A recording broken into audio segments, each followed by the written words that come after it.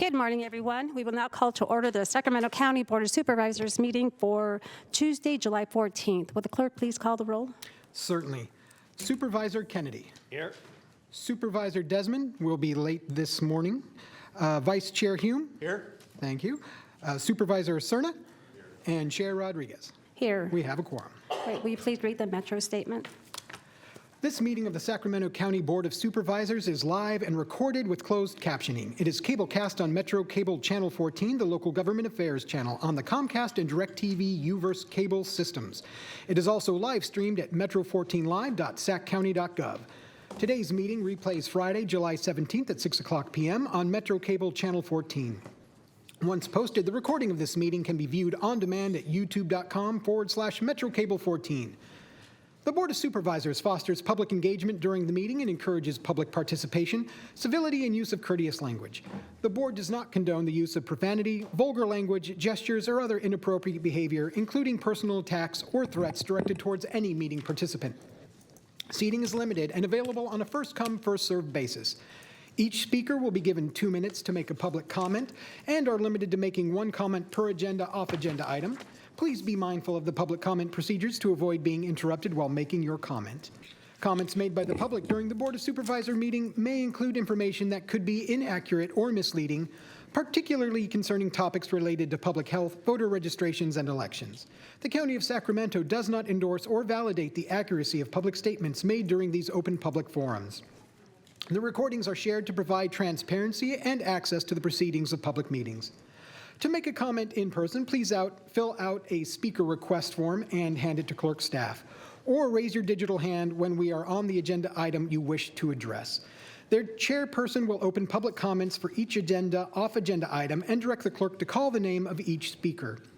When the clerk calls your name, please come to the podium or unmute yourself and make your comment. If a speaker is unable to make a comment prior to closing of public comments, the speaker waives their request to speak and the clerk will file the speaker request form in the record. The clerk will manage the timer and allow each speaker 2 minutes to make a comment. Off-agenda public comments will take place for a maximum of 30 minutes. The remainder of the agenda comments will take place at the conclusion of the timed matters in the afternoon. As a reminder, Rule of Procedure 10B allows the chair to establish uniform time limits for people addressing the board in relation to a particular matter.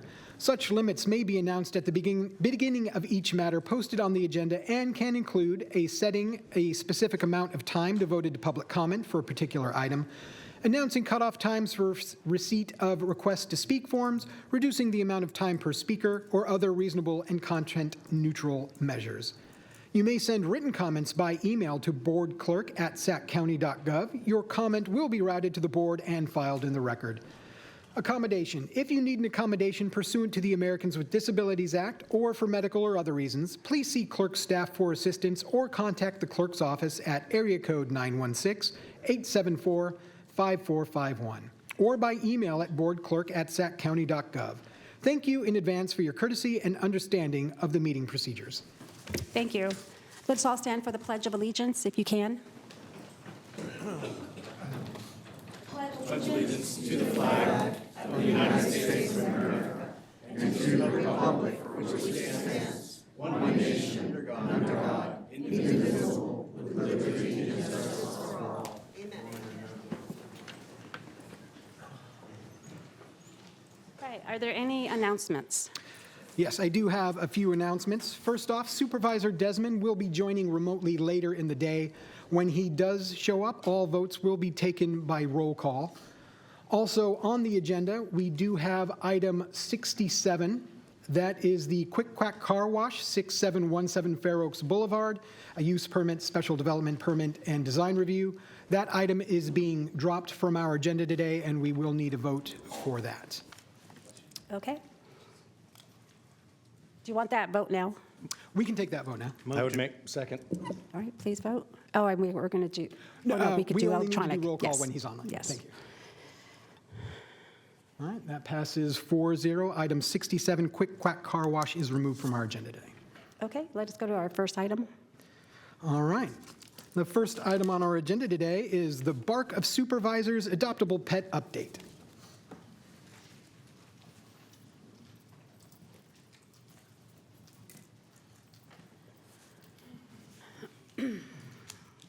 Good morning.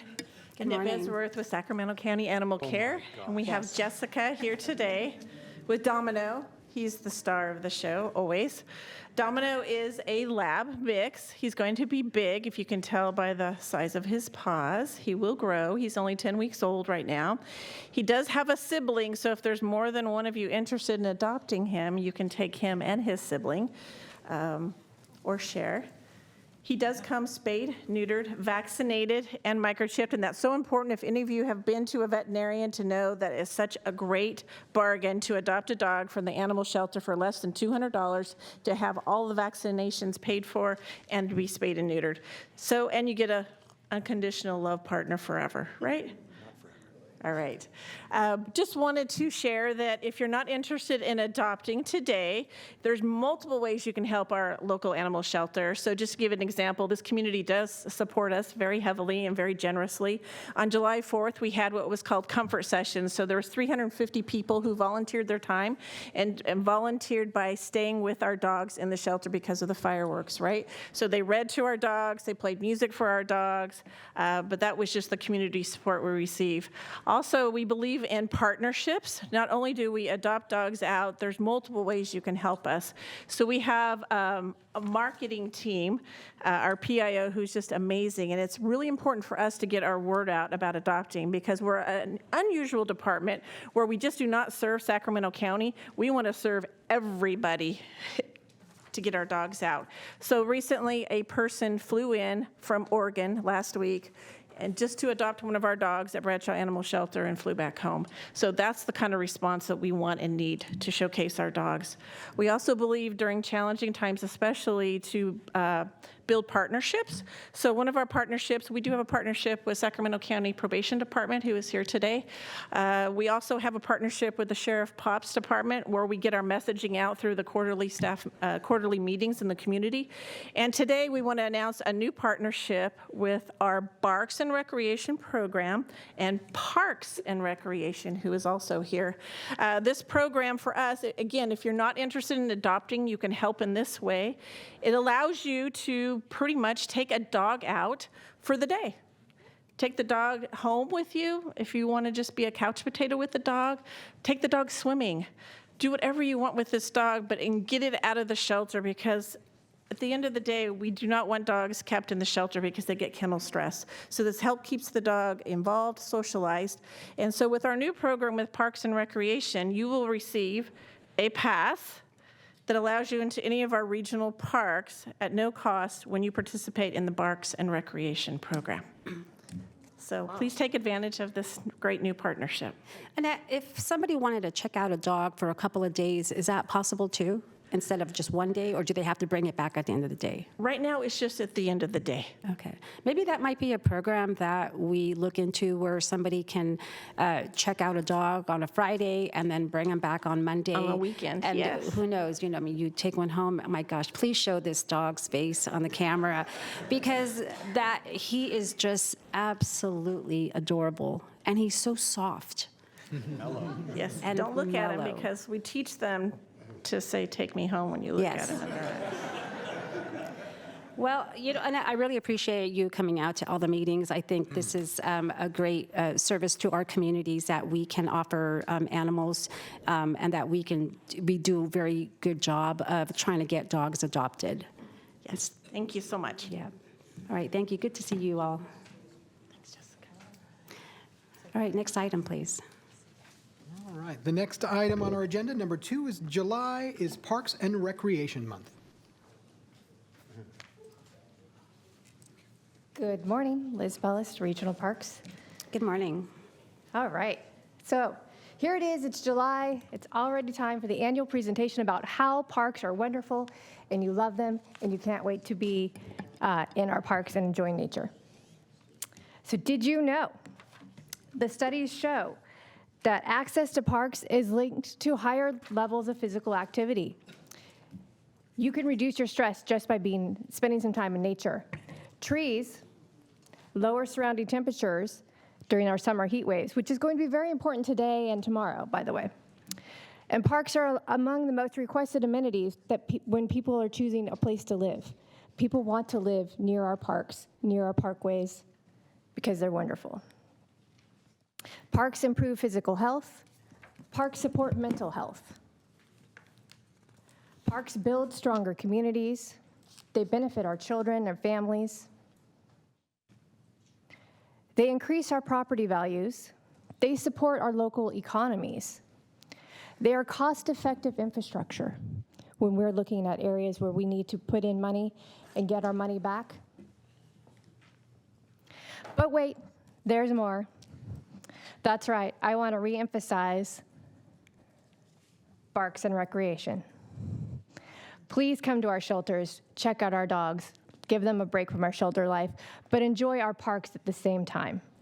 Also, when you get our annual pass, you have to bring that back too. Just FYI, we're just not giving them out for free. Sorry. But also, we would like to invite you to staycation with us. That's right, we have a new annual pass just for the summer. So for the months of July, August, and September, for $25, a family can get an annual pass and visit all of our parks, enjoy a lot of the amenities that we have. It's a nice, affordable way to enjoy your time outside, enjoy family time. We want to recognize the fact that not everyone will be going out on big, long vacations this year, and we invite you to stay with us, please. And our merch store, it's updated, so please check it out. Thank you so much. Let me know if you have any questions. Liz, I just want to say that is a great idea to be able for people that stay home for the summer or that have things to do with their kids, that they can go to our local parks and enjoy the amenities that we offer.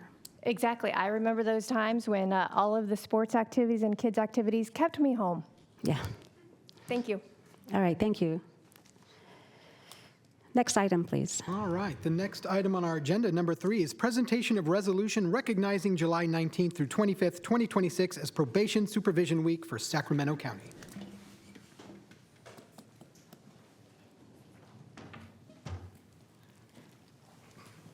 Good morning, Jamal. Well, good morning. How are you guys doing? Great. Well, members of the chair, thanks for having me. Number one, I accept this award on behalf of my team. So number one, good morning to you all, executive team.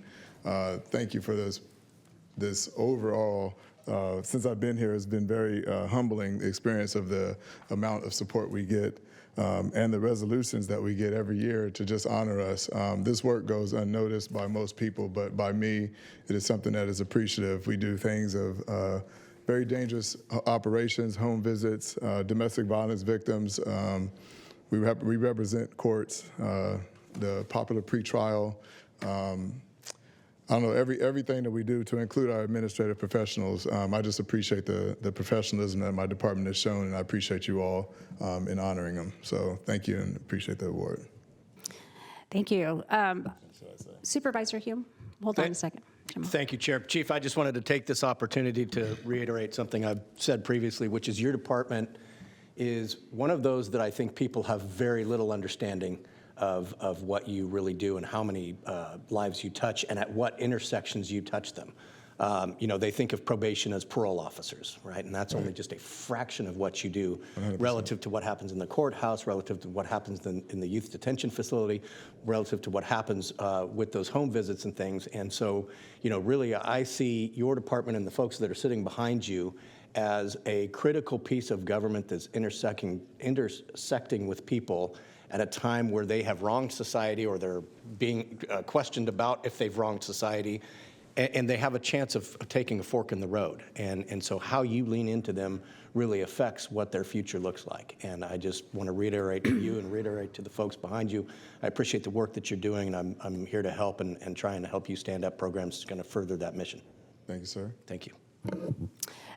Jamal, you and I've had many conversations about just the great impact that you have in our society and the possibility of some programs that can really help individuals who are exiting the jail system and rehabilitating their lives. But I shared with you, I think it was I met a year ago, just a personal experience that I had. I had an employee who was on probation, and so the officers would oftentimes come into my business and check up on him. And I got the interaction that they had with my employee was very positive. And it was about finding the best opportunity for this individual to succeed. And so there was a component of the employer who was supporting this individual, but there was also the component of the accountability in wanting to see this person overcome the issues that they had. And it was professional, it was caring, but yet it was also, there was an accountability component that I appreciated. And so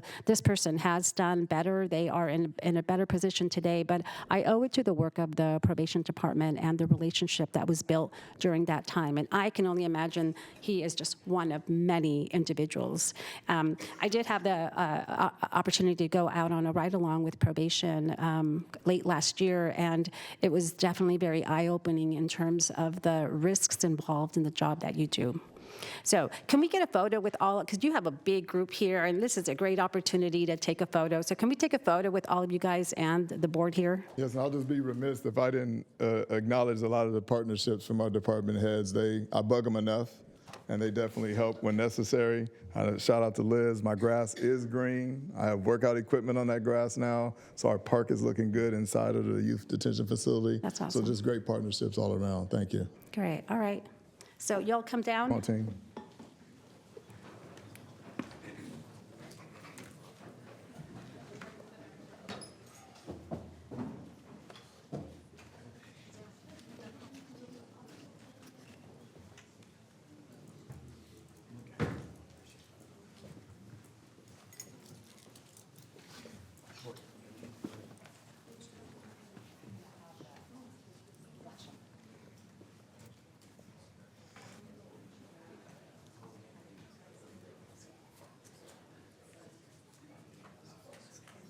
We need a bigger well.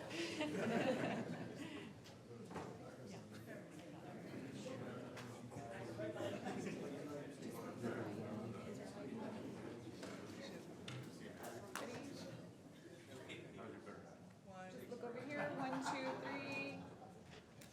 One more. 1, 2, 3. Thank you. One more. You can do one.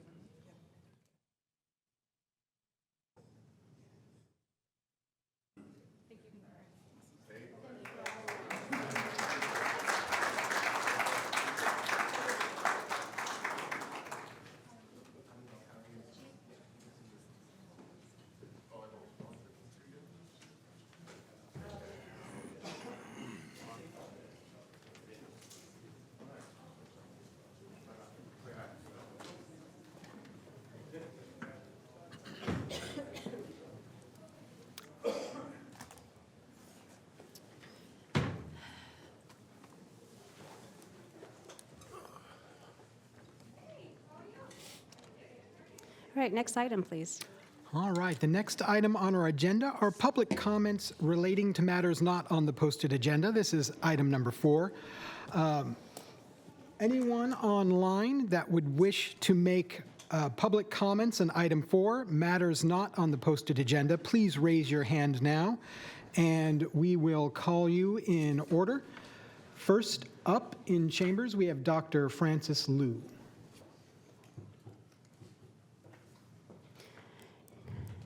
Good morning, Dr. Liu. Is this working? Yes. Okay, thank you. Hi, Francis Liu, PhD economist, organizer of Decarcerate Sacramento. On May 12th, despite widespread community concern, this board voted 3-2 for the sheriff to participate in the Homeland Security Task Force, a new federal task force with a state mission, including using all available law enforcement tools to faithfully execute the immigration laws of the United States. A week later, this board also unanimously approved consent item calendar 45, an MOU for the sheriff's participation in the Central California Intelligence Center. The CCIC is a regional data fusion center for local law enforcement to share intelligence and data with federal agencies. In March 2026, the state opened an audit against California fusion centers after a state senator raised strong concerns of fusion centers being used to violate SB 54 as well as endanger the civil liberties and privacy of California residents. And when this subcontract was heard at the county or at the city, dozens of residents and several council members expressed deep concerns, and the council voted unanimously to continue the item rather than blindly approve it. The Fusion Center MOU contains explicit contract language that prohibits state and local governments from restricting communication with the Department of Homeland Security regarding an individual's citizenship or an immigration status, leaving the county open to potential violations of SB 54. The CICC also shares intel with the FBI, CIA, NSA, and DHS, including ICE and Border Patrol. The county has no oversight over the sheriff's participation in the Fusion Center or federal task forces. And the sheriff's eagerness to collaborate with ICE is a liability, drain on taxpayer money, and a threat to our community's public safety. And we cannot take his word that he's in compliance with SB 54. His staff blatantly lied about the Homeland Security Task Force. And in 2022, the county spent at least $200,000 settling a lawsuit around SB 54 violations. This is a drain on our taxpayer money. In December 2021, the board passed a resolution to actually have sanctuary law respected. And are you guys going to respect it? Are you guys going to do anything to look into the sheriff's participation with ICE? This is ridiculous. Stop blindly approving consent matters about the sheriff participating with federal law enforcement. Thank you. Our next speaker in chambers is Sandy. Sandy, please approach the lectern, and you have 2 minutes to address the supervisors. Good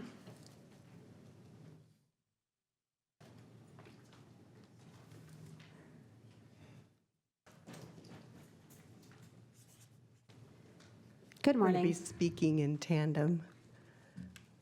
Good morning, board. My name is Sandy. We are here. We are coming to you this morning in peace and in our status as we the people to give you notice and instructions so that you and your agents may provide due care.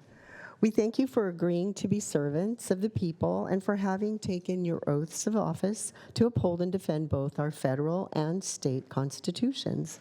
We are handing you 7 envelopes containing property rights notices for all 5 supervisors, the county sheriff, and a copy for the board clerk. This property rights notice has already been given to 50 state governors, to the President of the United States, to the Supreme Court, to the United States Senate, and the United States Congress. We are now giving you a copy. Please take notice the people have studied the constitutions and are aware that the sole purpose of government is to protect individual rights, and that our rights including acquiring, protecting, using, and enjoying our property in all forms. Legislature gets its authority from the written constitutions, which is superior law, and statutes cannot diminish, amend, or supersede the original intent of the trust indenture, the Constitution.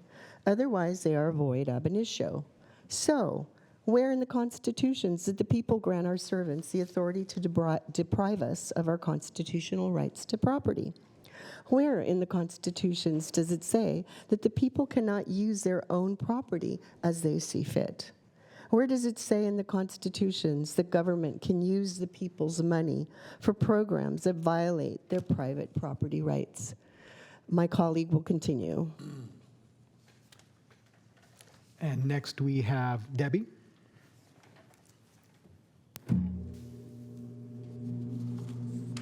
Thank you so much. Good morning. I'm Debbie, one of We the People. The United States Constitution guarantees all states a Republican form of government. You, as trustees and servants, have sworn oaths to protect all the people's individual rights. No government entity has authority to interfere with the people using their property rights except through due process of law, which includes the right to require claims of harm supported by sworn testimony and the right to a trial by jury in a court of competent jurisdiction. Finally, it is my wish, order, and demand that you, as servants and trustees, immediately cease and desist all violations of private property rights of the people. If you believe as a government servant any of these claims are untrue, and that you have a constitutional grant of authority to interfere with the people's property rights to acquiring, possessing, enjoying, and protecting their property in all forms, please show constitutional authority where you get that power, posting this granted authority conspicuously on the Sacramento County website homepage within the next 15 days, notifying the public, and all agents. If you cannot show where you got the authority and you take any action blocking the people's rights to enjoy their property, then any future actions will be considered as done with malice, intent, full knowledge, and understanding against your trust indenture, your contract with the people. That would be the Constitution. This notice is given in peace and the love of our Almighty God, that you and your agents may provide due care to those who have all the political power, the people. Thank you. Thank you. Our next speaker is Sabrina. Good morning.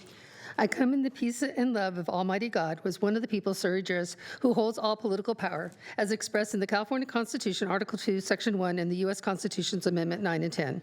I stand before you today exercising a sacred fundamental right protected by both the U.S. Constitution and the California Constitution, the right to petition the government for redress of grievance. The First Amendment of the United States Constitution guarantees the right of the people to peaceably assemble and to petition the government for redress of grievance. Article 1, Section 3 of the California Constitution likewise declares that people have the right to instruct their representatives, petition government for redress of grievance, and assemble freely to consult for the common good.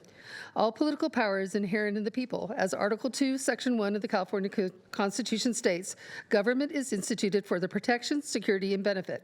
The California Constitution, Article 1, Section 1, makes clear that all the people are by nature free and independent and have inalienable rights. Among these are acquiring, possessing, and protecting property.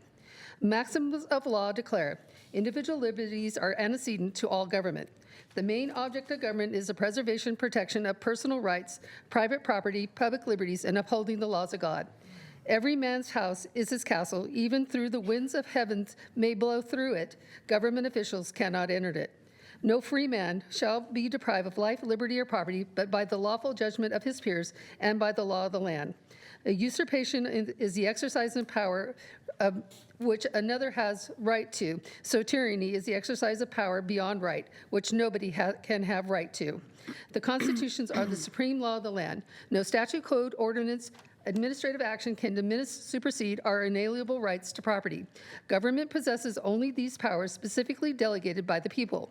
Any action beyond this delegation is usurpation and an unofficial act. Therefore, I demand that all local government immediately cease and desist from any interference with the people's private property rights without due Thank process you. Your of time law. is up. Thank you. All right, thank you. And our next speaker is Catherine. Good morning. Thank you so much. Good morning. I appreciate all of you being here, and I appreciate the positions that you hold. I stand in agreement with my colleagues, as well as representing we, the people of the government, who basically have the rights and the rules that you serve us. We do not serve you. You all signed, if I'm not mistaken, you don't have to show your hands, but one of the requirements for your position was to stand to honor and uphold the Constitution of the United States and the Constitution of California. We, the people, ask that you do that you protect our rights, that you stand for us. You do what is best for the people, not for the agendas of those that pay public servants to do their will. We demand that you uphold our rights, that you uphold our protections, and that you stand in favor of what the people desire, which means that we need to have a voice that you will listen to. In the past, you've not listened, and you've not taken actions that are in the benefit of the people of California. And we're asking today, and we're demanding today, that you take a look at what you signed up for, and you uphold what we need done for the benefit of your constituents. Thank you very much. Thank you. And our next speaker in the chamber is Jamie Howie. Good morning, Jamie. Hi. Hi, my name's Jamie. I'm here today to ask for help with my daughter, who is an adult. Her name is Jenna. She's deaf and she's blind, and she has an extremely rare genetic disorder. For approximately 9 years, I was her conservator and her 24-hour caregiver. I know how she communicates. I know her routines. I know how she tells me when she's hurting, scared, confused, or happy. Right now, she's living in a facility away from her family, which she was placed by Sacramento County Public Conservator. When I visit her, she tells me, I want my mom. I want to go home. I hate the dark. I like the sunshine. So imagine your daughter asking you that because she cannot understand why you keep leaving her. She's deaf and blind, and when people don't understand her communication, she cannot simply pick up a phone or file a complaint, explain to someone what's happening to her. I have serious concerns about her care. Her dental treatment's overdue, appointments are being missed. I've raised repeatedly concerns about her catheterization schedule. She uses the toilet normally, but now they're putting her in diapers. She's moved from room to room, even though consistency and familiarity are extremely important to her ability to understand her environment. My family visits have now been limited to 1 hour a day. Her 13-year-old sister has not been able to visit under current restrictions. I had a court-ordered review where I was supposed to present evidence concerning my ability to continue caring for Jenna. That review was never completed and my documentation was never considered. I'm not asking you to decide my probate case. I'm just asking you, who protects Jenna while everyone waits for our next court date? Who makes sure this deaf-blind woman is actually understood? And how many vulnerable people in Sacramento County have no one standing there to speak for them? One moment, Jamie. Supervisor Serna. Thank you, Chair. Before you leave chambers, Ms. Howie, first of all, we can't, we're prohibited by something called the Brown Act in terms of our ability to go into any great depth of detail about the matter that you bring before the board that's off agenda. However, Siobhan Katari, who's our Deputy County Executive in charge of child welfare and social services and public health, and her senior staff that are also in chambers with us here today. One of them is going to follow you out and give you their contact info so that they can attempt to have a conversation with you in great detail to learn more about what your issue is and your circumstances, and to see if we can't expedite getting you some help and your daughter some help. Thank you so much. Thank you. Thank you, Jamie. Oh, am I not done? No, you're done. You can follow. Okay, thank you. Thank you. And our next in-chamber speaker is Karen Warburton. Good morning, Karen. Good morning, Madam Chair, members of the board, staff, and members of the public. I'm here this morning to introduce myself to you. My name is Karen Warburton. I am the Area Director for UC Cooperative Extension Capital Corridor, which serves Sacramento, Solano, and Yolo counties. And I want to thank you all for your continued support of our organization.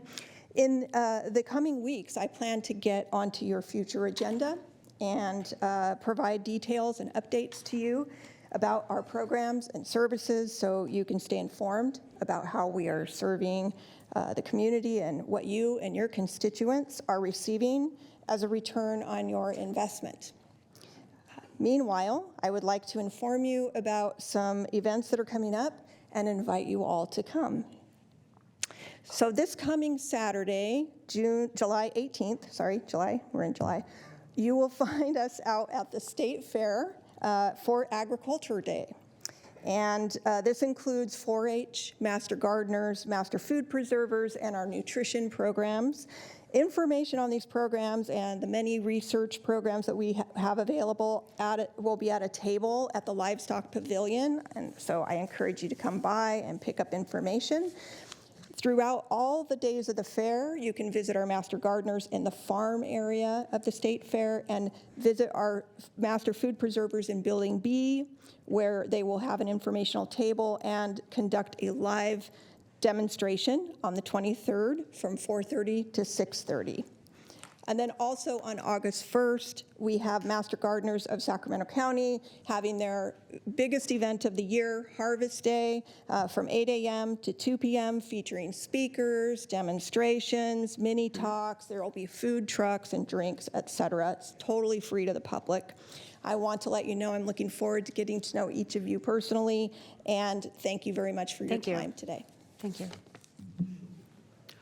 Our next in-chamber speaker is Zachary Kay. Hello, everyone. Good morning. Good morning. My name is Zachary Kaur, and I am an incoming law student at Arizona State University, a longtime pickleball player, and a Sacramento County resident for a very long time as well. Let's see. So, I would like to use the pickleball courts at Rush Park. However, my friend and I have been repeatedly denied access to a good majority of the courts by members of the Sunrise Pickleball Club. Some members of this club are even paid by the club to prevent people from using them. At one point, I was even physically intimidated by a member of the club who was called down to the courts from another location by an SPC member to get rid of me and immediately got right in my face and threatened me. I was only trying to play pickleball and ended up getting threatened by a club member who wasn't even playing at the time. These courts are on public property, and because of the MOU between the Parks and Recreation Department and SPC, they have gained an effective monopoly to courts that should be available to the public a vast majority of the time. According to the MOU, they are granted access to the courts from 7 a.m. to noon and from 5 p.m. till 10 p.m. when the park is closed for the evening, 6 days a week. This is completely unacceptable because they are granted use of 10 of the 12 courts for a vast majority of the usable hours due to the temperature throughout the day in the summer. And anyone who wants to play at Rush Park after work is plain out of luck unless they want to pay to join the club or wait for an extremely long time to use the only two designated public courts. These parks are supposed to be for the public, and this MOU is violating the public's ability to use their courts. Oftentimes, I've seen 20 to 30 people waiting for the two public courts, while there are almost none or sometimes no people on the empty courts controlled by SBC. I would like this to change if at all possible. I've been in contact with several people from the county, including some people from Rosario Rodriguez's office. Tam has actually been very helpful, and so has Liz as well. So I just want to say thank you to them, and I just want to raise this issue to the attention of the public. Thank you. All right, thank you. I will follow up with my team and see where we are and then how we can help you get access. Yeah, no, you guys have been really great. Thank you for coming to share that information. I always thought pickleball was a non-contact sport. So. There's a lot of drama. All right, and our first Zoom speaker today is AJ Albano. AJ, please unmute yourself and you will have 2 minutes to address the supervisors. Hello, can you hear me? Yes, we can. My name is AJ. I'm an organizer with Decarcerate Sacramento, and this comment is about the sheriff's ongoing participation in the Homeland Security Task Force, HSTF. The federal government's priorities are unmistakably clear. President Trump's Executive Order 14159 directs the use of, in its own words, all available law enforcement tools to faithfully execute the immigration laws of the United States. In March 2025, the Department of Justice launched Operation Take Back America, redefining the Organized Crime Drug Enforcement Task Force into the HSTF to carry out EO 14159. That shift in federal priorities is what led to the HSTF contract before this board on May 12th. The contract directly referenced EO 14159. Before that vote, community members submitted dozens of public comments warning that participation in this task force would undermine California's sanctuary laws. Those concerns were effectively dismissed by this board in favor of relying on the sheriff's office's verbal assurances that it would be in compliance with sanctuary laws. Those assurances come from a county sheriff's office that was sued in 2021 for maintaining a secret policy of transferring immigrants from the county jail into ICE custody and following a 2024 grand jury investigation, which found to have illegally shared automated license plate reader data with unauthorized agencies. There's no legal requirement that Sacramento County participate in federal programs that explicitly prioritize immigration enforcement, as does the HSTF. The 10th Amendment of the U.S. Constitution enshrines that freedom on state and local governments. So this collaboration with the Department of Homeland Security is a voluntary policy choice. Given the Trump administration's open efforts to target sanctuary jurisdictions, it is unconscionable that this board just rubber stamp partnerships that advance those federal priorities. So I want to be clear, I do not accept nor consent to my local tax dollars being used to collaborate with federal government that is advancing President Trump's violent, terrorizing immigration agenda, and this board's uncritical complicity with that collaboration through the HSTF is a direct dereliction of your duties as elected officials. Thank you. Thank you. And our next public speaker on Zoom is Mark Graham. Mark, please unmute yourself, and you have 2 minutes to address the supervisors. Can you hear me? Yes, we can. All right. Good morning, supervisors and staff. My name is Mark Graham, and I live in Elk Grove. Thank you for your service. I know that you put in a lot of work, and many of the issues that come before the board are not easy. Before I get into what I was going to say, I agree with Dr. Liu, and I agree with the previous speaker. The county and the board should have nothing to do with ICE. If you want to find a crime problem to work on human trafficking. It's a big deal in Sacramento. All right. HR 2289. This is the American Broadband Deployment Act of 2025. I wrote to you on July 8th and 10th, and I asked you, please oppose this bill. The county has had a longstanding policy of opposing all legislation, state and federal, that would take away your power to do anything.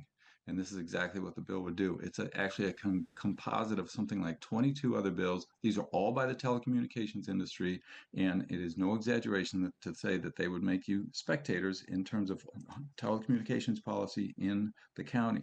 This bill is opposed by the U.S. Conference of Mayors, the National League of Cities, the National Association of Counties, the National Association of Telecommunication Officers and Advisors. I'm not asking for a new vote, supervisors, and I'm not asking for a new agenda item.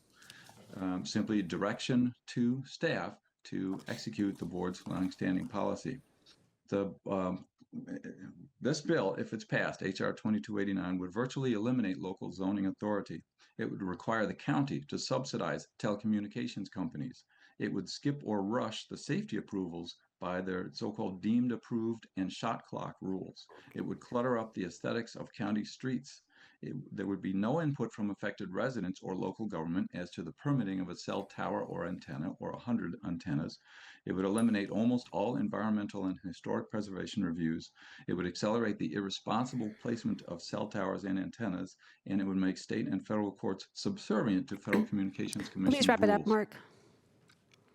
Radiation from cell towers and antennas is a health hazard. The county currently has some control over the permitting and placement. You need Mark, to your oppose time this is up. bill to maintain that power. Thank you. Thank you. And we have no additional public speakers. All right. Next item, please. The next item on our agenda are consent matters 5 through 56, and I do have some notes for these items.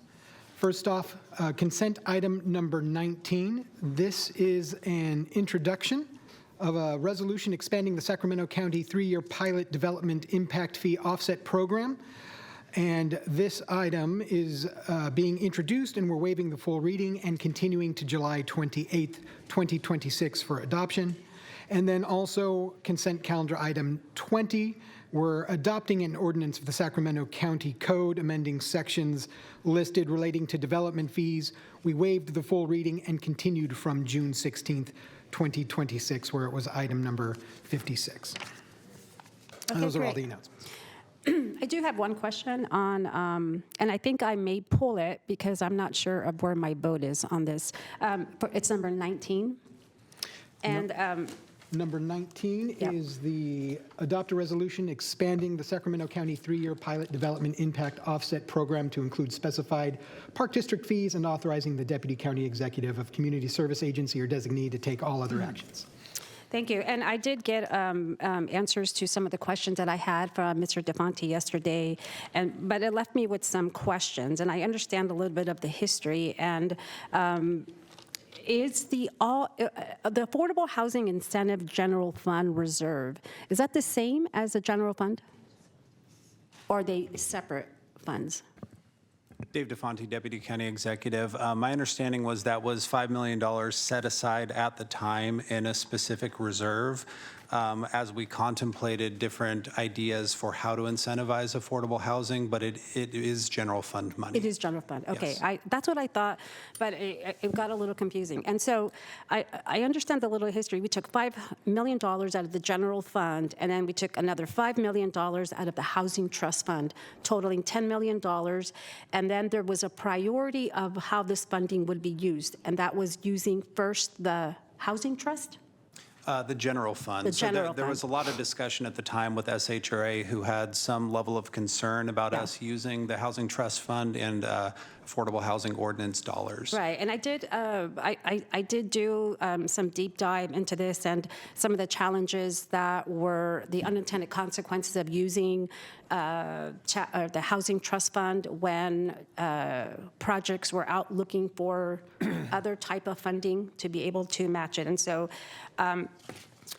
so here's my question. 3 years ago, I think we were a little more flush with funds to be able to put aside, and I understand that we want to help promote affordable housing projects. I'm a very strong proponent of affordable housing projects. I'm very supportive of all types of housing in Sacramento, but today, I am challenged by this $5 million coming out of the general fund when we have so many other challenges throughout our budget. And even later today at 2 o'clock, we're having another discussion about, where some of this funding, or there are a couple of, we're just going to open up the budget and have a discussion on some of these challenges that we have. So did we come back, because I was trying to figure out, did we come back with a one-year presentation on the status of it? Okay, so it did come back last year. I was trying to look for it, and I couldn't find it, and I couldn't remember it. We did. I can't recall the date, though. Claudia, wait, December. It was December of 25. Because I know that there was a presentation in September of 24, and then there was a presentation in December of 24. Yes, we had a presentation 1 year, Claudia Wade with County Engineer, Community Development. We came back with a status on the balance of the fund. When we adopted the program, we had also approved for 4 specific development projects to utilize the $5 million. So with the status report, we came back with what projects had used it and the balance. As of today, we have $2.8 million. Okay, and that was 6 months ago. That was yes, I would have to look at the date to give you a specific date. If you can, Claudia, I would love to just go back, because I couldn't remember the item, but I know we get so many different items, and I wasn't sure if it was under consent. So if you could just let me know when in December of 2025 that was. And so where I am today is just really challenged that I have set aside $5 million from the general fund to help subsidize the private industry. And while I'm very supportive of helping projects get to the finish line, when we have programs in the county that we are responsible for, I sit here just very challenged at the fact that we're taking general fund dollars to subsidize the private industry when they will eventually end up with the funding for it. So I am going to vote. And I know that what the item that's coming before us is that we want to expand the program from affordable housing to also now park districts. No, so that it would include, so currently what the offset program does is it allows the funds that we set aside to pay for eligible impact fees. Impact fees, correct. And so it was county-controlled impact fees, so now that is including parks districts that are dependent parks district. Right. So it's just including to subsidize the park. Right. Those dependent park districts. And so it's expanding the program. And so I am not supportive of that, considering the challenges we have with our budget. So do we vote on this separate? You can either register a no vote now as part of the consent on this item, or we can remove it for a separate discussion. Yeah, whatever's easiest, but I just want to register a no vote on number 19 for the reasons that I stated. Okay. All right, Supervisor Hume? Thank you, Chair. You can put me down as a no on that one as well. I'll stand in solidarity on that item. My questions are on 30 and 32. All right. Item 30, approve agreement for one-call grant writing services for transportation projects with Mark Thomas and Company in the amount of $250,000. And you want me to read 32? Sure. And 32, authorize the Director of the Department of Transportation to execute a third agreement to the agreement with Drago Vantage LLC for one-call grant management fund advocacy and strategy support services to extend the term to November 20th, 2027. Thank you. And so my question is this, first, what kind of crossover is there between these two firms, and or why do we have to have two firms retained for grant writing services? And then the second part of my question is what we're voting on relative to Mark Thomas and Company seems very straightforward. When I get into the item for number 32, it's harder to trace down what we've already approved, what we are now improving, what we are increasing, how long that lasts for. So if you could just walk me through those two items, I'd really appreciate it. Okay, so the Department of Transportation already has a grant writing on-call, and I believe that there are five firms on the on-call already. Mark Thomas, their contract ended, but we had not realized that that it had ended, and we were already midway through a project. So we needed to, the contract that's before you now clears up this issue. What we did was we are asking for approval for a new contract to cover the grant writing going on into the future. So we actually already had 4 grant writing contracts approved, and Mark Thomas needed a new one to coincide with the end of the last contract. So this is actually separate from Drago Vantage. Drago Vantage is actually grants management and strategy. So the primary role is not to actually write grants, but it's actually to help us with finessing things like our infra grant when we're trying to go after funding for very large projects like Hazel Avenue, where we need guidance speaking to US DOT and trying to position very large projects. So they are actually not doing the same services. Very helpful. I appreciate that clarification. Do we have 5 firms for on-call grant writing, and then Drago Vantage does the management? So 5 for grant writing, and then for grants management, we have Drago Vantage and MMS Strategies. Okay. And then final question on this is, do we have an idea, can we quantify relative to, because these are essentially retainers as I understand it, they don't get paid in addition above beyond the contracts for the grants received, is that correct? That's correct. So there's a maximum compensation for both contracts, and what we do is we ask for help for a particular, and we issue a task order, and then there's a limit on that task order, and then we just keep issuing tasks up to the maximum compensation. And so I would assume you have a good understanding of the grant dollars received relative to what we're paying these firms to perform those services. In other words, they are producing that for which they're being paid, particularly in the grant writing, not necessarily in the management. Management would be after we've already received it. So it's easy. So I do track all of the grants that we apply for and what we are approved for and what consultant was used for the particular grant application. So I do track all of that. For grants management, different thing. I'm okay with that. Yeah. Okay. And so in the grant writing space, where you track that, you kind of keep an eye on things, and you feel comfortable that all firms are producing. They're all producing. Yes. So I guess I would just say that's. Sometimes we submit applications that we are very proud of, and we are Understood. not It's beyond awarded. our control. So yes. Okay. All right. Thank you. That's it. Okay, thank you. Supervisor Kennedy? Thank you. I want to address item 41, but that's the reason I punched in. But while the clerk's looking that up, I just want to make a comment on item 19, and one of which is that just because somebody is in the private sector does not mean that they're a for-profit organization, and that a lot of those funds do go to nonprofits. And to say that I support affordable housing, but I don't want to pay for it is disingenuous. Item number 41, please. Item number 41 is authority to amend an expenditure agreement with the Sacramento County Office of Education through June 30th, 2027 to add 35 additional school sites for the expansion of the school-based mental health program. Thank you, Clerk. Just wanted to offer a thank you to staff, Siobhan, your staff, yourself, David, your support of this program.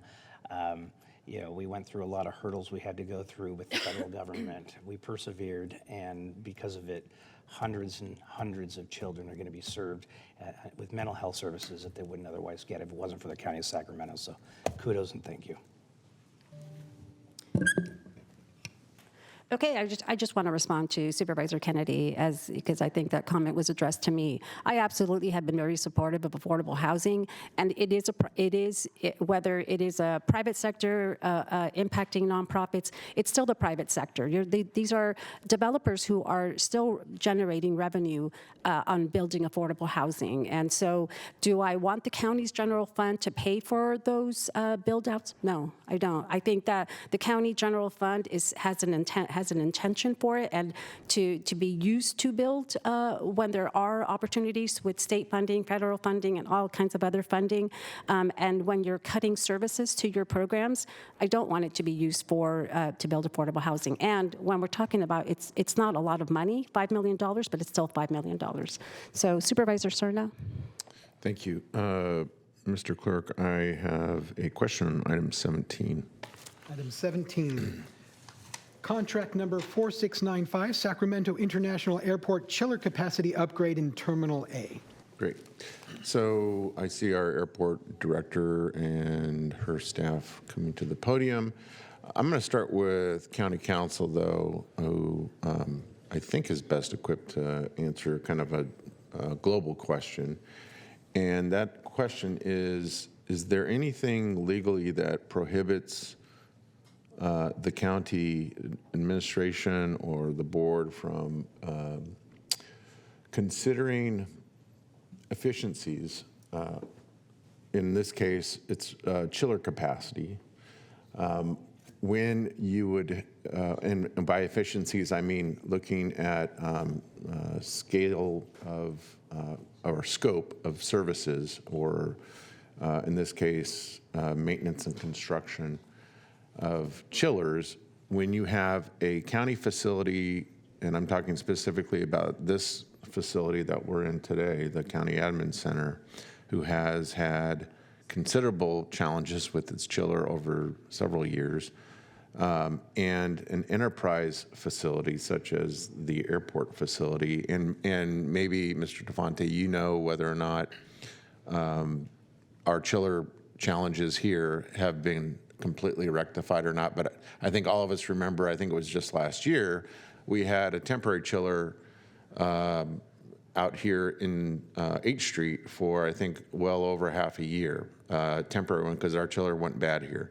So my question is, first of all, can we even consider I guess the draw from both enterprise fund and general fund for an opportunity where maybe it makes more sense if we're going to go with a bidder on a chiller, some chiller maintenance or chiller capital investment at an enterprise facility versus a general fund facility, for lack of a better phrase. And if there is nothing that restricts us, is there an opportunity here based on the action that we're being asked to take today just on the airport, where maybe we get more bang for the taxpayer buck if we're looking at the prospect of kind of expanding the scope of services prospectively to include work on both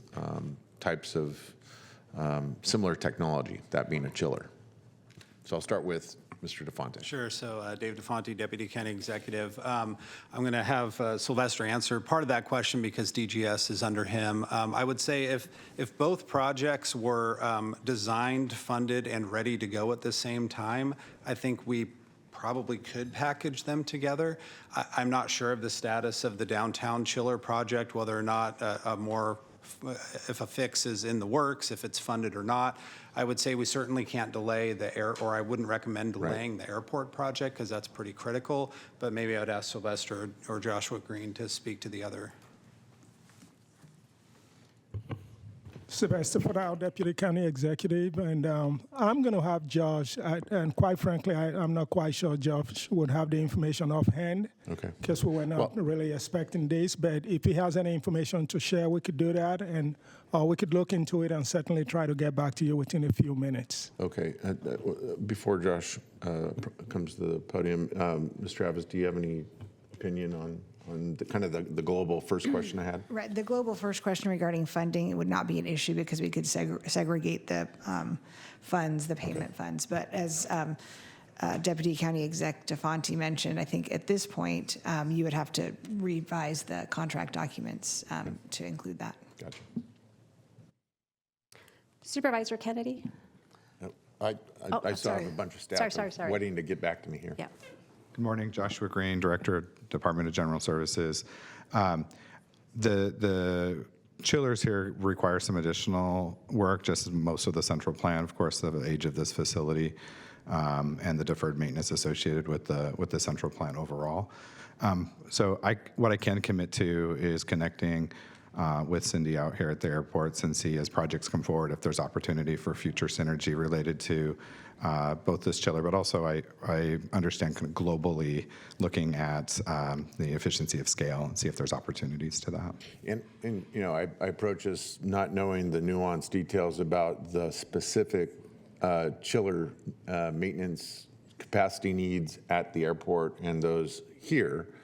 I just know that it's a bit of a hassle when we have a semi-length temporary chiller out in the middle of H Street. And it seems to me that if we do have those opportunities, at least maybe in the future going forward here, where we are talking about developing a scope before we go out to bid, I think we need to be maybe creative, a little more creative than perhaps we might otherwise be, just because sometimes, general services may not be, they have too much on their plate, and certainly airports has a ton on their plate, and it takes someone from, maybe from this board or elsewhere looking from the outside in, so to speak, saying, wait a second, we have chiller capacity issues and maintenance issues spread across the county. Could we actually get a volume discount on those types of very unique services by expanding the scope?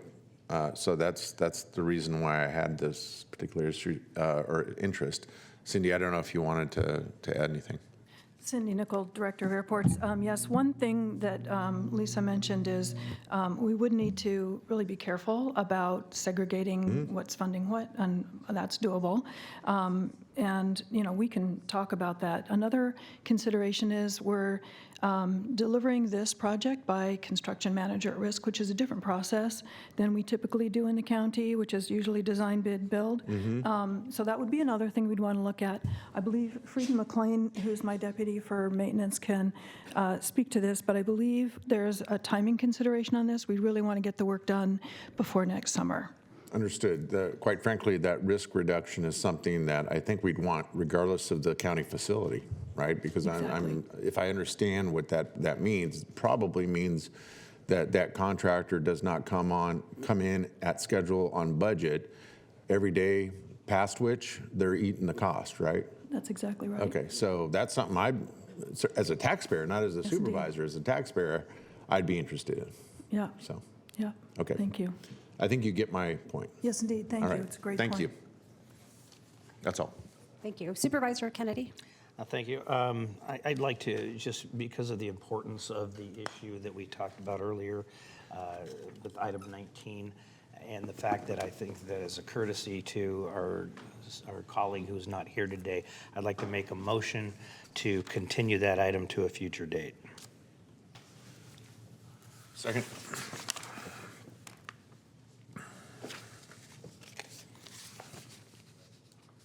That item passes 4-0. All members present. Item 19 will be continued.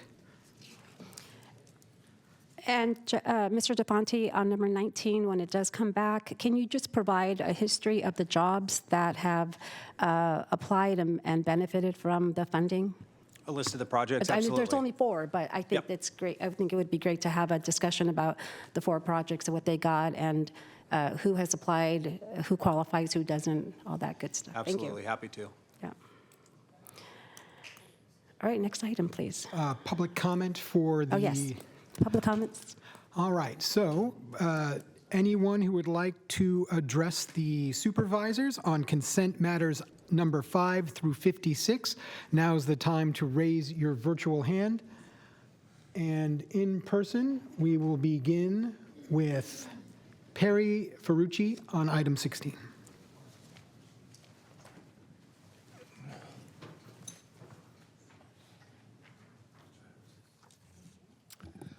Good morning, supervisors. Good morning. I'm here to read a letter that was given to the Board of Supervisors, the Registrar of Voters, and the Sheriff of all counties in California. And it was written by Robert Paul Preston, Governor Pro Tempore, New California State. And it's regarding notice and request to be heard, petition for redress of grievances. The purpose of this notice is to ask for an opportunity to address the entire board and/or to present a claim contesting the certification of any election results at the next regularly scheduled meeting of the Board of Supervisors. I'm requesting the board direct the Registrar of Voters to respond to the request for the information below. I invite your attention to California Election Code Section 16100, subsection D, which states in part, any elector of a county, city, or any political subdivision of either may contest any election held therein for any of the following causes. And that cause that we're addressing is the illegal votes were cast. The factual basis of this request is that it is common knowledge that there's been a flood of illegal aliens into this state of California, its counties, cities, and school districts. These non-citizens have apparently been allowed to register with the Department of Motor Vehicles. With that registration, these non-citizens have been provided with voter registration and election ballots. It's also common knowledge that the investigative reporters have discovered that some illegal aliens, non-citizens, have in fact voted. Providing these non-citizens voter registration and election ballots gives you, the members of the Board of Supervisors, and you, the Registrar of Voters, the legal basis to set aside the election and deny its certification due to the number of illegal voters as set forth in California Election Code 16100, specifically subsection D. Thank you. Thank you. And our next speaker is Betsy Ferrucci on item 16. I will continue with where he stopped off. These incontrovertible facts give you, the sheriff, not only the right, but the obligation to investigate voter fraud. If the Board of Registrars certifies the election, they will be committing a felony. To the board and the registrar, would you please provide us with the person who served this letter to you on the process and identify all officers, employees, and volunteers engaged in collection and counting of ballots, including the disqualification of ballots and voter verification? As a voter in this state, as is the server of this letter named below, we object to your votes being diluted by votes of those who are not legally eligible to vote. We also object to any compounding of a felony by certifying the election results. Thank you for your prompt response to this letter and giving us an audience with you. Constitutional redress this grievance pursuant to the Bill of Rights, Article 1. Robert Preston. Thank you, Betsy. Our next speaker is Richard Ottersted. Good morning, Board. Good morning. We just celebrated the 250th anniversary of our unique Declaration of Independence, which declares our national creed that all men are created equal, that they're endowed by their Creator with certain unalienable rights, among which are life, liberty, the pursuit of happiness or property, and that to secure these rights, governments are instituted among men, and that they, these governments, derive their just powers from the consent of the governed. This means that we, the people, elect our own government officials. Hence, it is indispensable that our elections are transparent, so that all legal voters know that their vote counts. Now, God knows, you know, we know, and an ever-increasing number of voters know that the recent June 2nd primary election was absolutely not transparent. How could it be transparent with no chain of custody for huge numbers of mail-in votes, drop boxes, ballot harvesting, vote counting machines connected to the internet that have been shown many times to use algorithms to change the vote? And of course, nearly 2 months from start to finish counting, while Argentina and France, both also with 40 million people, finished counting their votes by the end of the election day. Not to mention an unknown number of illegal non-citizens voting and over 900,000 names of deceased or non-resident voters still on the voter rolls.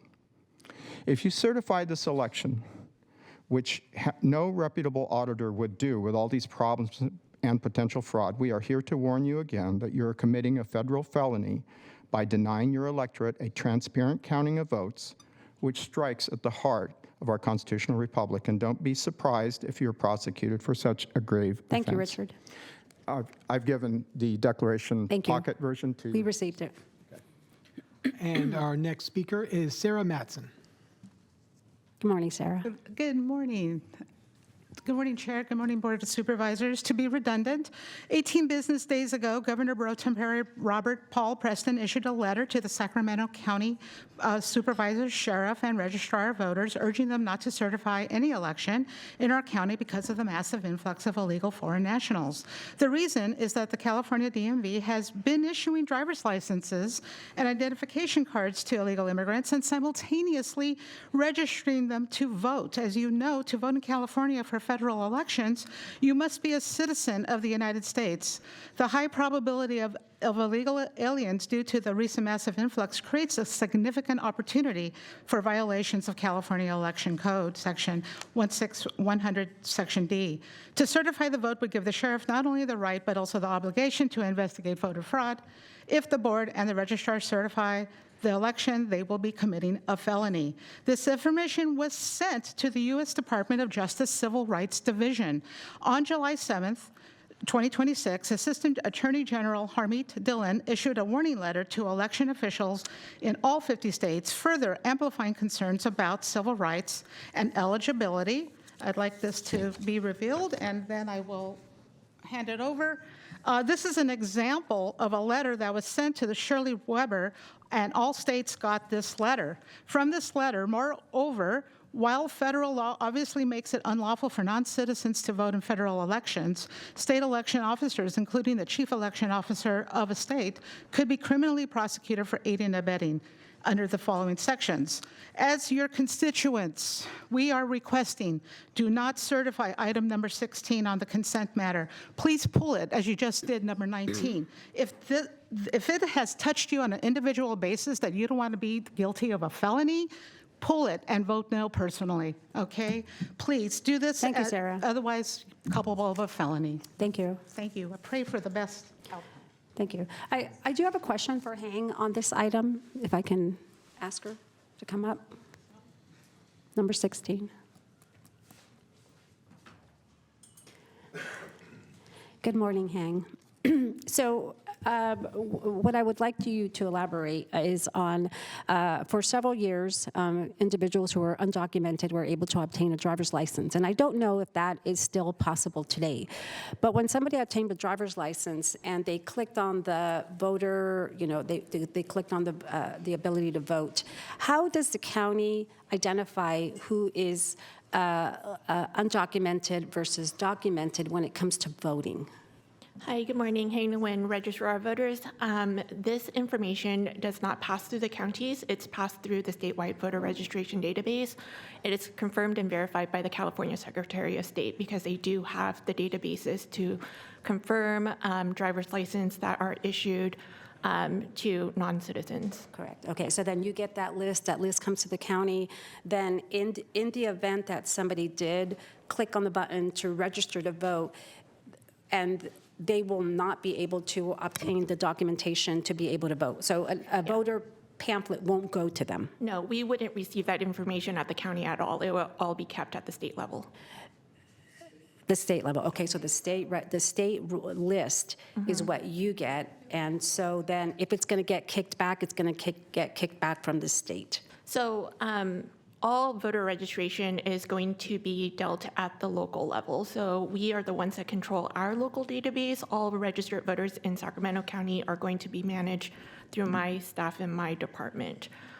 Information is going to be vetted and verified through the state agency, and so because we are not privy to information regarding immigration status, we will never see that information pass through the county at all. The state will hold on to all of that, and it is our understanding in conversations with the Secretary of State's office that they vet all of that information before they pass through any information over to our hands at all. So anything that is issued at the California Department of Motor Vehicles, if they are unable to verify a social security number or a driver's license number, we will not see that information at the county level. So we wouldn't even have the record to process. Right. So they wouldn't. They would not get a mail-in ballot because it goes to the state. No. Do you by chance know the number of how? And I know it's a statewide number, but the number of individuals that fall off the roster for Sacramento County? No, we wouldn't be privy to that information. You don't even have no. the numbers. Is that? Do you know if that information is obtainable through the state? I don't believe Just so for because it's numbers-wise? specific to a bill that was passed years ago in regards to the confidentiality of immigration status. Okay. Yeah. So I did know that certain driver's license were identifiable when somebody was not documented. There was something on the ID that, so I know the state has the ability to know when somebody is undocumented versus documented. And so I do trust that I don't personally have a question or a concern that individuals who are undocumented have the ability to register to vote based on some of the information that I was just able to obtain. So I just want to say that I'm going to support number 16 on the consent just because I feel confident that there is not that capability. And until I see something, I won't trust it. Thank you, Hang. Thank you. All right, so we have no other requests. No other public comments for consent. All right, I will entertain a motion. Move consent. All right, we have a motion and a second. Please vote. Consent calendar passes. 19 was continued 4-0 by all members present, Supervisor Desmond absent. All right, next item, please. The next item on our agenda is 57. That is the public hearing for County Service Area Number 10, Benefit Zone 3, on the written report of service charges for fiscal year 26-27. Good morning. Good morning. Good morning, Chair Rodriguez, members of the board. Thank you for your time. My name is Michael Meany, Senior Engineer with County Engineering. We also have DOT staff here on hand if any questions come up. County Service Area Number 10, also known as CSA 10, was formed in 2003 to provide trip reduction services for new growth areas of the county. Zone 3 is the only active zone and includes North Vineyard Station, Specific Plan, Florin Vineyard Community Plan, and Wild Hawk North development areas. In May, the board received a written report of operating requirements and service charges and set this public hearing.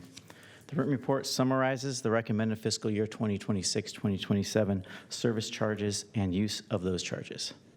Based on the charges, or changes to the Consumer Price Index, the allowable increase is 2.18%. The written report recommends increasing the 2026-2027 service charge by this percentage. During fiscal year 2025-2026, the 50 Corridor Transportation Management Association, also known as 50 TMA, implemented a range of mobility programs, including microtransit planning, electric car share coordination, trip reduction incentives, Connect Card, transit fare support, guaranteed ride home reimbursements, bicycle tune-up events, community bike events, or bike rides, and extensive marketing and outreach. These activities supported ongoing efforts to reduce vehicle trips, expand mobility options, and prepare for future shuttle and car share services in Zone 3. For fiscal year 2026-2027, there are no changes to the range of mobility programs the county and 50 TMA will continue to provide.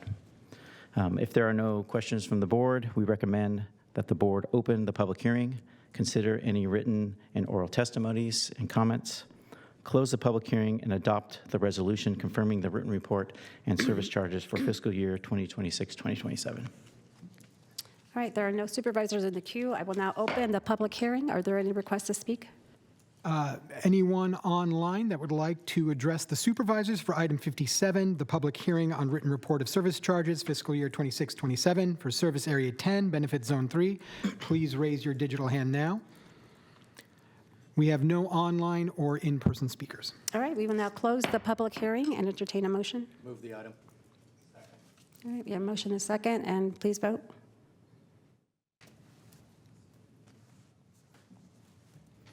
That item passes 4-0 with all members present and Supervisor Kennedy, Desmond absent. Thank you. All right, next item, please. All right, the next item on our agenda is 58. This is Landscape Maintenance District Zone 4, public hearing on proposed assessment for fiscal year 26-27. Good morning, Board. Kamal Atwal with the Sac County DOT. Morning.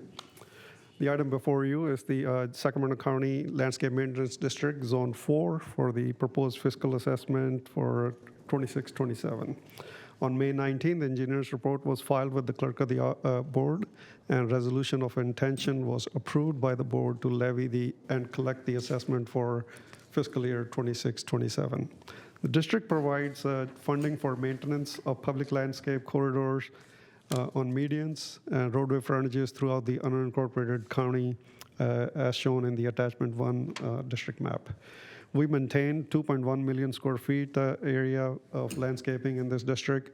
The assessment rates for past 32 years have been fixed. Rates for residential properties is $42.50, and rates for commercial properties is $66.51 per acre.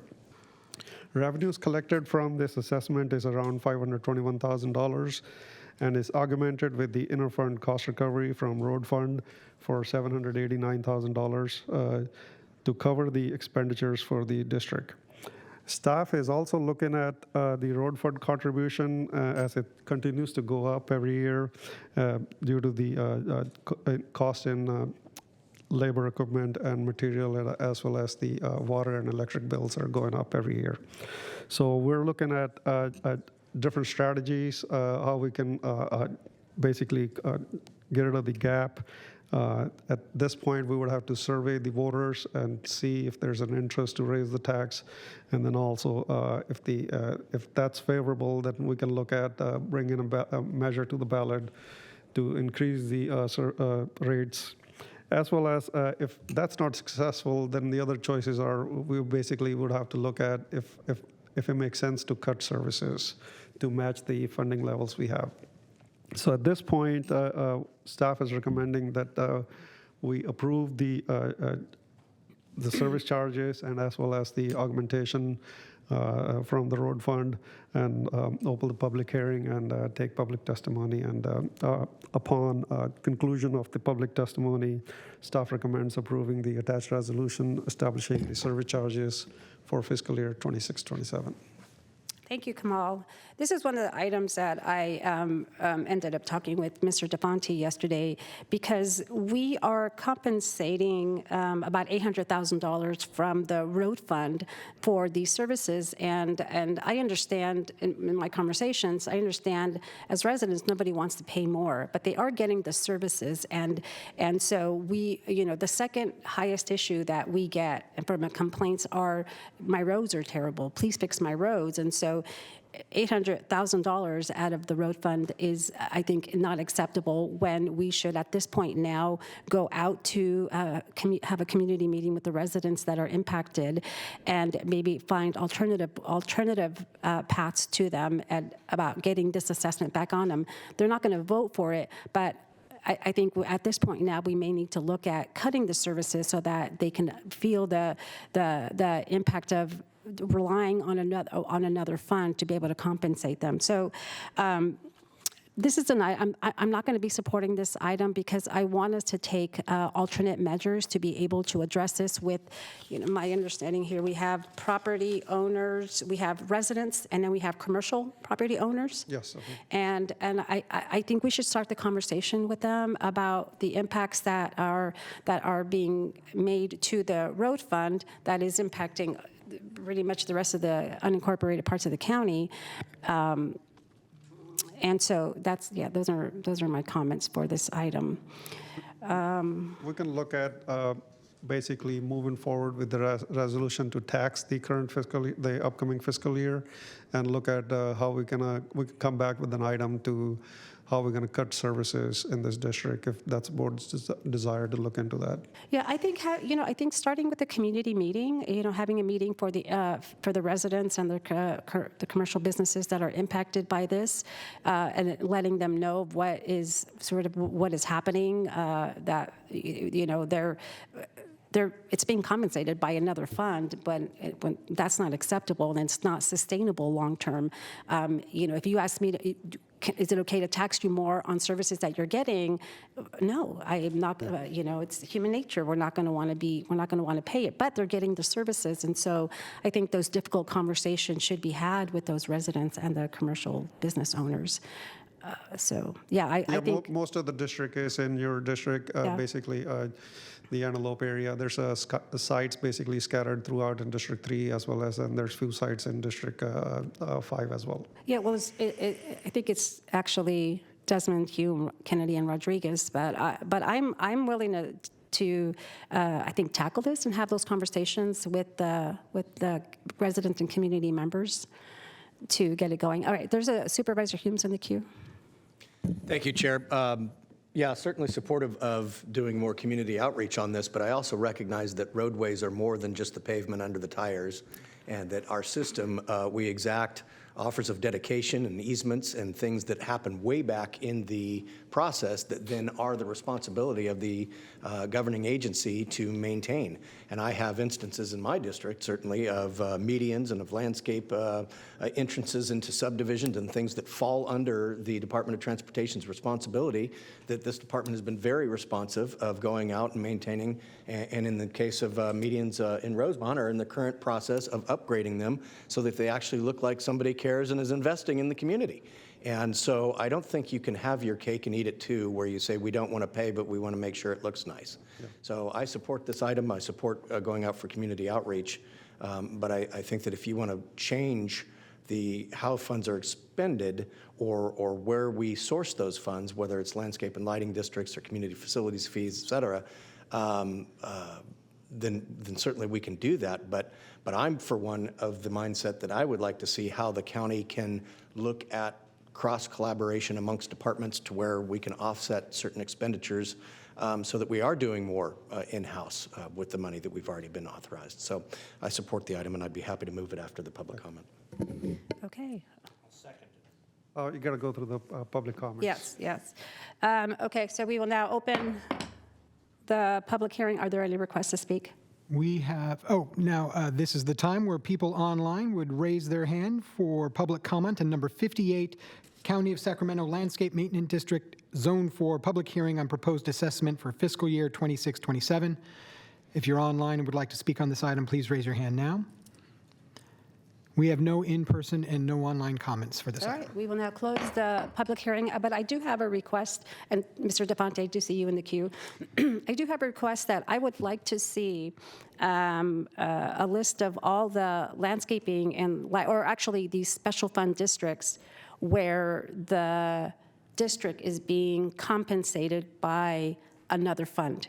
In this case here, it's the road fund, but are there other funds? And so I would love to see a list of that, because if this is one area, and it's in my district, but I don't think that we should be compensating from one fund when ultimately residents and business owners are responsible for those services. I'm a big fan of upkeeping and ensuring that things look beautiful. I'm really big on beautification, but not when it's at the expense of a fund that is compensating it, that should be used for other purposes. And so I think it's having those conversations with the residents are big. So, Mr. DeFonte? And supervisors, just to respond to that, we can pull that together and bring it Yeah, that would be great. Thank you so much. I'd just like to see the impact overall. Yeah, we have 5 districts. I can answer that. This is the only one that has road fund contribution. The others are funded through tax, and they have inflation's provisions. That's great. Thank you, Kamal. All right. Did you have a? Yeah, Mr. just one point of clarification. This item allows us, with your board's passing of it, allows us to actually assess the parcels. So just to clarify, if this item did fail, we wouldn't be able to assess the parcels and collect money from those property owners. So I think the road fund issue is something we certainly can talk about moving forward, no matter which way this vote goes. But this item is critical to allow for those assessments to occur. That's fine. All right, we have a motion and a second. Please vote. This item passes 3-0 with Supervisor Rodriguez voting no and Supervisor Desmond absent. 3-1. 3-1. Thank you. All right, next item, please. Next item on our agenda is 59. This is the 2027 One-Year Action Plan Federal Program Allocation Process Workshop Number 2, continued from June 16th, 2026. Hello, my name is Stephanie Green. I'm the Program Manager of Federal Programs at the Sacramento Accounting and Redevelopment Agency. Chris Warren, our Interim Executive Director, was here, but unfortunately she did have to leave to attend a audit meeting, but we do have our Deputy Executive Director here.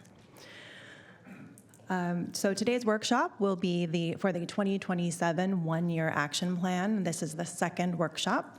As a reminder, the process started early in the year with Action Plan Workshop number 1 in February. Since that time, SHRA has worked closely with county staff to develop the draft list of recommended projects. And I should have a PowerPoint. I don't know if that's... It's... Okay. Hold on a second. There you go. Thank you.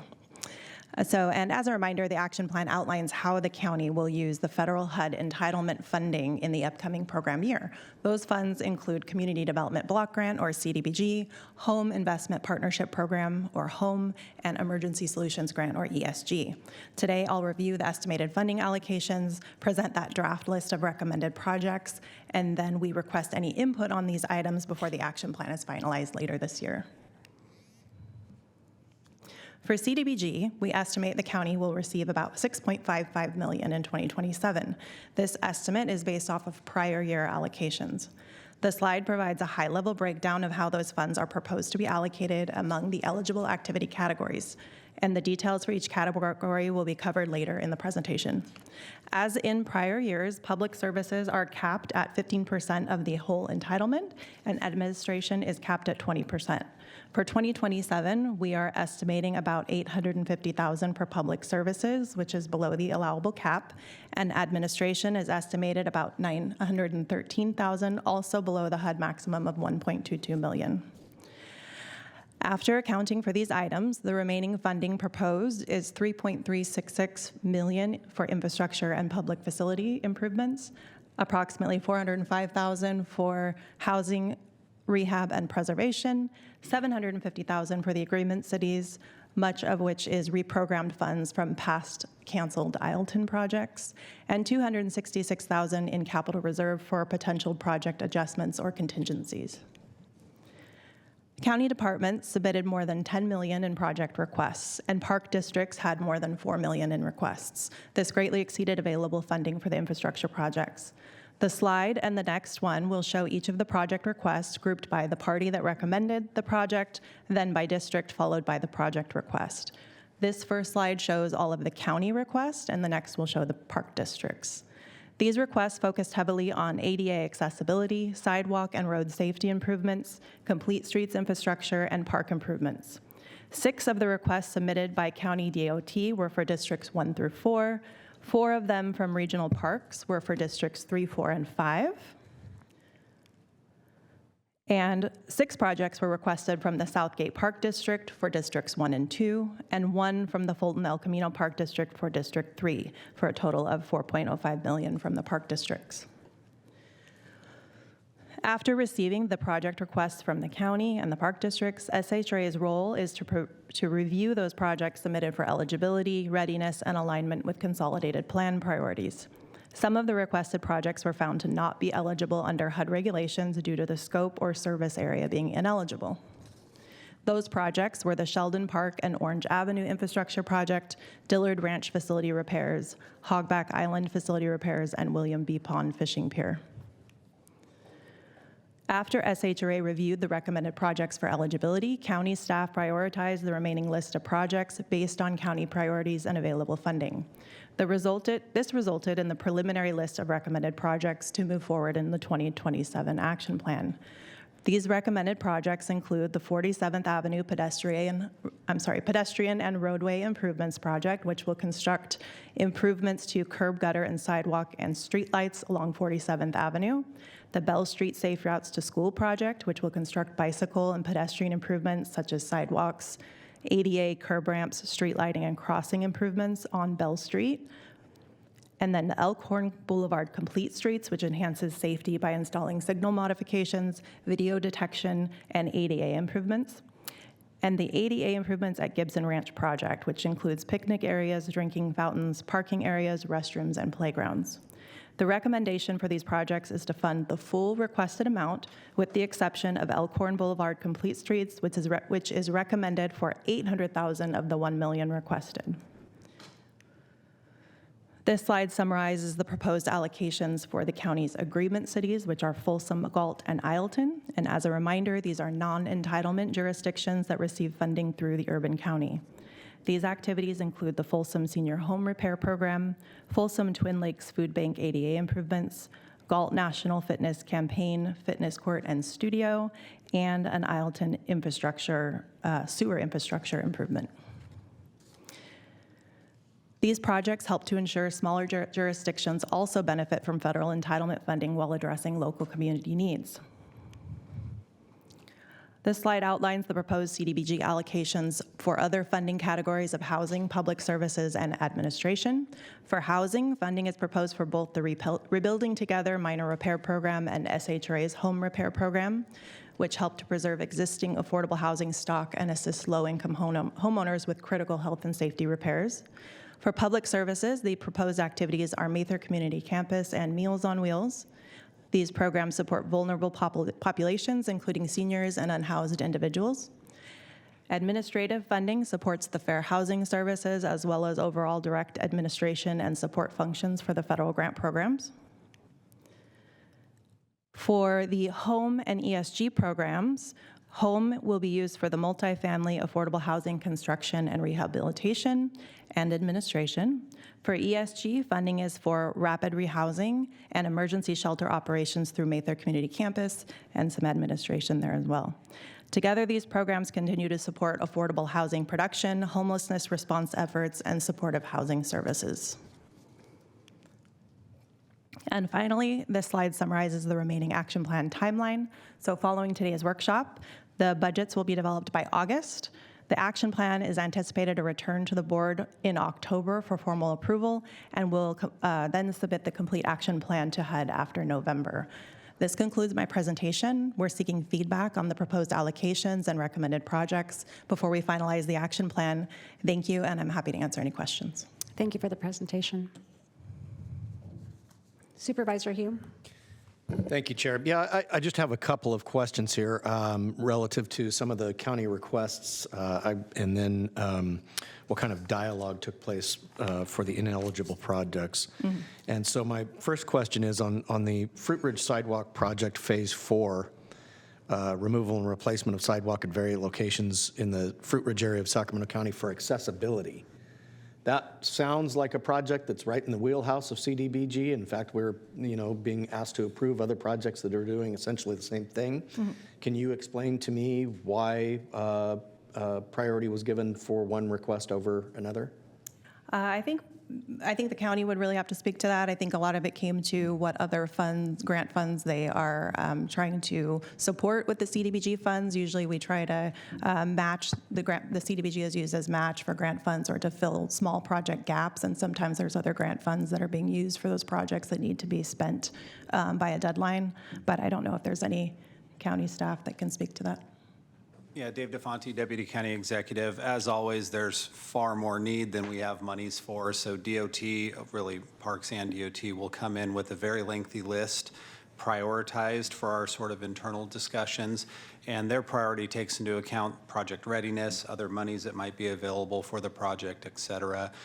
Clearly, DOT would like to fund much more than is currently on this list, but the priority is really based on sort of immediate need, what's ready to go, what other funding might be available, et cetera. And we try to prioritize, given spending deadlines relative to this money, projects that are immediately ready to go, because we're always under pressure from HUD and others to get this money out the door, and there are consequences for not spending timely. Okay.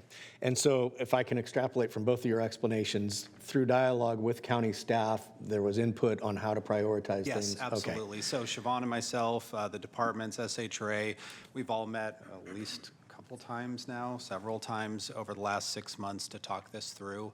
Obviously, we want the board's input as well, but this is, what you're seeing here is benefited from a number of discussions internally with staff.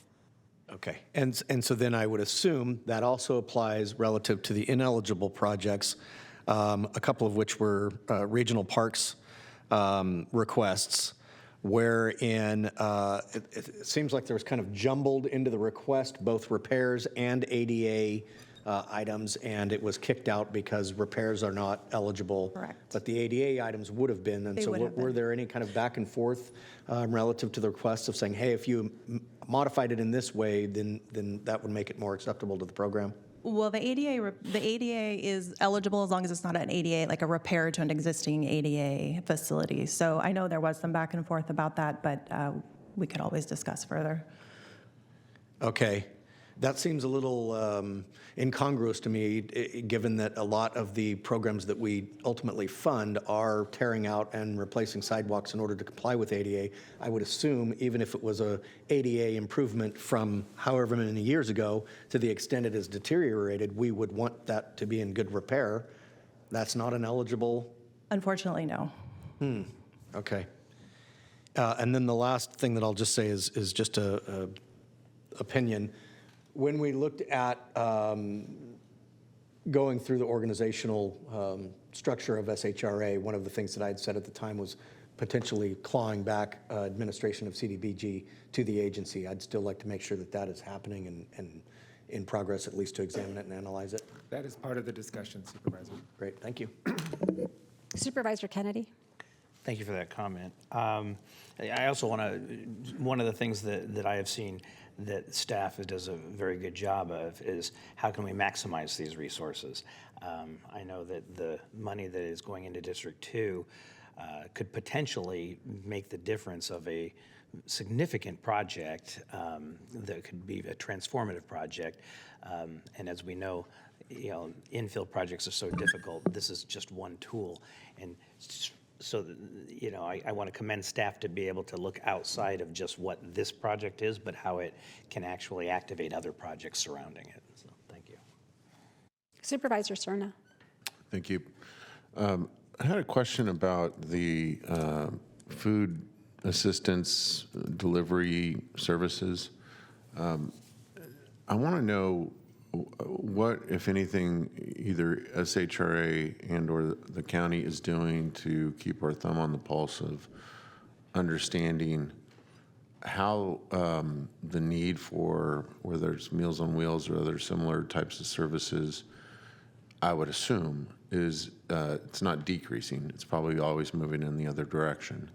So as that need presumably grows, and we go through the cycle, I won't be doing it anymore, but as my colleagues will continue to work with staff in the coming years to understand prioritization and what the community's needs are in respective supervisorial districts, what are we doing to kind of process-wise to systematically understand the dynamic of food shortages, food need, food deserts, however you want to characterize it, as it relates to how we can best use federal funds either independently or to match to address those growing food and nutrition needs?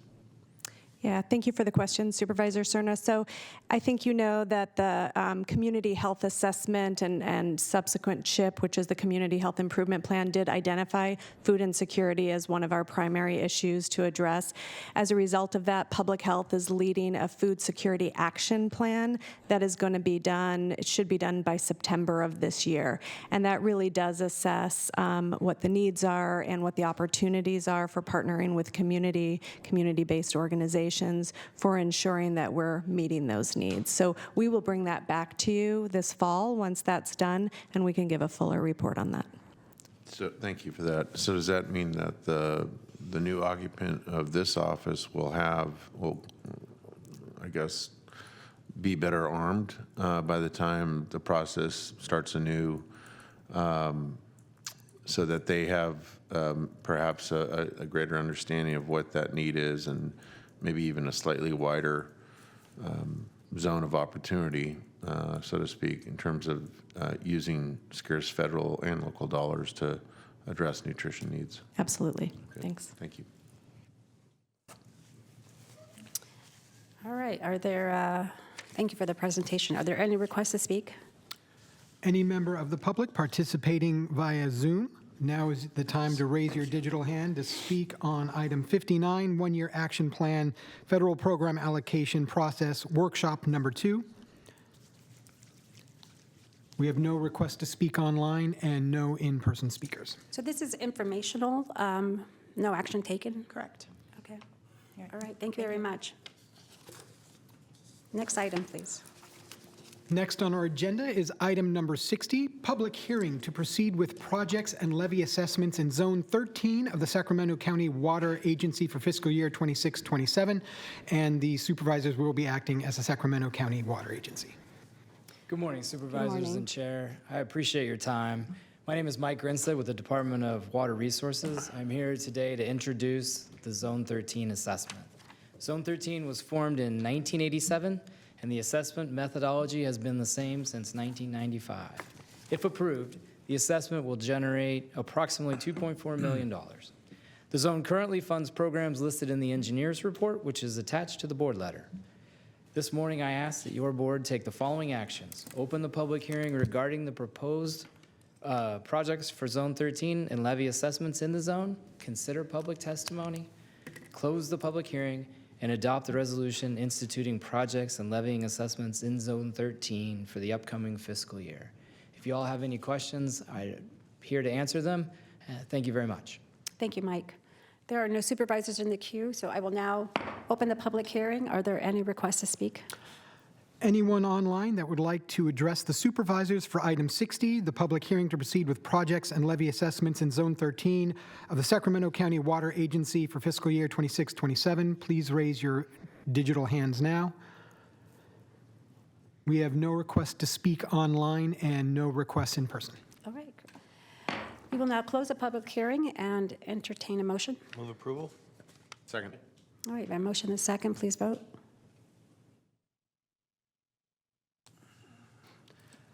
That item passes 4-0 with Supervisor Desmond absent. Thank you. Thank you very much. Next item, please.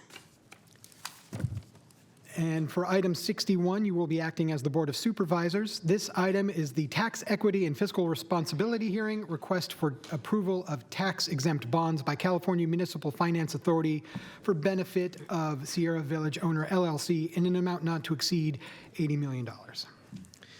Good morning, Chair Rodriguez and Board of Supervisors. I'm Colin Bettis, the County Debt Officer. The item for discussion now is the Tax Equity and Fiscal Responsibility Act hearing, requesting approval for the tax-exempt bonds to be issued by the California Municipal Finance Authority for the benefit of Sierra Village Owners LLC. TEFRA requires that a public hearing be held in the jurisdiction in which the project is to be financed with tax-exempt financing, and that governing body approve the proposed financing. Sierra Village Owner LLC has asked that the California Municipal Finance Authority be the issuer of tax-exempt financing in the amount not to exceed $80 million. The proceeds of the bonds will be used to finance or refinance the acquisition, rehabilitation, improvement, and equipping of a multifamily rental housing project located at 5416 Jackson Street, North Highlands, California. Of the 185 units, 74 or 40% will be designated for low income at 60% of the local area medium income. 65 will be, or 35% will be at 80% of AMI, and 25% of the units will be designated for market rate. The debt to be issued by the CMFA will be the sole responsibility of the borrower, and the county will have no financial or legal obligations or responsibilities with regard to the repayment of the debt. All financing documents will carry disclaimers that the loan is not an obligation of the county. The county will also bear no costs of the issuance of the proposed debt. This is a private loan with the borrower and their bank. At this point, staff recommends opening the public hearing. Upon hearing any comments, close the public hearing and approve of the resolution authorizing the issuance. We have Anthony Stubbs of CMFA in attendance, and, should there be any questions, as well as, I believe, Zach Rivas with Sierra Village Owners LLC, who is online. Thank you, Colin. There are no Supervisor Hume. Thank you, Chair. Hi, Colin. TEFRA hearings are usually pretty rote, boring things, but I do have a couple of questions here. The first is, in the background, the way it's worded, Sierra Village Owner LLC is what was formed to acquire the 185 unit, not FFAH, correct? It's CMFA, right? CMFA is the, I'm sorry. So let me just read the first couple sentences Sure. and you'll understand what I'm trying to clarify here. Sierra Village Owner LLC is owned by Foundation for Affordable Housing, FFAH. Correct. Founded in 1988, FFAH is a prominent 501c3 dedicated blah, blah, blah. The entity was formed to acquire the 185-unit Sierra Village community. That's the entity being Sierra Village LLC. I believe that to be the case. Okay, all right, great. That's all I want to. So this $80 million then is going to rehabilitate the Sierra Village, the 185 units, with that mix intended. Okay, thank you. Okay, there are no other supervisors in the queue. We will now open up the public hearing. Are there any requests to speak? Any member of the public that would like to address the supervisors for item 61, tax equity and fiscal responsibility hearing, exempt for approval of tax-exempt bonds by California Municipal Financing Authority, please raise your virtual hand now. We have no online requests to speak and no in-person speakers for this item. Thank you. We will now close the public hearing and entertain a motion. Move approval. Second. Right, a motion, a second, please vote. This item passes 4-0 with Supervisor Desmond absent. Thank you, Colin. Thank you. Next item, please. The next item on our agenda is item 62. This is approval of resolutions of the Board of Supervisors of the County of Sacramento prescribing the conditions, terms, and form of not to exceed $20 million aggregate principal amount of County of Sacramento Community Facilities District 2005-2. Again, Colin Bettis, the County Debt Officer. The next two items are very similar in nature, both from their location and the requested actions of the board. First, we have Community Facilities District number 2005-2, North Vineyard Station number 1, also known as NVS number 1. This CFD is located south of Florin Road, west of Bradshaw Road, north of Gerber Road, and east of Hedge Avenue in District 5. The last time bonds were issued for NVS 1 was in 2016. These bonds are now subject to optional redemption starting on September 1, 2026. The recommended actions will allow the county to issue refunding bonds that would be issued as fixed rate, tax-exempt bonds that are estimated to provide an annual average savings of $235,000, or approximately 6.07%. Should this result be obtained through the refunding, it would represent approximately $200 annually for 1,171 single-family residential homes. The pledged revenues will be the special taxes generated based on the rate and method of apportionment for the district. This will not be a pledge of the general fund revenues and will result in savings that can only be passed along to the property owners within the district. At this point, I'd like to request the board's consideration of staff's recommendations. We also have Ryan Kaplan from PFM, the county's municipal advisor, and I are available to answer any questions. Thank you, Colin. No supervisors in the queue. Are there any? Oh. I will now open the public hearing. Are there any requests to speak? Any member of the public online that would like to address the supervisors for item 62, the Sacramento prescribing conditions, terms, and form not to exceed $20 million aggregate principal amount of County of Sacramento Community Facilities District 2005-2. Now is the time to raise your virtual hand. We have no request to speak online and no people in person. All right, we will now close the public hearing. And I have Mr. Villanueva in the queue. I'm sorry, Supervisor, that was purely accident. Oh, all right. All right. Caught me by surprise. Move the item. Second. All right, motion and second, please vote. Item 62 passes 4-0 with Supervisor Desmond absent. Next item, please. The next item on our agenda is 63. This is the approved resolutions of the Board of Supervisors of the County of Sacramento prescribing the conditions, terms, and form of not to exceed $16 million aggregate principal amount of the County of Sacramento Community Facilities Districts number 2014-2. Again, Colin Bettis. The next item is for Community Facilities District number 2014-2, North Vineyard Station number 2, also known as NVS number 2. This CFD is located in the same general area as North Vineyard Station number 1. They are not overlapping. For North Vineyard Station number 2, these bonds, there were bonds issued in both 2016 and again in 2021. The Series 2016 bonds are callable starting on September 1, 2026. The recommended actions will allow the county to issue refunding bonds as fixed rate tax-exempt bonds within the next 6 months. The reason we have incorporated a time constraint is that the savings were estimated to provide only 2.5% at the time of the board report was written, which does not meet the county's required 3% threshold as stated in the county's debt policy. Current estimates are closer to 4.5%. However, the market has been a bit volatile, and general practice in the industry is to target savings thresholds closer to 5%. We are seeking approval now for NVS number 2 because of how similar the districts are, because it is likely that we will be able to achieve meaningful savings within a 6-month time frame, and finally because work has already gone into preparing the documentation to be ready to refund should the market conditions improve. The savings represented in the board letter show approximate savings of $48 annually for each single-family residential unit. The pledged revenues will be the special taxes generated based on the rate and method of apportionment for the district. This will not be a pledge of the general fund revenues and will result in savings that can only be passed along to the property owners within the district. At this point, I'd like to request the board's consideration of staff recommendations. And again, same people are here, Ryan Kaplan of PFM and myself to answer any questions. Thank you, Colin. Supervisor Hume. Thank you, Chair. Thank you, Colin. And I wanted to just highlight the last point that you just made there, which is these savings are realized by the homeowners on their property tax bills, not by the county general fund. What do we do, if anything, to message the work that we're doing in order to save those dollars? Do we put anything supplemental in their bill to call out the fact that they're paying a little less than they used to? Not typically. That isn't what we have typically done in the past, as far as I know. It does show up on their tax bill as a reduction on that line item. The maximum tax rate still increases 2% per year, but again, we wouldn't increase as much because of the savings. Okay. And just one other finer point to put on that, we have already set the tax rates for the next fiscal year, so this won't actually impact the residents until the following fiscal year. It's also because we haven't priced the bonds yet, so we don't know the actual savings that we will achieve. Sure.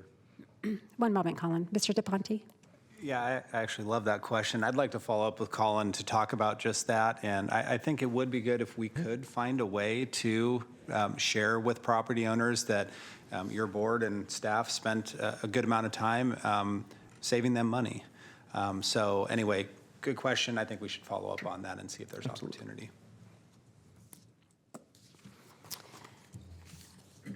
All right, so are there any requests to speak on this item? Any online participants that would like to speak on item 63? This is the Community Facilities District 2014-2. Now is the time to raise your virtual hand. We have no request to speak online and no in-person comments. Okay, I will entertain a motion. So moved. Motion and a second, please vote. Item 63 passes 4-0 with Supervisor Desmond absent. Thank you, Colin, for the presentation. Next item, please. The next item on our agenda, the board will be acting as the Welcome Home Board of Directors. It is item 64, to receive and file fiscal year 2025-26 quarter 3 Sacramento Welcome Home presentation and report, and approve the SWH policy, house rules, expectations, and procedures for the Sacramento Welcome Homes. Good morning, Melissa. Good morning, Chair Rodriguez and members of the board. I'm Melissa Lloyd, the Deputy Director for Child Protective Services of the Department of Child, Family, and Adult Services. And I am here to present our 7th Board of Directors report for the Sacramento Welcome Homes temporary shelter care facilities operated by DCFAS.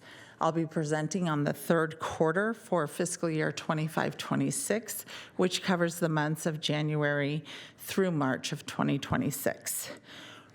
On behalf of our department, we would like to again thank you for your continued support and for your partnership in helping us serve our vulnerable youth to provide services and supports. And we would also like to take a moment to thank our partners in the community as well as our staff for their hard work every day.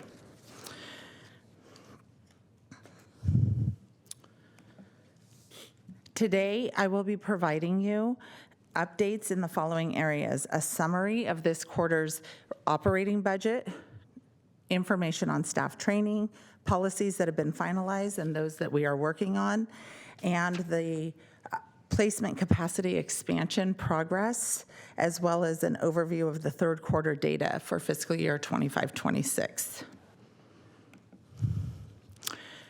This is a snapshot of the 3rd quarter budget for fiscal year 25-26 for the Welcome Homes. Staffing continues to remain the largest budget category. Contracted services are the next largest category and continues our security services contract with the Sheriff's Department. Other things in the category are training and recreational activities for youth. Finally, our operating expenses and overhead make up the rest of the budget, and that includes facility costs, supplies to feed and care for the youth, indirect costs needed to operate, and other miscellaneous expenses. As has been shared before, not all expenses are reflected, as there are sometimes delays in receiving invoices timely. For staff training, in the last quarter, staff received training in legal mandates, psychotropic medication, and a continuation with therapeutic crisis intervention, also referred to as TCI. We do refreshers and training for all of our staff in the Welcome Homes. And as a reminder, TCI is trained in 2 phases, which is the intervention without physical restraints with testing and certification, and phase 2, which focuses on physical intervention with manual restraints, testing, and certification. Sure. One moment, Melissa. Supervisor Serna. Melissa, if you can go back to the other slide, please. Yes. Thank you. I may have known this before, but it's plain on this slide. So the second bullet point there, the administration of psychotropic medications, that seems like a very, I mean, of all the responsibilities, that there's a particular acuteness that comes with managing that for someone. So can you elaborate a little bit in terms of kind of, I mean, is that to typically to control things like depression, or I guess what I'm asking is what is kind of the most serious condition that requires the administration of psychotropic medications that we're assisting in Welcome Homes? Sure, thank you for the question. So for children that are in care for prescribed medications, just as a foundation for the response to this question, all licensed facilities are required to administer psychotropic medication. For kids if prescribed. Yes, absolutely, absolutely. And we work hand in hand with the physicians, and the court is aware of what's prescribed. There's a whole process for this. But in the event that children are prescribed medication, or for the reasons, there's various diagnoses that kids have. Some of that could be attention deficit, some of it could be depression. It really depends on what the diagnosis is. Do we also assume responsibility if it's required or if it's advised, again, under medical oversight for regular visits with mental health professionals, behavioral health professionals, presumably those who would be doing the prescribing, so that we're making sure the kids are getting to appointments? Yes. That type of thing? That is an absolute requirement that we follow. The children who are prescribed psychotropic medication have a routine cadence of appointments that has to be adhered to in order for those prescriptions to remain valid, and they are under the direct supervision of a physician. Do we keep data on progress in terms of measuring the success of perhaps the combined interventions involving pharmaceuticals as well as therapies, so that, and maybe in some rare instances, we can say with some authority at the end of someone's stay, and where the county is the principal agency or party that is managing the general welfare of these young people, that because of their, or largely due to their presence in a welcome home atmosphere, they've been able to achieve their behavioral and mental health objectives as kind of defined by a mental health professional? So as far as keeping data, that would be more from a qualitative level of data. So for any of our kids who are at the welcome homes, which again are created to be temporary stays, we are required to ensure that they have medical appointments. That includes any psychotropic medication. We are required to have them go through mental health assessments, which then helps guide the team that they have, which is referred to as a child and family team. That team for each child in care helps to monitor their progress in any type of behavioral health service, their progress in education, their progress in their placement. And through the work with the youth and their family, the goal always, as I believe everyone knows, is to achieve permanency. And through that, the information is more qualitative.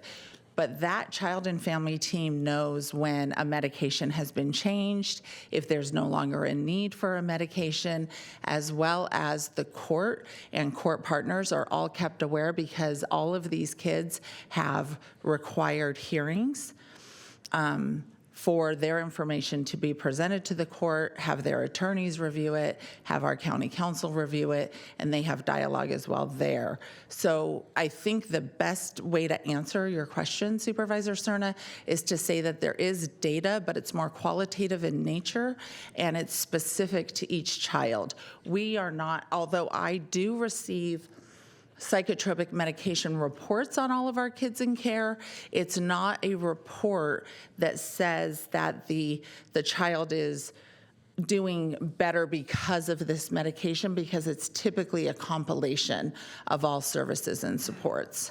Fair to say that there, and I would expect you to say it's qualified by being anecdotal, but fair to say that because of that oversight that comes with the young person's presence under our supervision, care, and welcome home, that otherwise they may have a very intermittent access to those behavioral health resources, including the medications and mental health.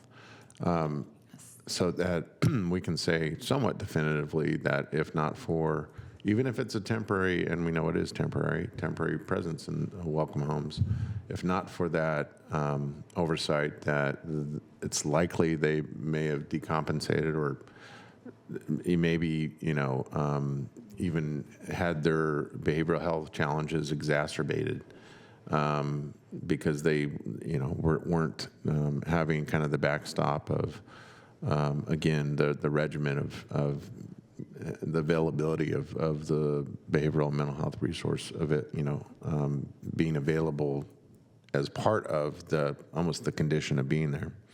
It's absolutely true. I think it would, I understand the point, Melissa, about it being qualitative, and I know we're kind of weaning off of this, but I think it would be interesting to understand if, because of the program and the county's obvious interest in it, even if it's got a shelf life, of knowing, even if anecdotal, that we, the county, were somewhat responsible for ongoing stability, if that makes any sense. That absolutely makes sense. And I do know that for the children that are served in the welcome homes, for the majority of them, these are youth with the highest acuity of need, and they are youth that have a propensity toward having frequent placement changes, oftentimes going on unauthorized absences, which I've spoken to before, and is contained in my presentation today. So the welcome homes offer a level of stability for those kids with that high acuity of youth. And the goal overall, as we know, is to help to stabilize them to a point of reaching reunification if possible, or some form of permanency, but it does take several steps to get them stabilized. So I do agree. Thank you. And I'm well aware that reunification is kind of the principal objective, but man, it seems to me that there are so many other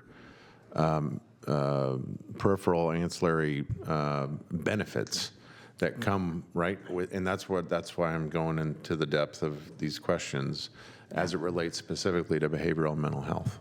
You're absolutely correct, because for the majority of the kids served at the welcome homes, it really is a focus on harm reduction.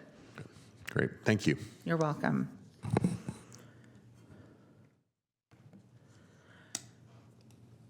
For a continuation on the staff training, we also have our future trainings that are set up, which are trainings for intake, refresher training, Power of Mindfulness, which is a training for our staff around stress reduction, and our integrated core practice model and safety organized practice, which are also trainings that we provide to our staff overall in Child Protective Services.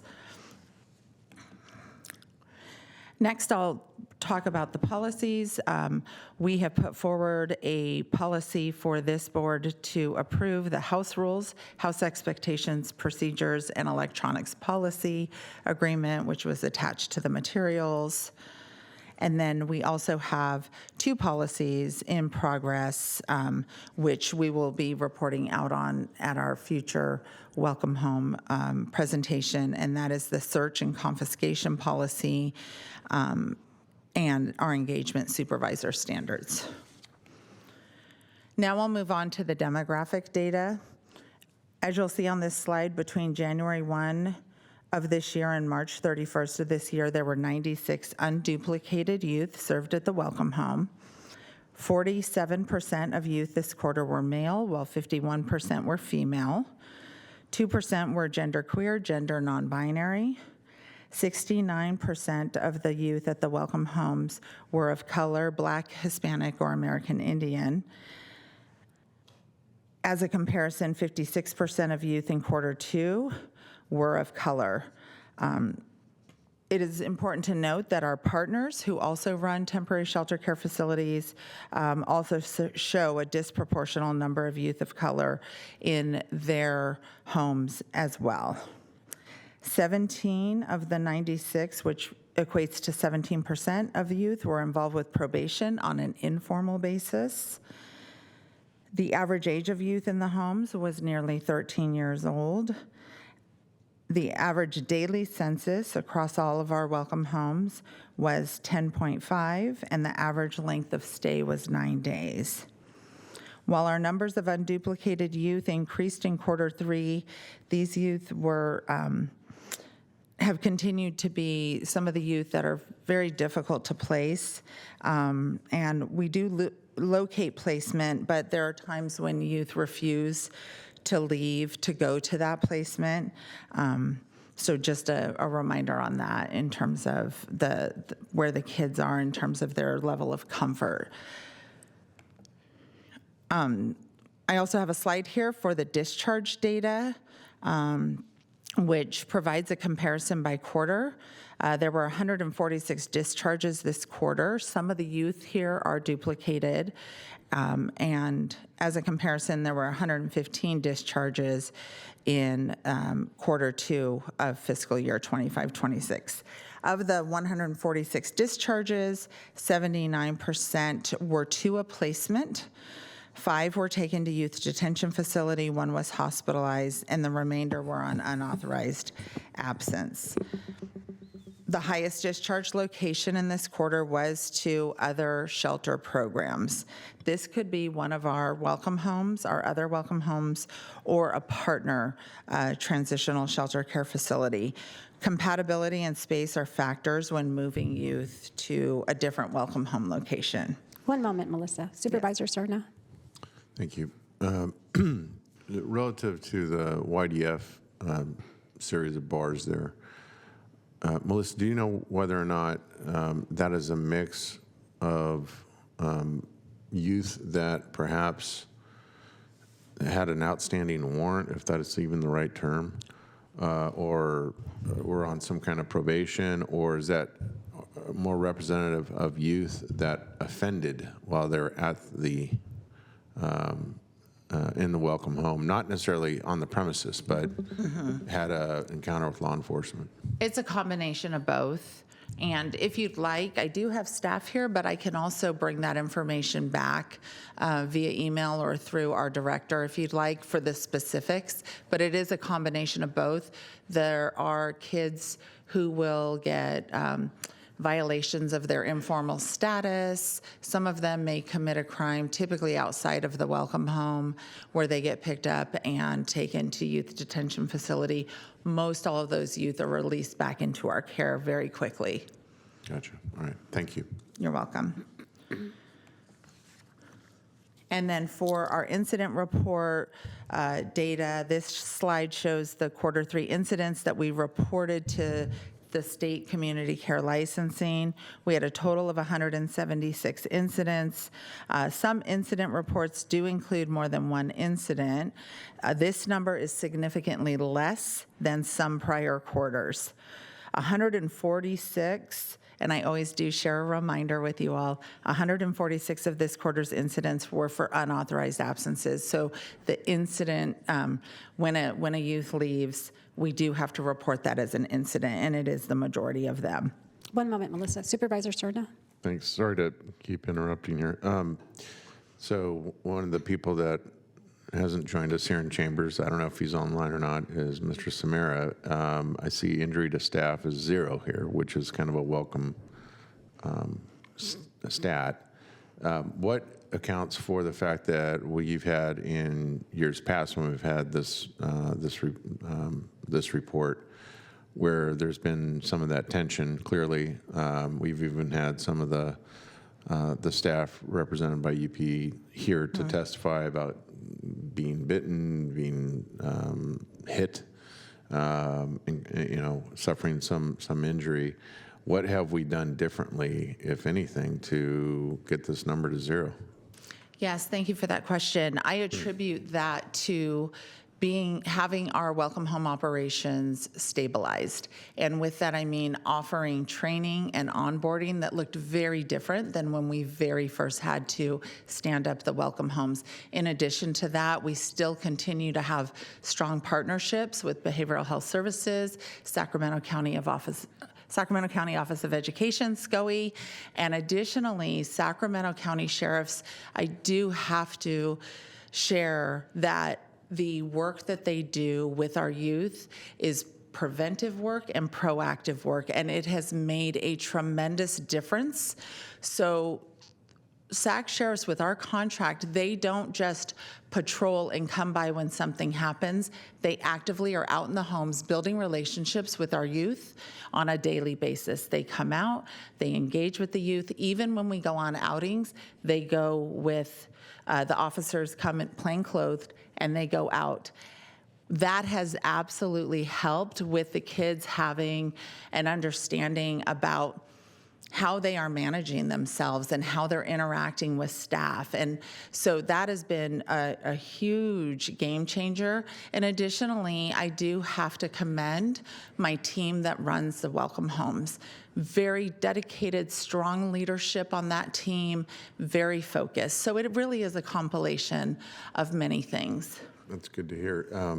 Do you know whether or not it's specifically the Sheriff's Department Youth Services Unit that is engaged in that fashion, where they're plainclothes and they're kind of explaining the do's and don'ts, or is that? It's very similar to that work, okay. But this is all through our contract. Gotcha. And what SAC Sheriffs has done with their hiring for the deputies that are assigned to this assignment is they have specifically looked for people who are interested in working with teenagers.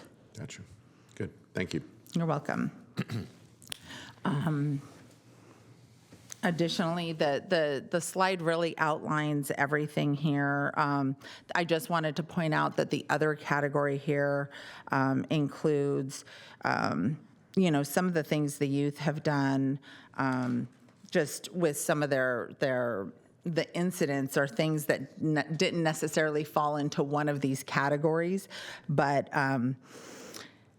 we had like youth meeting an unknown youth in the front of a house. And so we have to put that in the other category. Just wanted to give an explanation for that. And then very happy to share on this slide our placement capacity expansion process. This outlines the overall plan, which we have shared with this audience before. I also want to say that relative engagement and relative placement continues to be a prioritized focus for CPS. We are now up to 45% of our kids in care with relatives, and I can proudly share that through the work that we've done with our kinship efforts, we have relatives identified for about 85% of our kids. So when kids cannot go into care with their relatives for various reasons, there's a lot of focused work being done on the relationship with kin. For our placement capacity expansion, some highlights here are that we Refuge has come in. We have a couple of partners that have come into the community to work with us. We have shared that detail before, but Refuge has a specialized STRTP of 4 beds. We are working with Seneca Homes. They purchased a home and they're waiting on we're in limbo right now because we're waiting on them to get licensed through community care licensing. Just got an update the other day, so we're really looking toward early fall, hopefully for that licensing to come to fruition. And they purchased a second home as well that they're preparing for 2 short-term residential placement treatment centers for 6 kids each, and then they're also going to be running 2 2-bed homes. And we've seen the difference that we continue to only run 2 of our 3 licensed welcome homes.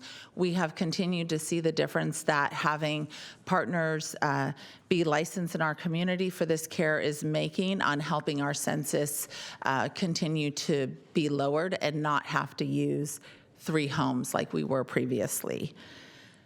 This concludes my presentation, and I'm open for any additional questions. Thank you, Melissa. I personally want to thank you for the work that you and your team do.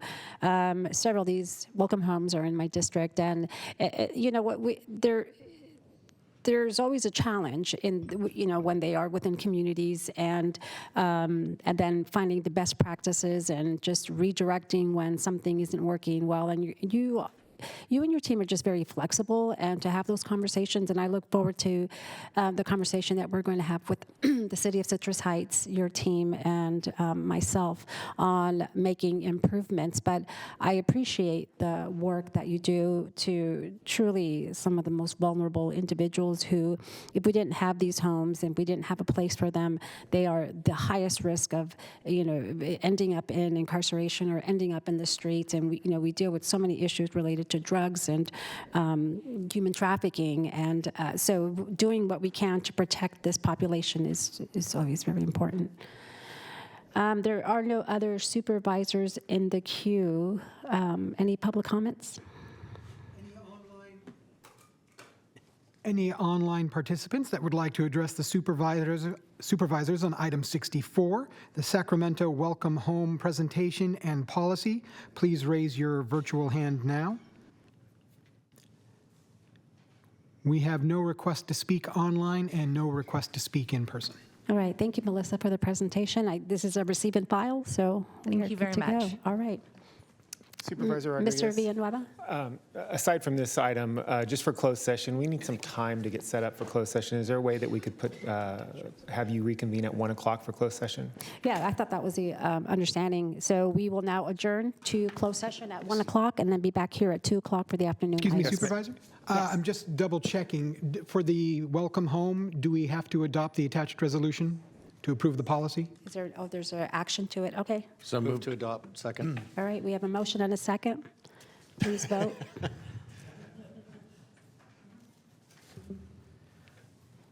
Thank you very much. And item 64 passes 4-0 with Supervisor Desmond absent. All right, thank you. So, yep.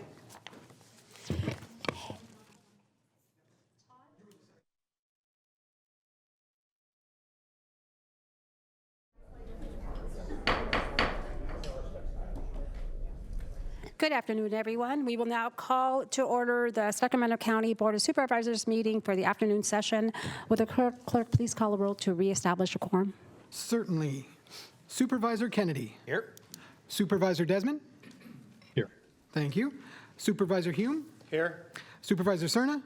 Here. And Chair Rodriguez. Here. We have a quorum, and I would like to note that Supervisor Desmond is joining us remotely and has a statement required of the Brown Act.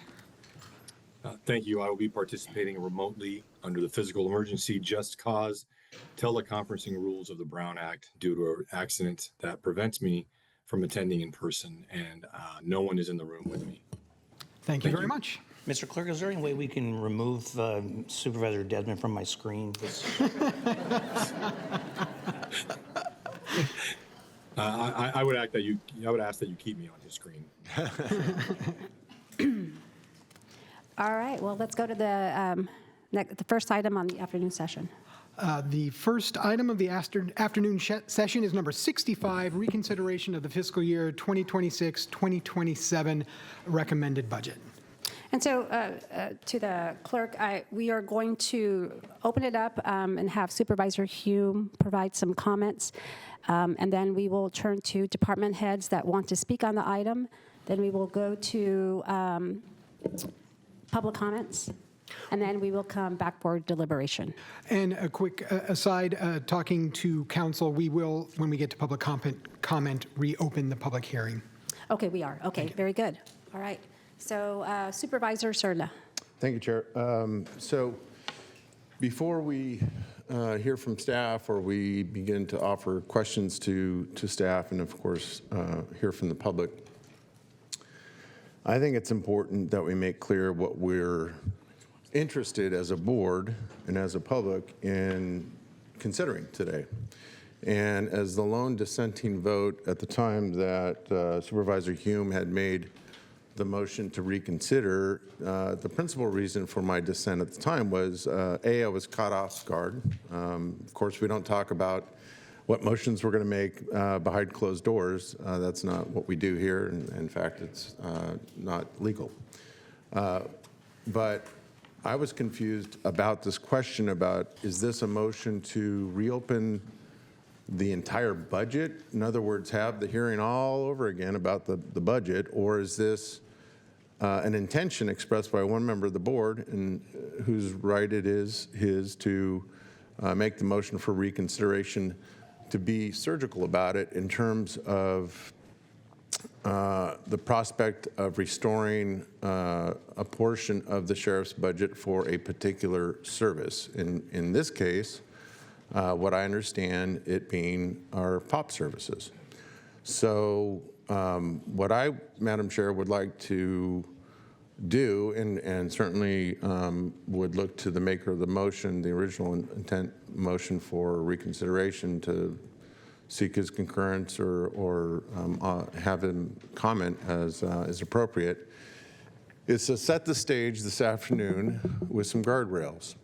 My interest is, if we're going to reconsider, let's reconsider based on that intent to look specifically and surgically and only at restoration of Sheriff POP services.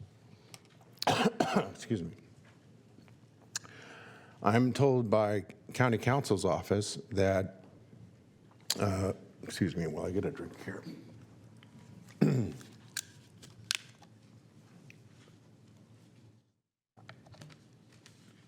It's been explained to me by County Counsel that any member of the board can make this nuanced change or adjustment here at this very time, at the beginning of the item. So to Ms. Travis, I'm asking for her assistance to at least affirm that what I'm doing presently is the right way to tee it up as a motion. So I would make the motion ahead of time and seek a second that's where we stay focused, is an adjustment, a motion to reconsider the Sheriff's Department POP appropriation for the 26-27 budget year. I'll second. Would you like me to weigh in? Sure. Okay. It is a little confusing and unprecedented, I think. So on July 16th, Supervisor Hume made a motion to... June 16th. What was that? June 16th. I keep saying July, I'm sorry. June 16th, Supervisor Hume made a motion, and I think he meant it to be surgical, but due to the nature of the vote that was taken on June 10th on the budget, the motion had to be that we reconsider the budget because it was passed as one. And so Supervisor Serna is correct. If it is the board's desire to just speak to the motion, the item before the board today is consideration of the fiscal year 26-27 budget in its entirety. Because that's the procedural mechanism to get it back in front of the board. But Supervisor Serna is correct in his thought and the motion that if the board's desire is to only, at this point, now that it is back, the entire budget is back before the board, to only discuss the one issue, which is the restoration of the sheriff's POP team, then that is appropriate if the motion is made, seconded, and passed.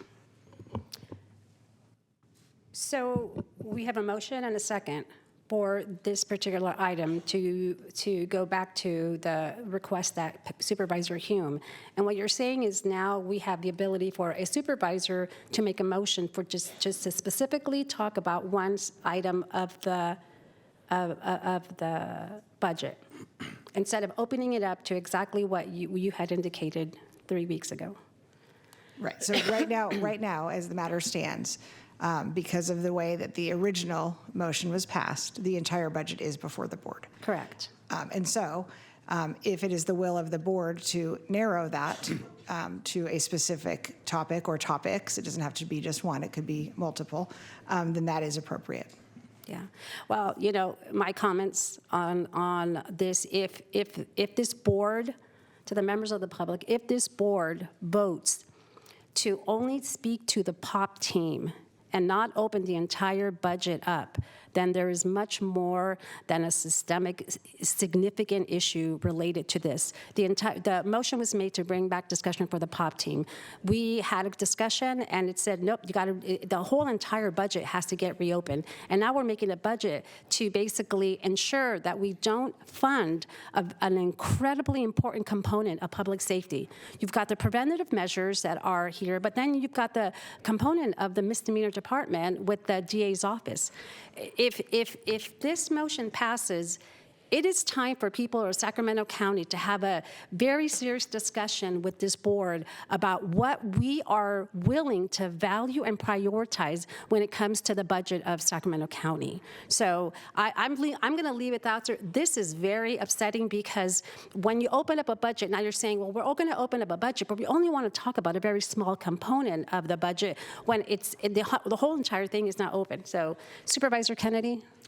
Thank you. I think that I probably speak for more than one member of this board in that we do have frequent conversations I would rather you speak for yourself. With the county residents and our constituents.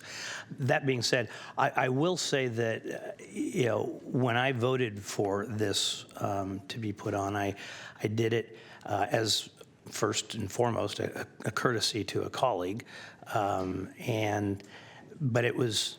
The wording of it was phrased very narrowly, and it came as a great surprise to me that we're opening up the entire budget when the motion was about a specific program. I have more to say on that, but the other thing is that in the short time I've been on this board, the process it's very unusual. The reason we have 2 budget hearings is because in September we are going to take into account new information that we didn't have in June. I'm very curious to find out what that new information is now and why we can't have this discussion in September when we typically would. The sheriff's POP program is fully funded right now. It's not going away based upon anything that we did in June. So, I don't see the urgency to have this conversation today.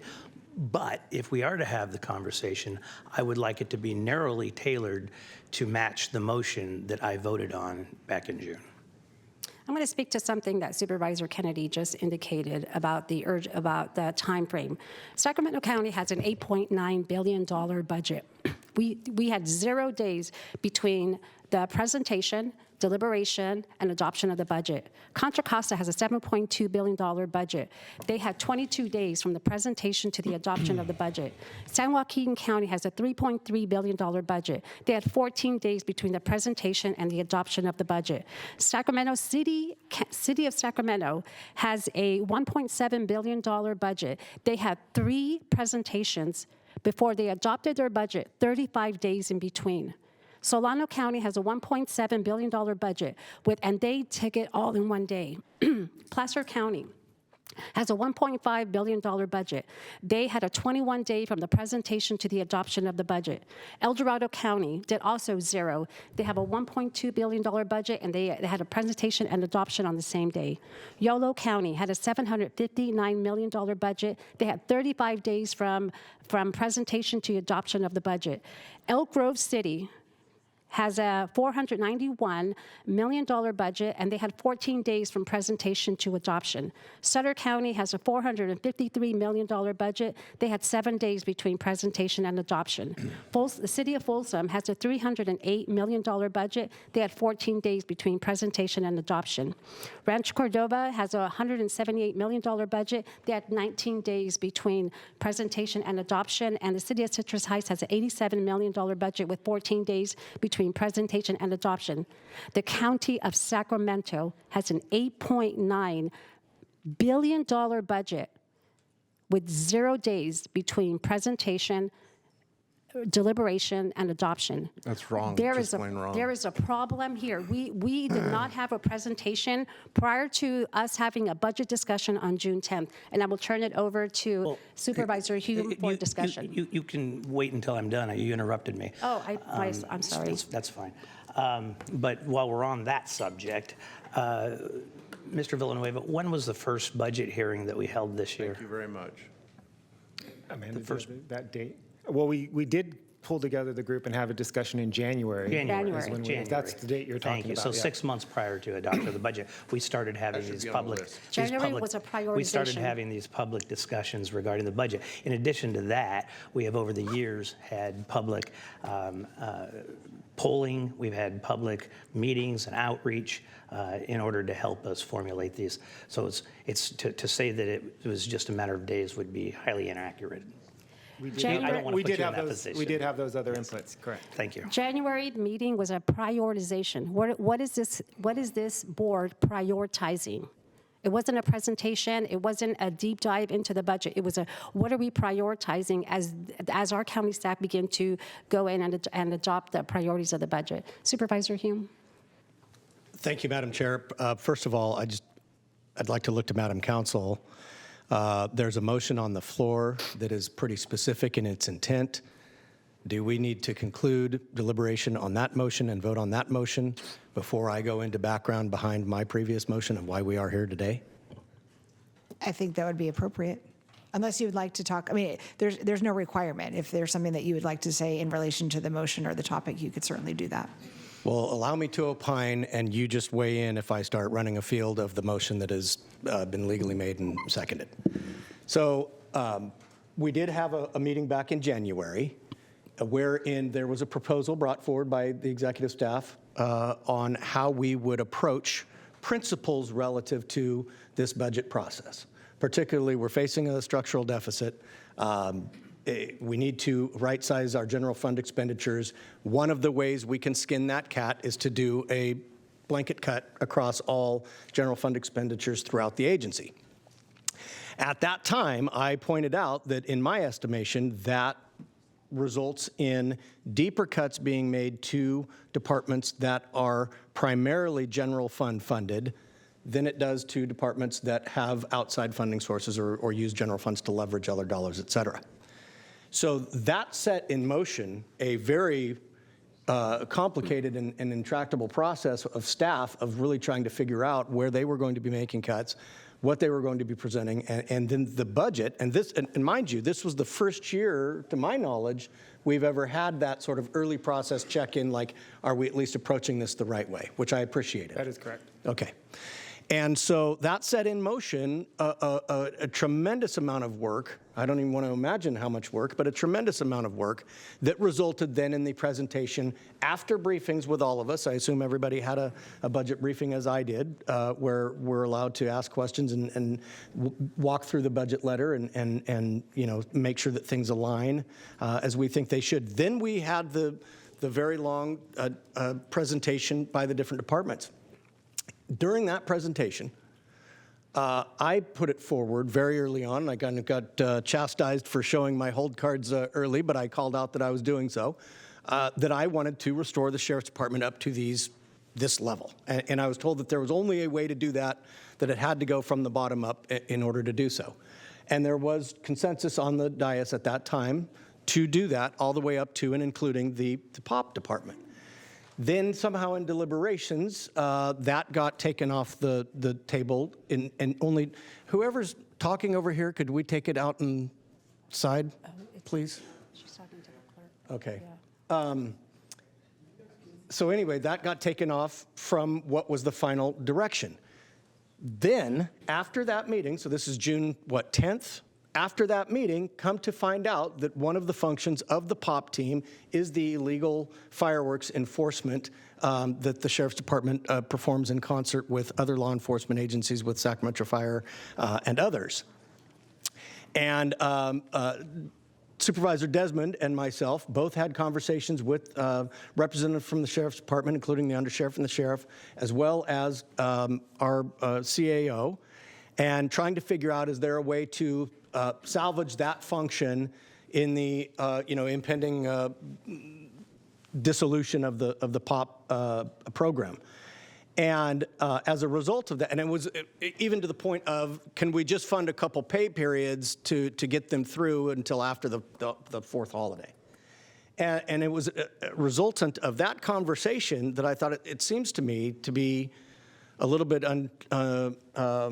unconventional to be asking a singular department to assume the risk of a funding decision rather than the agency itself assuming that risk. So, after consulting with legal counsel, come to find out, which I knew previously, and mind you that the decisions that happen on this dais are governed by a series of different parliamentary protocols, one of which you may be familiar with called Robert's Rules of Order, determines which motion gets heard first or action taken first, et cetera.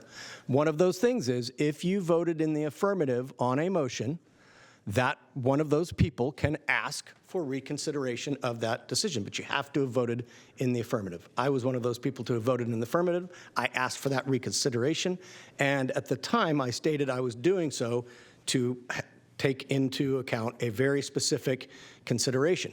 Now, it was also stated during that budget discussion that these are the priorities of the folks sitting up on this dais, including the district attorney's office, to restore the certainly the community prosecutors, but also we were talking about the misdemeanor prosecution unit. And I think that still remains the intention once we have the September discussion.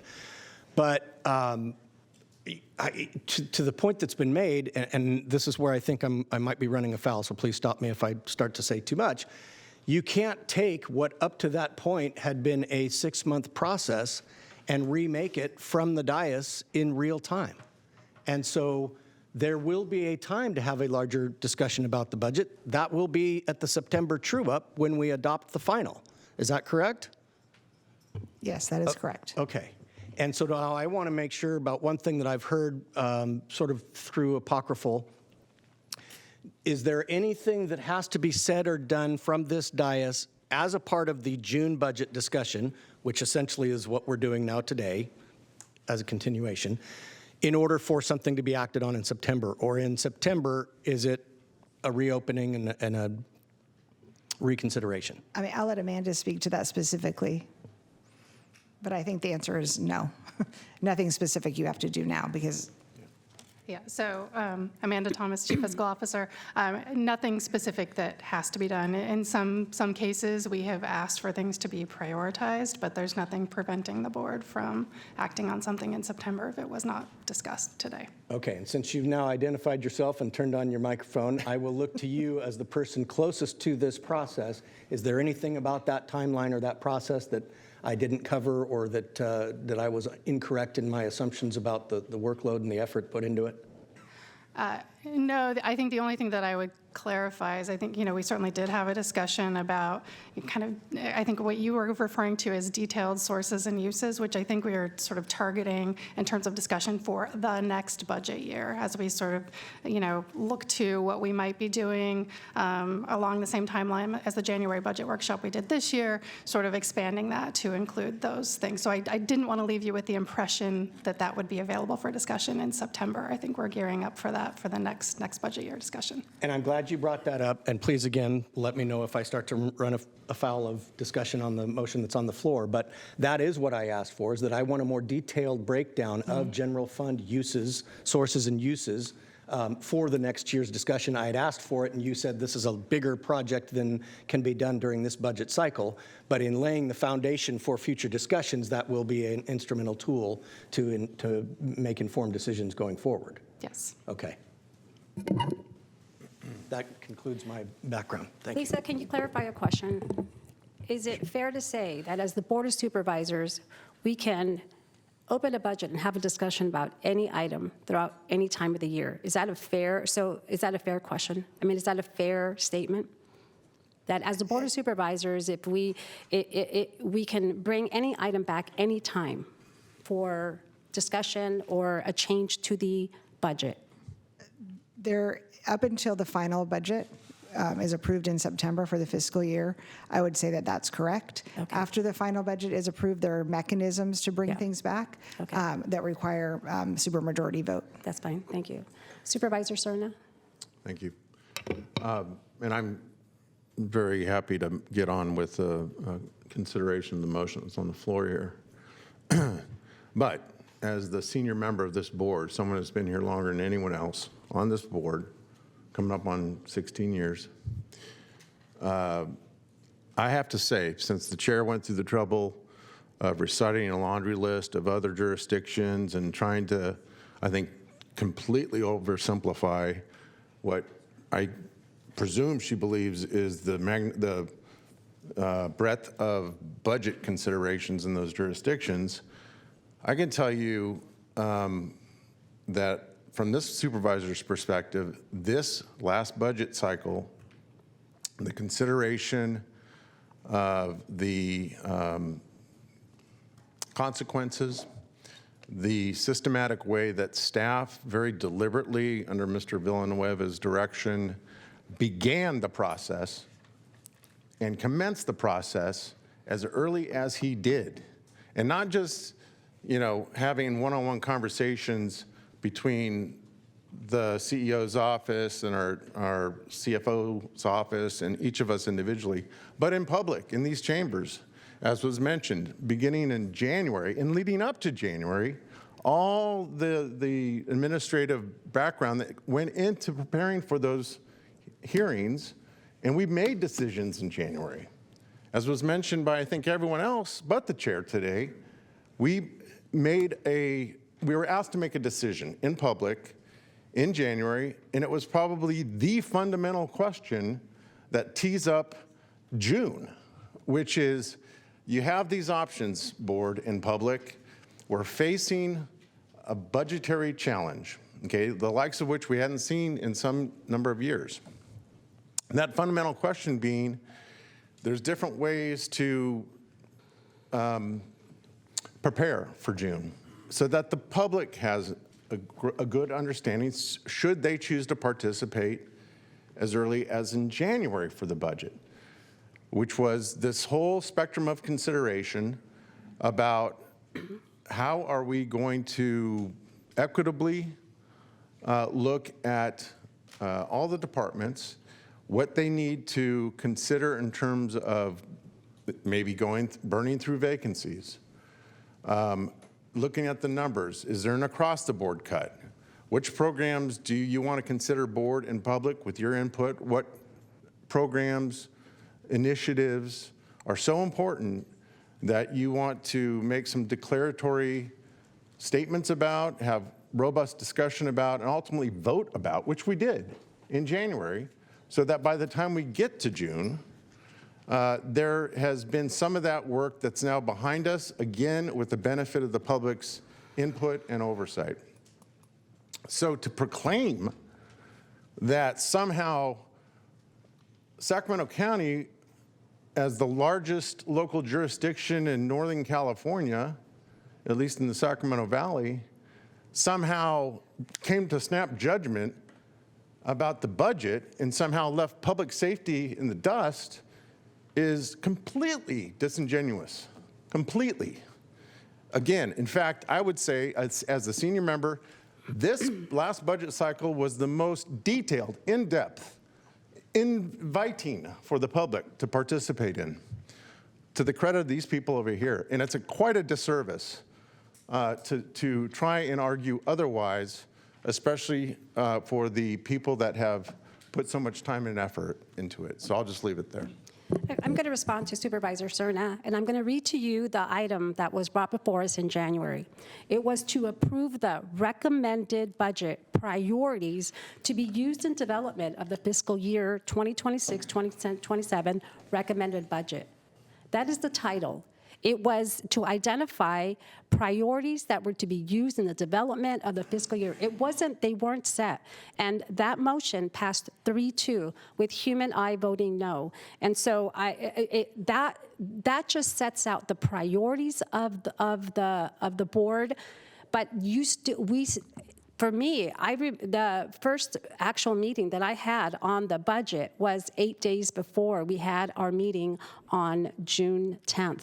So to say that there was this elaborate discussion about the priorities and about what was going to, that did not happen. And if it happened with you and you had meetings, then We grossly that's great. disagree. Okay, so I just read what the item was in January. I understand Supervisor Desmond is in the queue waiting.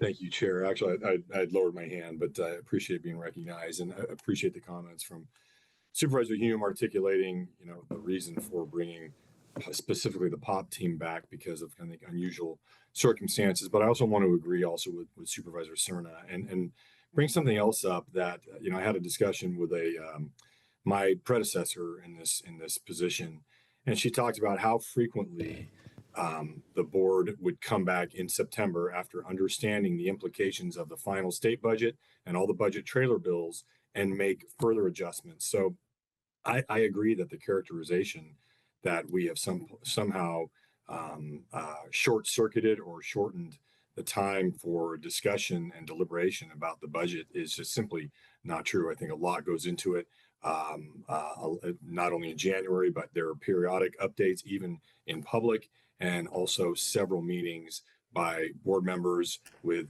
department staff. Sometimes the board members need to seek that out. Sometimes their county exec and department staff are approaching the board members. But I think it was well thought out, and I think that, yes, we approved the recommended budget with some changes from what the original direction was in January.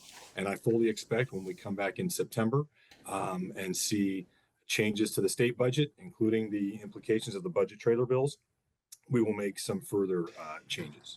Thank you. Call the question. So we have a motion and a second. Please vote. Or we have to do a roll call vote. Yes, thank you. Supervisor Serna. Aye. Supervisor Kennedy. Aye. Supervisor Desmond. Aye. Vice Chair Hume. Aye. And Chair Rodriguez. No. That motion passes 4-1 with Chair Rodriguez voting no. So help me here. Now we just move into the discussion. Okay. Yes. Presented by.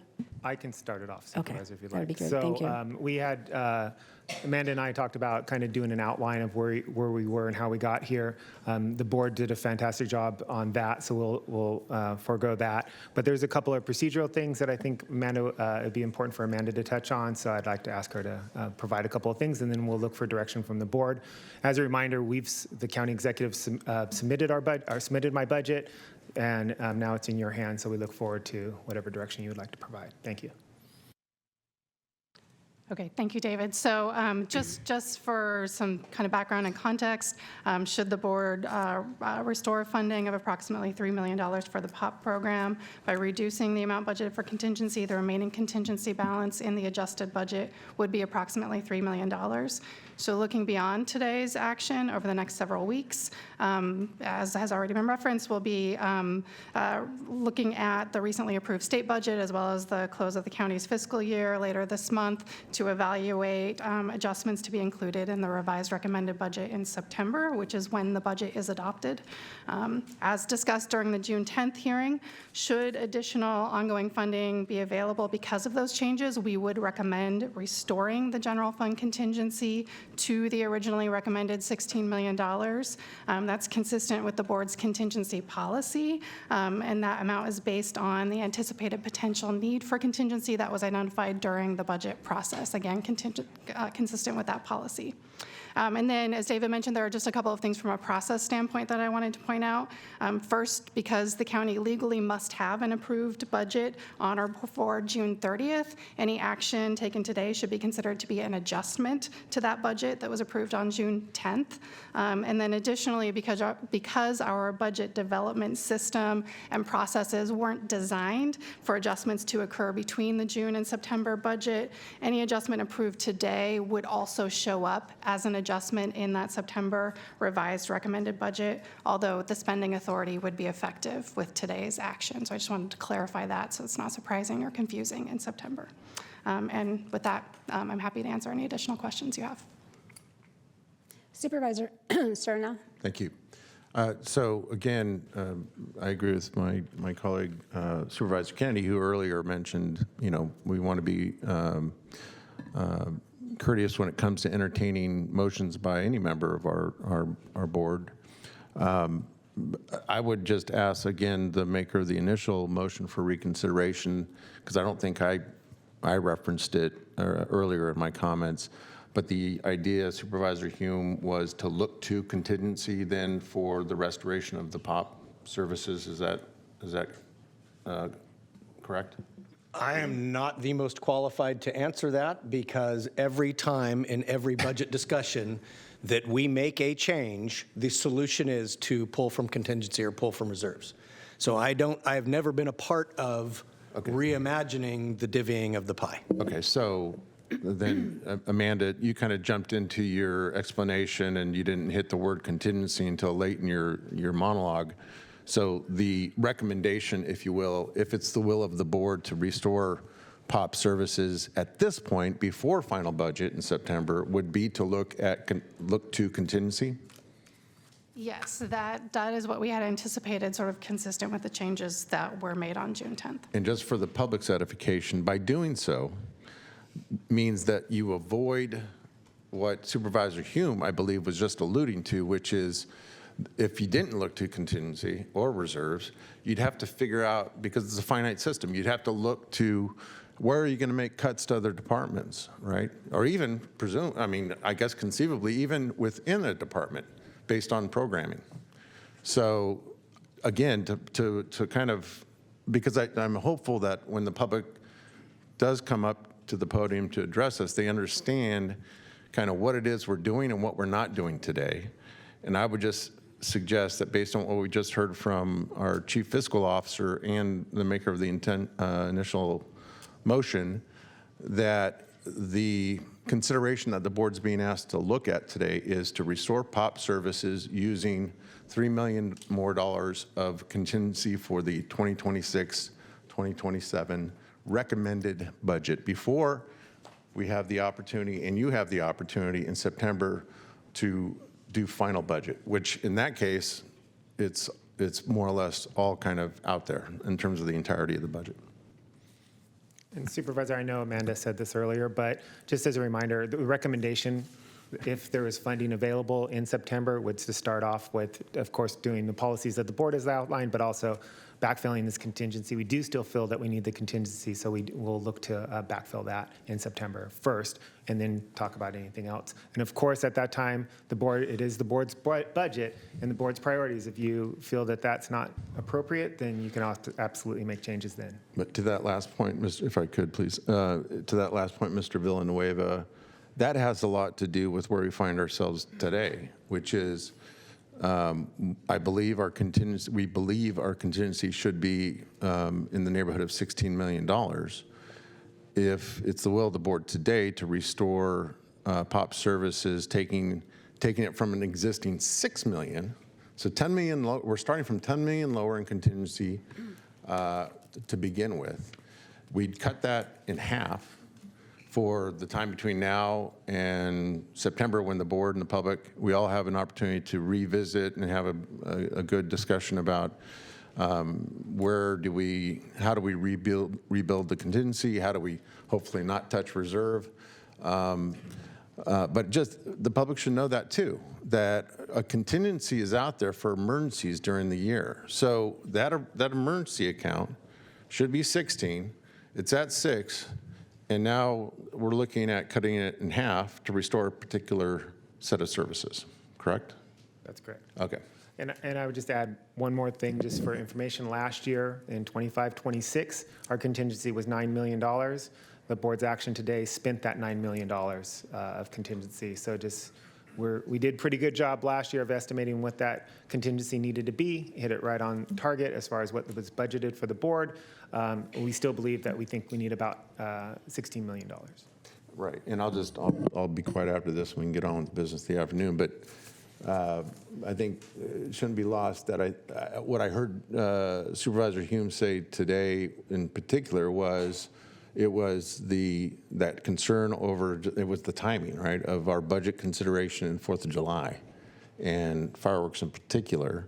So I would assume that at least some of us felt that constituted kind of an emergent situation.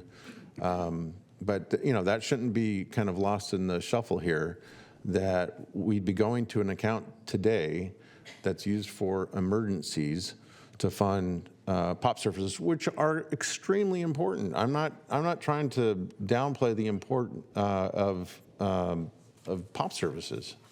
And that combined with the nature of when the holiday falls, I get that. To me, yeah, okay, a case could be made that's emergent.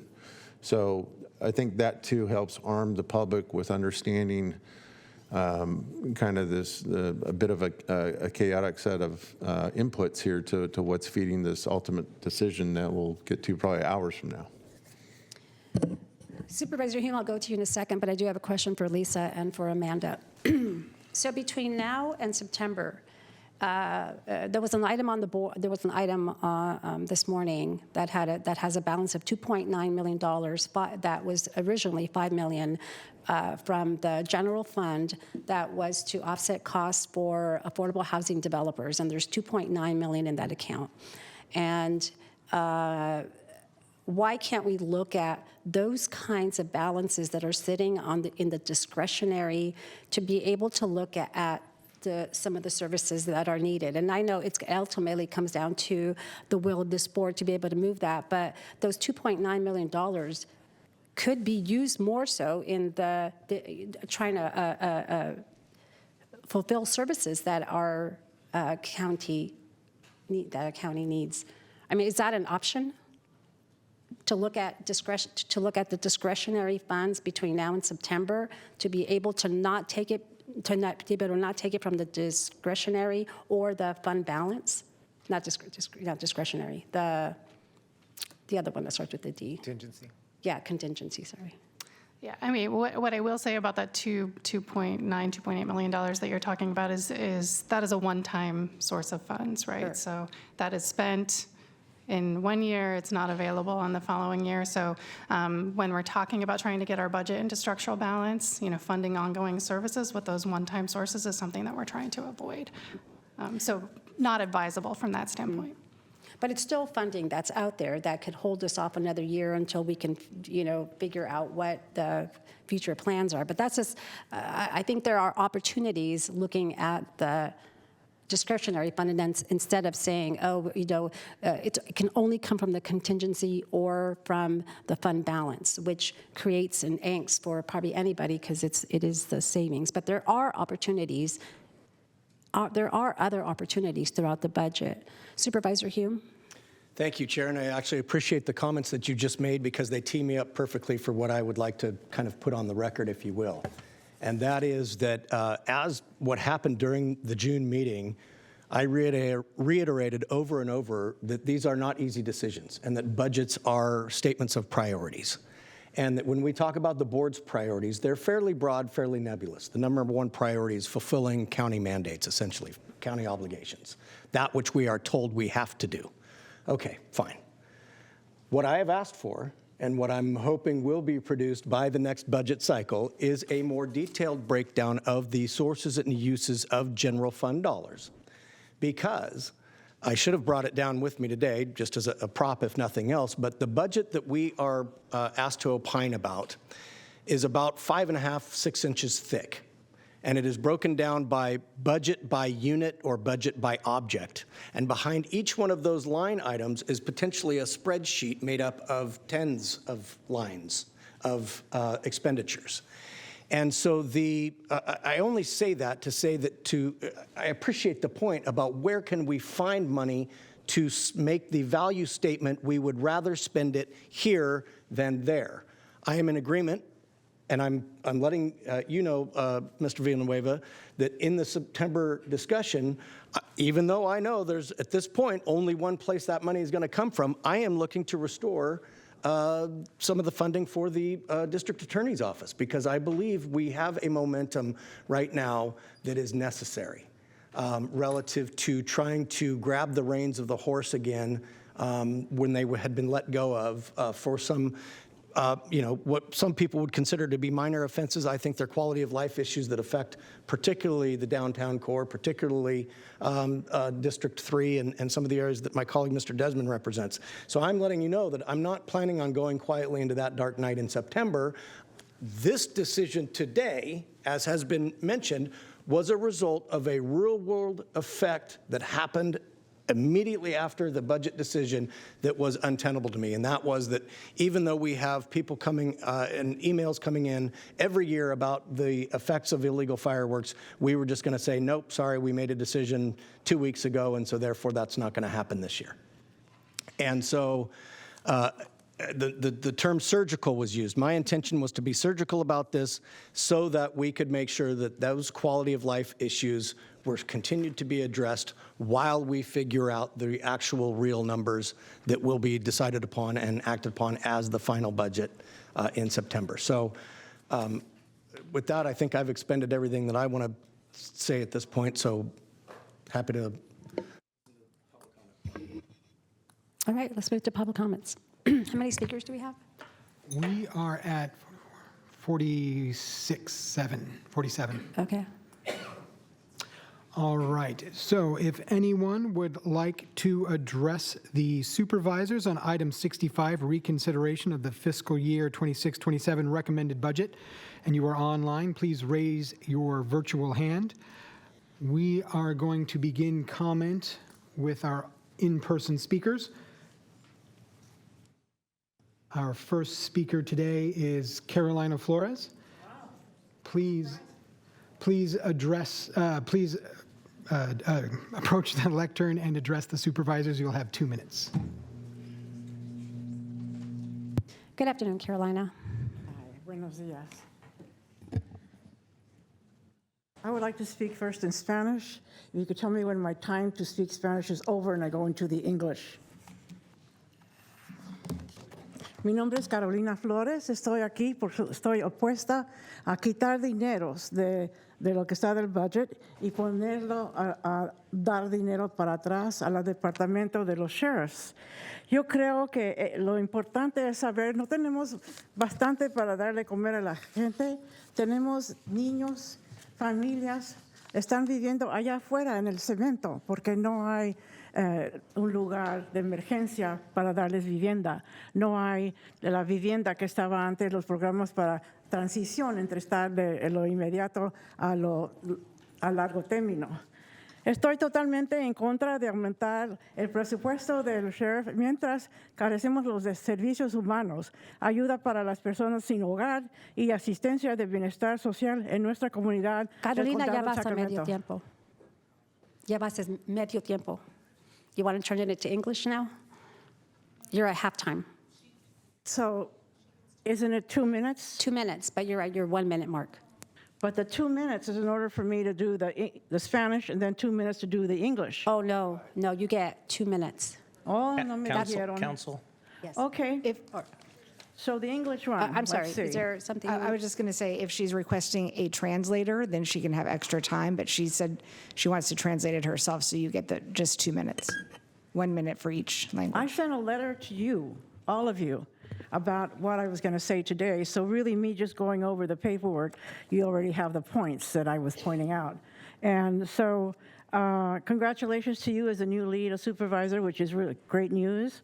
I'm with the Benito Juarez Foundation, and we serve Spanish-speaking civic engagement classes, child development, and immigration. We have top state leaders come to our events, and we have galas to raise monies to feed the people. Every week, we give 50 to 100 families food. And we don't get government monies. We've never gotten money from the county to feed these farm workers. So I'm asking that you wrap it up, perhaps Caroline. think about getting money from the state, an infusion of cash to help pay for your deficit, rather than taking money out of the mouths of the Carolina, you gotta human wrap it beings up and now. giving it to law enforcement. I think sheriffs is Thank you. doing a wonderful job, but we Thank you. can't give up feeding the children to give salaries to the sheriff's Thank you, department. Carolina. I Mil gave you gracias. extra time because I interrupted you halfway to let you know. So, but thank you. Our next speaker in the chamber is Richard Braden.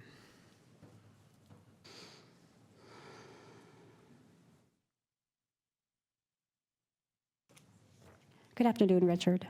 Good afternoon, everyone. Thank you all for listening to us today. And I'm owner-operator of the Wendy's location at 4320 Watt Avenue, where it's a really bad situation with the unhoused people, the drugs, the prostitutions. The POP group is really having some great ideas and helping us. I'm here to talk about my employees and my guests that come into our restaurants and their protection. And I feel that I'm asking if you would consider increasing this so that we can continue to keep the Sheriff's POP group. We're just getting started in getting things. We've upgraded our lighting systems. We've trimmed our trees. We have a laundry list of other things that we're doing to make it uncomfortable for all these people. But without the support of the Sheriff's POP, I don't think we could make it happen. And we're desperately needing to get our sales back because of this. And it's hard times, and I can see why you guys' budgets are down, because our sales are down, and that would eliminate taxes coming in. So I just encourage you to vote to support the Sheriff's POP team. Thank you, Richard. You're welcome. And our next speaker is Dr. Francis Liu, followed by Natasha Minsker, and then Becky H. Hi, Francis Liu, PhD economist and research manager at California Department of Social Services. Sacramento County has chosen to balance its budgets on the back of its most vulnerable residents, reducing access to social safety net programs when the need is greater than ever, sweeping and arresting unhoused people rather than connecting them with housing or services. The county is in a tough budget year largely because of H.R. 1, cuts to federal funding and creating new eligibility restrictions for CalFresh and Medi-Cal, and these are core safety net programs that 1/3 of the county residents rely on. 1/5 of the county is also immigrants, and they're getting kicked off program, losing work permits, and fearful for their lives under this federal government. And what is the county doing to protect them? And before H.R. 1 even went into effect, CalFresh caseload was already declining. It declined by 3.6% in Sacramento County, and 9,600 people have already lost benefits. That is a shame. And though this is a puzzle for the state, when we look at Sacramento County's budget, the story is very clear. Across the board cuts for all departments, while 90% of restored funds to the sheriff and district attorney. The county already spends 70% of its general fund on harmful policing in the criminal legal system. Now you're asking to spend half of the remaining contingency funds on the sheriff or out of affordable housing funding. That is despicable. The county should be drastically increasing its investment in critical social programs and healthcare. The POP team is a disgusting use of county resources. This is not services. These people arrest people, they dispose of all their property, and they throw them in jail. And that is why 1/3 of the people entering our jails right now are unhoused, because you will not connect them with housing. Only 12% of 311 calls actually receive a response. Why are we not giving people shelter? Why are we not giving people health care? That is disgusting. I cannot even, this whole conversation is ridiculous. The fact that this is being reopened for policing and not helping people. Thank you, Dr. Liu. And as I call your names, if you're in the chambers, please line up behind and be prepared to be the next speaker. Next up is Natasha Minsker, followed by Becky H., and then Sarah C. Natasha Minsker, I live in District 1. You acted responsibly in June. Faced with a budget deficit, you made cuts across all county agencies. You had hard choices, but you acted responsibly. The sheriff and the district attorney are not acting responsibly. They do not care about the budget deficit. They don't care that you were forced to cut funding for child abuse prevention. They don't care that you cut funding for foster youth. The district attorney and the sheriff are acting irresponsibly by manufacturing a crisis. You cut vacant positions. They are telling community members that they cannot provide services, but that is not true. They have exactly the same number of staff now as they did in June. And if they chose, they could continue to provide services. You made responsible choices. The district attorney and the sheriff are also not being responsible with the money you've already given them. We are here again to object to the district attorney wasting millions of dollars on death penalty prosecutions.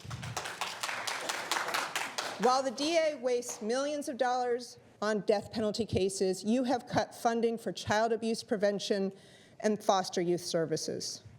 Nearly every person sentenced to death in California was severely abused as a child. Foster kids are disproportionately represented on the condemned row. When you cut services that meet the needs of foster kids and Sacramento's most needy children, you condemn those children to abuse and a lifetime of trauma. These cuts have real-world consequences. Cutting vacant jobs at the sheriff and district attorney office do not. Thank you. Thank you. Our next speaker is Becky H., followed by Sarah C., and then Becca Gonzalez. Hello, good afternoon. So this is weird, right? Like the budget was settled, and everybody took their 2.5% with a grimace, but they did it, except for the sheriff and the DA's office, and now they're back, and they want more. I just think that's ridiculous. So my name is Becky, and I'm a constituent from District 5. I'm a retired state employee who spent 20 years as a mental health worker in CDCR and DSH. So I witnessed firsthand the downstream effects of budget decisions that prioritize policing, prosecutions, and incarceration over social support. From these shenanigans that y'all are trying to do here at the county level, shame on you for bringing this back up for this. It's ridiculous. Listen, the federal government passing H.R. 1 and flooding ICE with our taxpayer dollars, this is a fallacy that policing is the answer to social problems, and it's been debunked over and over and over again. It just doesn't work. It actually doesn't keep people safe or help anyone. What it does do is exploit and victimize the most vulnerable among us.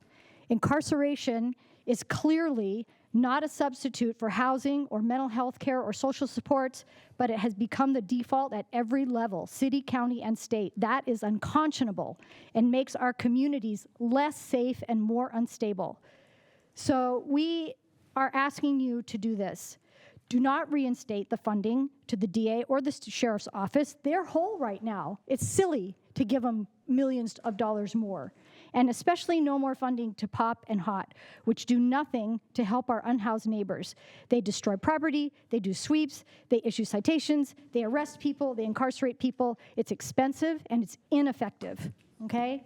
So we need to restore funding to the social services that actually help people in this community. I just am appalled that you guys are even trying to do this. Thank you, Becky. Our next speaker is Sarah C., followed by Becca Gonzalez, and then Marcelena M. Good afternoon. I'm a constituent of District 5 and a member of the Sacramento Democratic Socialists of America.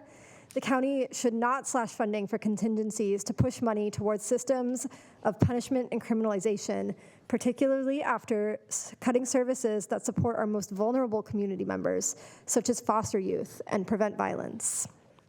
Our county budget should prioritize programs that provide support for foster youth, not fund the sheriff and DA to put them in cages once they've already fallen through the cracks in the system. Thank you. Thank you.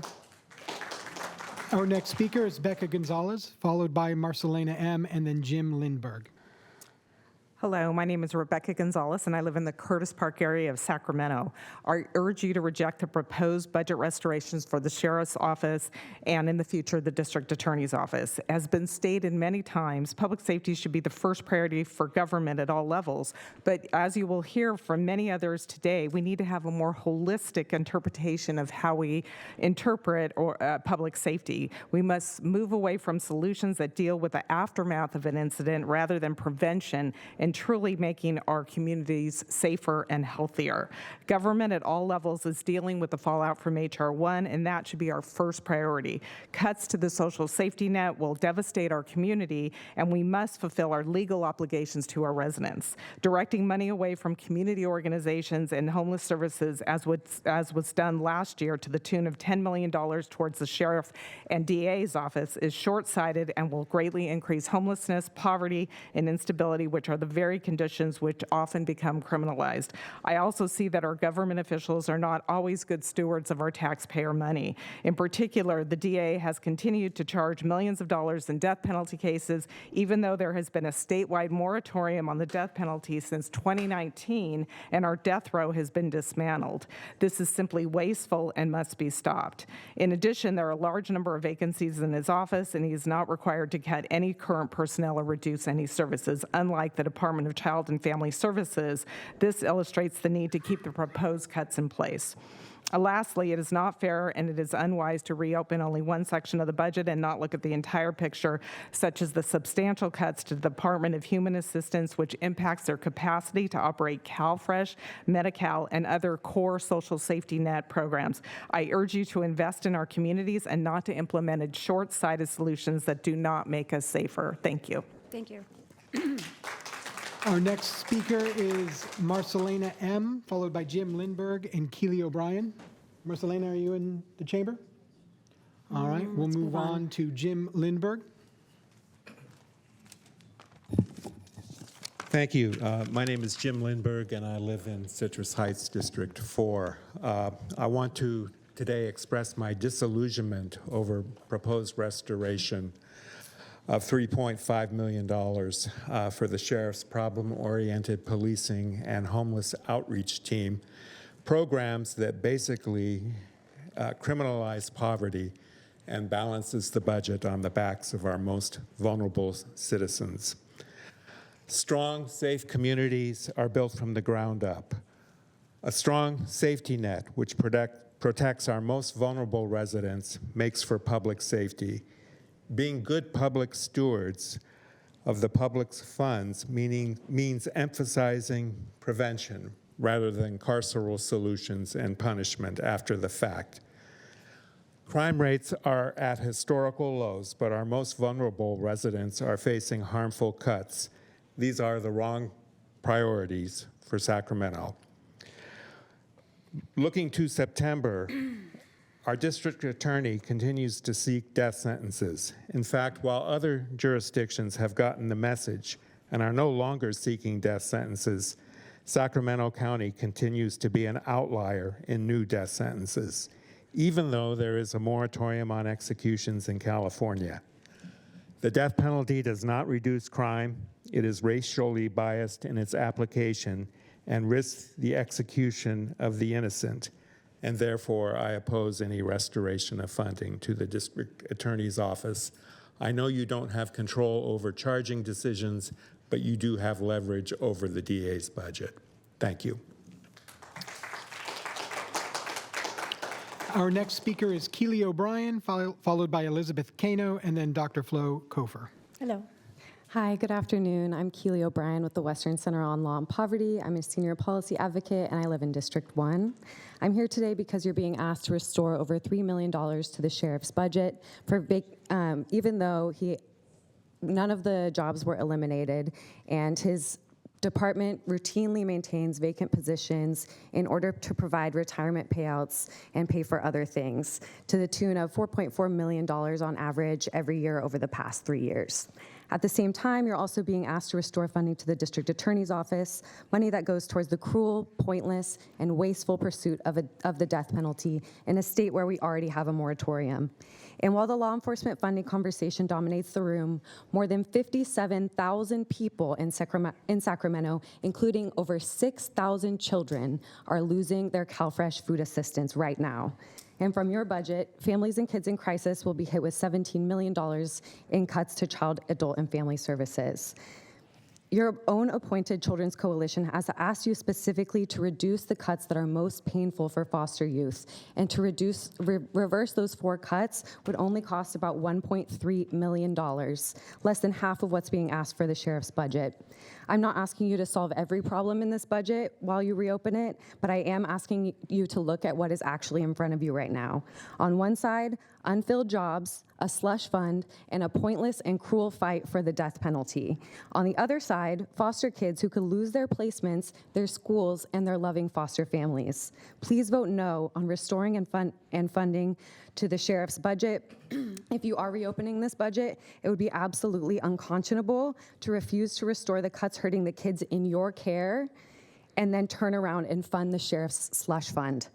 If you are reopening this budget and you have $3 million to spend, restore funding for Birth and Beyond, foster youth transportation, and welcome home centers, and you can use the remaining $1.7 million to help feed the 6,000 kids in Sacramento who are losing their food assistance. These are children already in the county's care, and that's what we owe them. Thank you. Thank you, Keely. I have a question. I have a question for our clerk of the board. I didn't open a public hearing. Does it matter?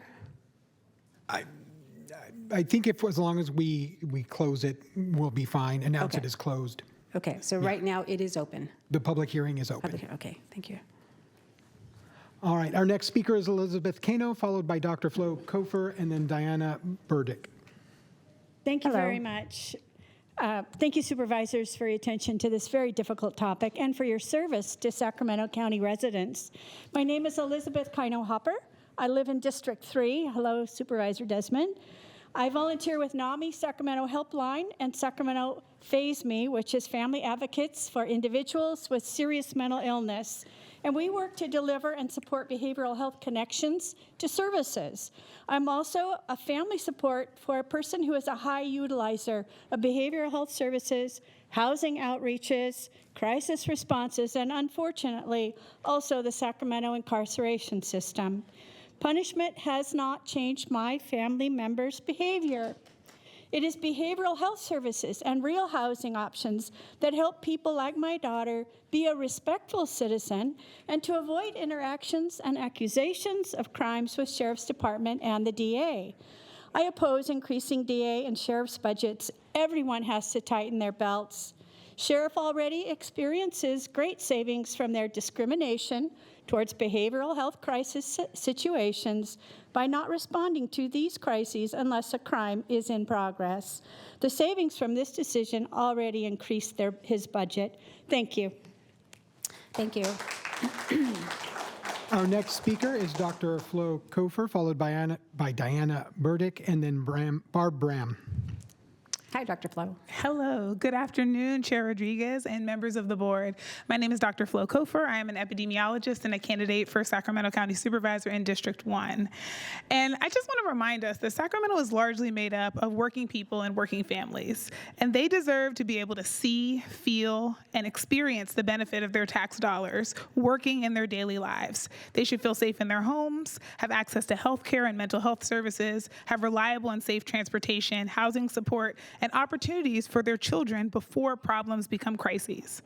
I am pro-public safety because public safety is public health. The purpose of every budget we pass should be to extend the number of years in people's lives and improve the quality of life in those years. We do that through emergency response systems, but we would be absolutely remiss and irresponsible if we invested all of our resources in responding to emergencies while neglecting to prevent them. A fire department that only extinguished fires but never inspected buildings or installed smoke detectors would be considered fiscally irresponsible. Yet that's too often how we approach public safety, spending more money after people have been harmed while cutting the programs that keep people housed, healthy, stable, and connected. I would urge the board today to delay making any changes to the budget until you can have a full conversation about the budget in September. That is the designated time, and I do not believe the request that's being considered today merits early consideration. It should be considered while every other portion of the budget is open for reconsideration, not just policing and prosecution. Furthermore, the district attorney and the sheriff are independently elected in our county. That means that the money that you've allocated to them is theirs to spend. If they believe there are priorities that it should be spent on, that is within their discretion to do so. They do not need additional money to be able to do any of the things that they think will keep our community safe. And so that is their mandate, and it is not up to you to have to open the budget at a time it's not normally opened to be able to make these considerations. I urge you to vote no and reconsider this with the full budget in September instead of cutting into our contingencies when there are actual emergencies that we should be using those to fund. Thank you. Thank you. Our next speaker is Diana Burdick, followed by Barb Ram, and then Nikki J. Hello, Diana. I am a member of District 5, and I was raised in a military environment and respect law enforcement. I also believe, though, in representing all of our citizens, regardless of race, religious beliefs, etc. Our current sheriff does not.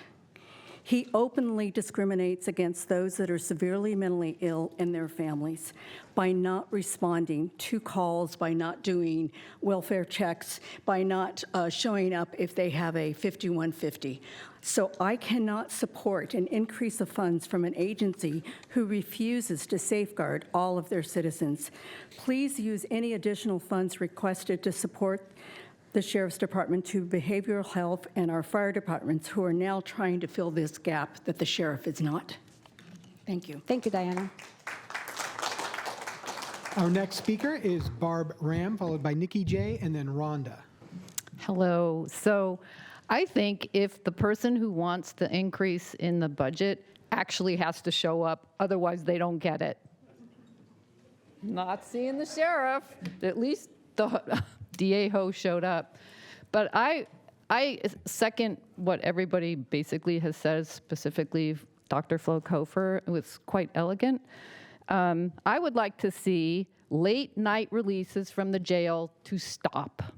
And I believe if you stop releasing people late night from the jail, and we recently had a grand jury investigative report come out again saying don't do this, and many other counties around the state have stopped, that you will save money.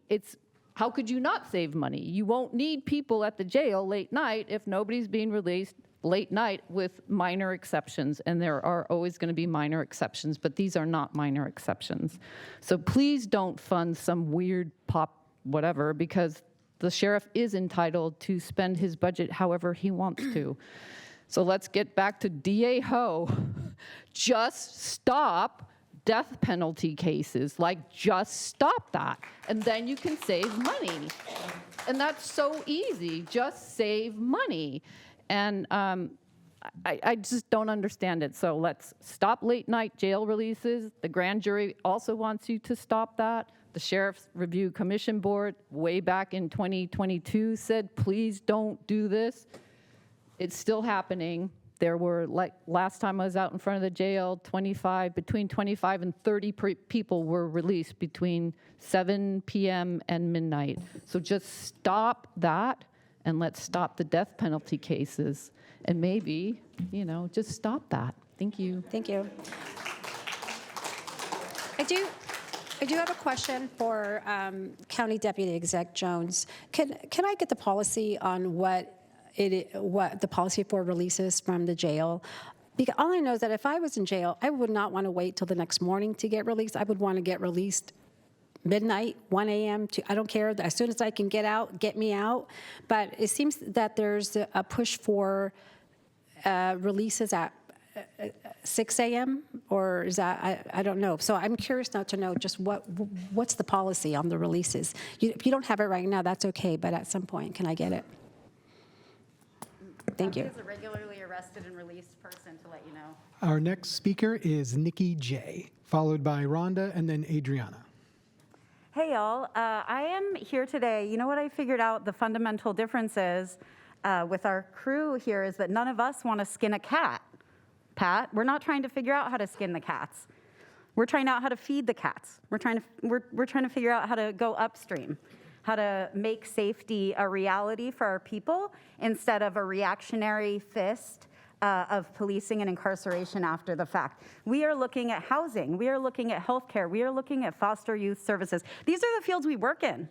These are the fields we every day, day in and day out, support the people in our community, uplift people's lives, try to support their well-being, their safety. Fundamental safety comes from a well-being of individuals in our community. If we are defunding the well-being of individuals in our community, we are going to end up with a less safe community, no matter how many vacant cop positions we fund.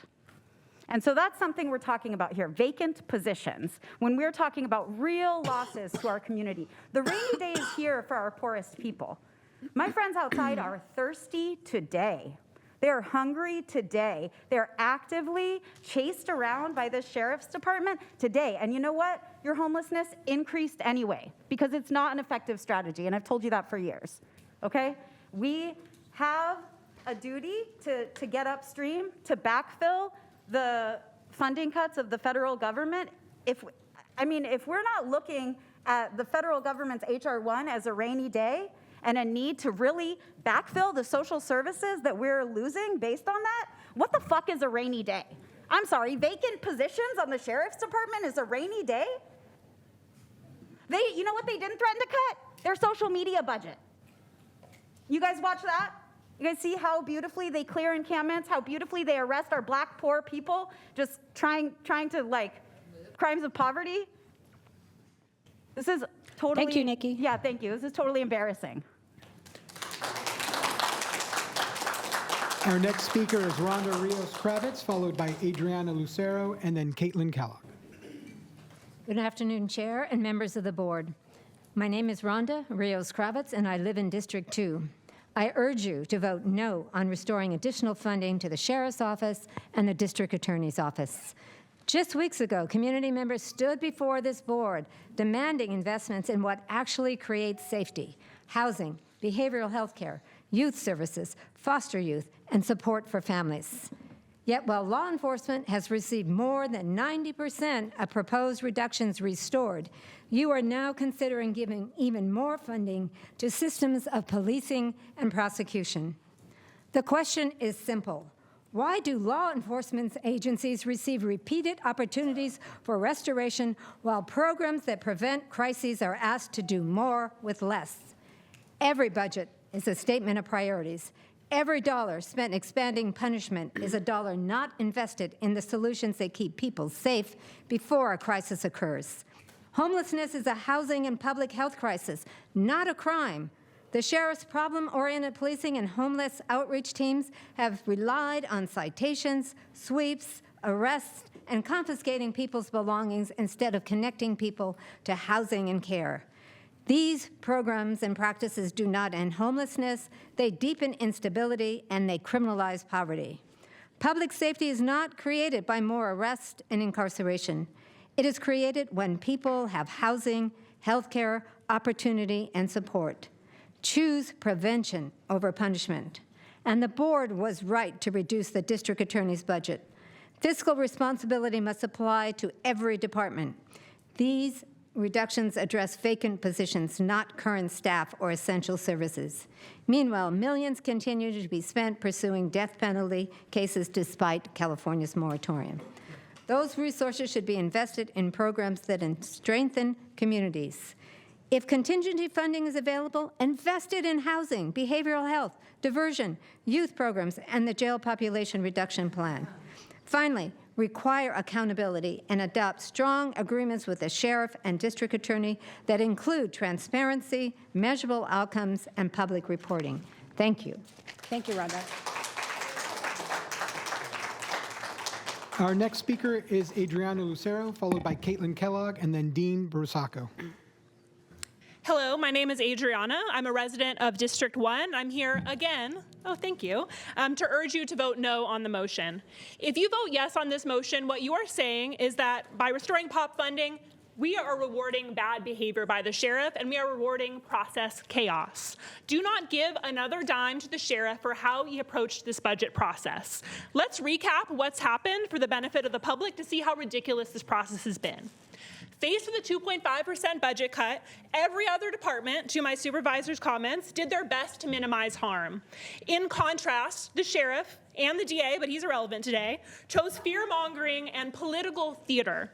First, they chose which programs to cut, and they chose programs that sounded good on paper, like POP, like homeless outreach, like the misdemeanor unit, to spark maximum controversy. Second, they stoked panic about a public safety crisis, intentionally obscuring that vacant positions were what's being cut. Finally, they used our dollars to mount a massive PR campaign, packing this room back in June with deputies and business owners. Social services didn't line the chambers with everyone impacted by your cuts. They understand a budget shortfall requires looking out for the collective good. But the sheriff and the DA's message is clear. They will do whatever it takes to get theirs at the expense of everyone else. This manipulation extends to the process itself. Running a budget process that forces regular working people to repeatedly burn days off just to compete with a taxpayer-funded PR stunt and deal with process chaos is unacceptable. Don't reward the way in which you threw everyone's lives in chaos to show up today. It's not fair, it's not right. Come back to this motion in September. Don't throw up on the process simply because the district attorney and the sheriff are manufacturing a public safety crisis. We can do everything that the POP team is supposed to do with non-police responses. Stop letting the sheriff and the DA push you around. Thank you. Next up, we have Caitlin Kellogg, followed by Dean, and then Adrian Bankert. Hello. Hi there. Thank you so much. My name is Caitlin Kellogg, and my spouse and I have been a resident of District 1 since 2015. We even bought a house in 2017 and got married there. I'm a graduate student at the University of San Francisco here in Sac, working on my master's in counseling psychology to become a marriage and family therapist. One thing I've learned over and over again in all my classes about trauma, childhood development, adolescent development, adult development, is that early intervention is the thing that helps the most in mental health care. Funding programs for kids, giving kids access to programs, mentors, reduces the risk of ending up traumatized or in jail, and often in both. Programs that support children, foster youth, families, and other vulnerable community members are facing cuts without the same urgency or reconsideration. And I think that this is how public safety needs to work, not by throwing away people in jail or throwing away our neighbors or our neighbors' kids. I don't know how to convince you to care about the children of Sacramento County. They don't have any money to offer your re-election campaigns. They can't even vote for you. There's no kids here to speak up for themselves, so we have to do that for them. And so I'm just asking you to reconsider this vote and give the money to the people who need it the most, the children, the youth, the kids who can't show up today. Yeah, it's our responsibility, every single one of us in here, to take care of the young people in our lives and our neighbors, and to give them what they need to thrive. Thank you. Thank you, Caitlin. Our next speaker is Dean, followed by Adrian, and then Kenya. Hello. How's everybody doing today? Here we go. If we didn't have any crime, we wouldn't need the sheriff's department. If we didn't have any crime, we wouldn't need the DA's office. Very simple. We can get rid of them. But we do have crimes. We do have people ODing in the streets. What do we do? Who do we call? These folks ain't going to show up to help these folks out. We have a lot of things going on in our communities. The business owners of this county provides the majority of taxes. Papa believes they don't. We provide the damn tax. I'm sorry. I didn't mean that. I didn't mean to cuss. We provide the majority of the taxes. So by saying that we are nobody is wrong. We support our sheriff's department and we support our DA's office because we need that safety net. If we didn't have crimes, we wouldn't need that safety net. We have crimes. We have an individual in here that says he's the senior of all supervisors. That is super great. What happened 20 years ago when the jail needed to be retrofitted? How come you didn't step up then and started that process? Because I wasn't elected. No, or 16 years ago, I'm sorry. I apologize. 16 years ago, I do apologize. But here we go. We can keep kicking the can down the street, but when the crime keeps going up, what do? Who's going to be out there supporting the businesses in our county? That's all I want to know. Who's going to support us? I don't see anybody stepping up. That's all I have, guys. I'm sorry. Thank you. Our next speaker is Adrian Bankert, followed by Kenya Bell and then Rebecca Evans. I applaud the empathy and the compassion that you all must consider when making these big decisions. Those I love have been treated by Sacramento County and received some of these mental health services. And so we have empathy as a community. However, this board does grant nearly half the budget to some type of social services and mental health, billions more than law enforcement and criminal justice. And all of our families need peace of mind. POP, problem-oriented policing, these teams support HOT, homeless outreach. You cannot look at any of this as a line item in your budget. These teams all work together. The DA works with the sheriff, and you can't separate them as we've done today. Supervisor Desmond, I know your constituents are very grateful you survived that horrible motorcycle crash, and I only reference that because that is personal to you and your family.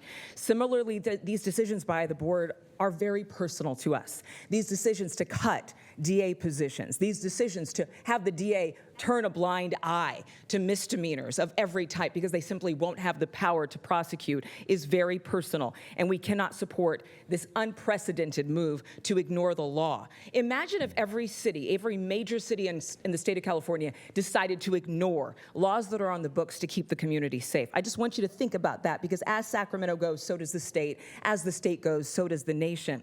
And if you think about what happened to Supervisor Desmond, it was said in an article that his life was saved because of his helmet and because of the gear that he had on.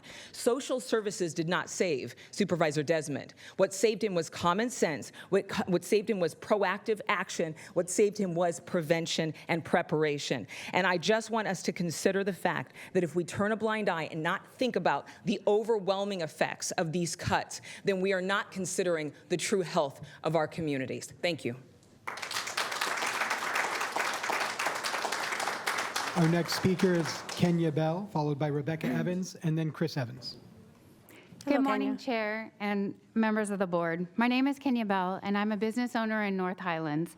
I came here with this whole speech of what I was going to write, and then I sat in here and just heard over and over again about the children and kids. And what I'm saying today is that my kids grow up in this neighborhood, and my grandkids and my foster kids are in this neighborhood. And what we need is safety. I have a business, and my daughter can't walk out the doors of my business right now to walk across the street to go to Starbucks to get a drink at 15 years old because of the homeless and the area that we're in right now. I know that there's a lot. I have compassion, and I really want what's best for every human out there, and I know that your decision is really rough. But as a business owner and somebody who's trying to make a difference, who really cares about this community, who's raising a family there and hasn't chose to leave behind to move to a different area, I urge you, please, to understand what these police officers and what the POP team does for us. What I've seen them do in my parking lot alone is they've come and they've contacted with these cars that pull up and they're handing out drugs to people. That is not helping those people. What is helping is the POP department that comes in and contacts that car and stops them and removes the car from coming and interacting with the homeless in my parking lot. What helps is the DA that follows up with that and gets those people from the car into a jail where they have time to clear their mind and make decisions at the other end of it. I know it's not easy. We don't want to see people in jail. I've seen it in my own family, right? My daughter was an addict, and the thing that saved her life was to going to jail for 30 days and getting her mind right and being able to get on the other side of things. I really urge you to follow up and continue with this process. Thank you. Thank you. Our next speaker is Rebecca Evans, followed by Chris Evans and then John Vignoki. Good morning, Chair and members of the board. My name is Rebecca Evans, and I'm here today representing the Greater North Sac Chamber of Commerce, the hundreds of businesses, property owners, employees, and customers who depend on safe neighborhoods to survive and thrive. Public safety is not simply a line item in a budget. It is the foundation of a healthy economy. When businesses don't feel safe, they reduce hours, postpone investments, struggle to hire employees, and in some cases, they close their doors, which has happened over and over here. Families make the same decisions about where they shop, dine, and spend their time. I understand this board is facing a huge, difficult budget decision. However, I respectfully ask that you preserve funding for the Sacramento County Sheriff's specialized teams and proactive crime prevention efforts. Our hot teams, our POP teams, they make all the difference along with our district attorneys. These units do more than they respond to a crime that has occurred. They work to prevent crime, disrupt organized criminal activity, protect vulnerable residents, and build partnerships that keep our communities safe. Crime prevention is almost less expensive than dealing with the long-term costs of crime after it happens. As someone who works every day with businesses throughout North Sacramento, I hear concerns firsthand. Businesses want to invest, they want to grow, they want to create jobs, they want to serve their community, but they must feel safe. So I urge you to whatever you have to do, we stand behind you 150%. We appreciate what you do, but please, remember the public safety. I know you do. I'm not even questioning that, but we do appreciate all that you do and wish you the best of luck on this project. Our next speaker is Chris Evans, followed by John Vignoki, and then Aaron Zeff. Hi, Chris. Hi, good afternoon, Supervisors. Chris Evans. Today I'm representing the Antelope Business Community District. And I think I'm representing something unique here today because I'm one of the few people standing here who can say to you, we spend about $300,000 a year for security in my district. That's about 6 calls a day that my security team in my district handles that the Sacramento County Sheriff doesn't have to handle. And those are calls, are weird calls, like, you know, Billy Bob is pooping in the doorstep again. Those are the calls we don't want sworn officers in. But what we do need is the hot team. What we do need is the POP team. We have a whole system where, as a PBID, if you look at over the last 4 years what's gone on in our PBID, you even see from the crime map that was just put out by the homeless agency that crime has kind of disappeared a lot in Antelope, and that's because we have a constant effort. It's not all about crime. We have an award-winning homeless outreach program. We've won 2 national awards because of the way we treat our homeless and the programs we have in place in Antelope. And by the way, a lot of the advocates I'm hearing here today, I've never seen them in Antelope, and I've been there 6 years working with the homeless population.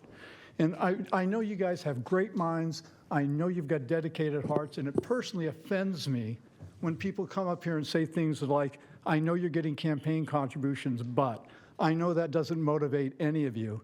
And I even know that if Councilmember Desmond was a little bit tougher, he'd be here today, rather than looking in from the distance. And in closing, I just want to say this to DA Ho.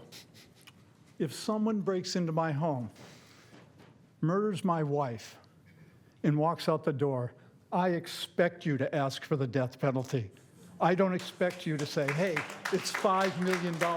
My wife wasn't worth $5 million. The death penalty may not always be off the table here in California. And when it's not, I want those crimes prosecuted. Thank you. Don't leave, Chris. Chris, hold on. Supervisor Serna. Thanks, Chair. Chris, you and I have known each other for a while, and you do great work, as you mentioned, in the Antelope area, but I've also seen you do similar work in the River District, in that part of the supervisorial district that I represent.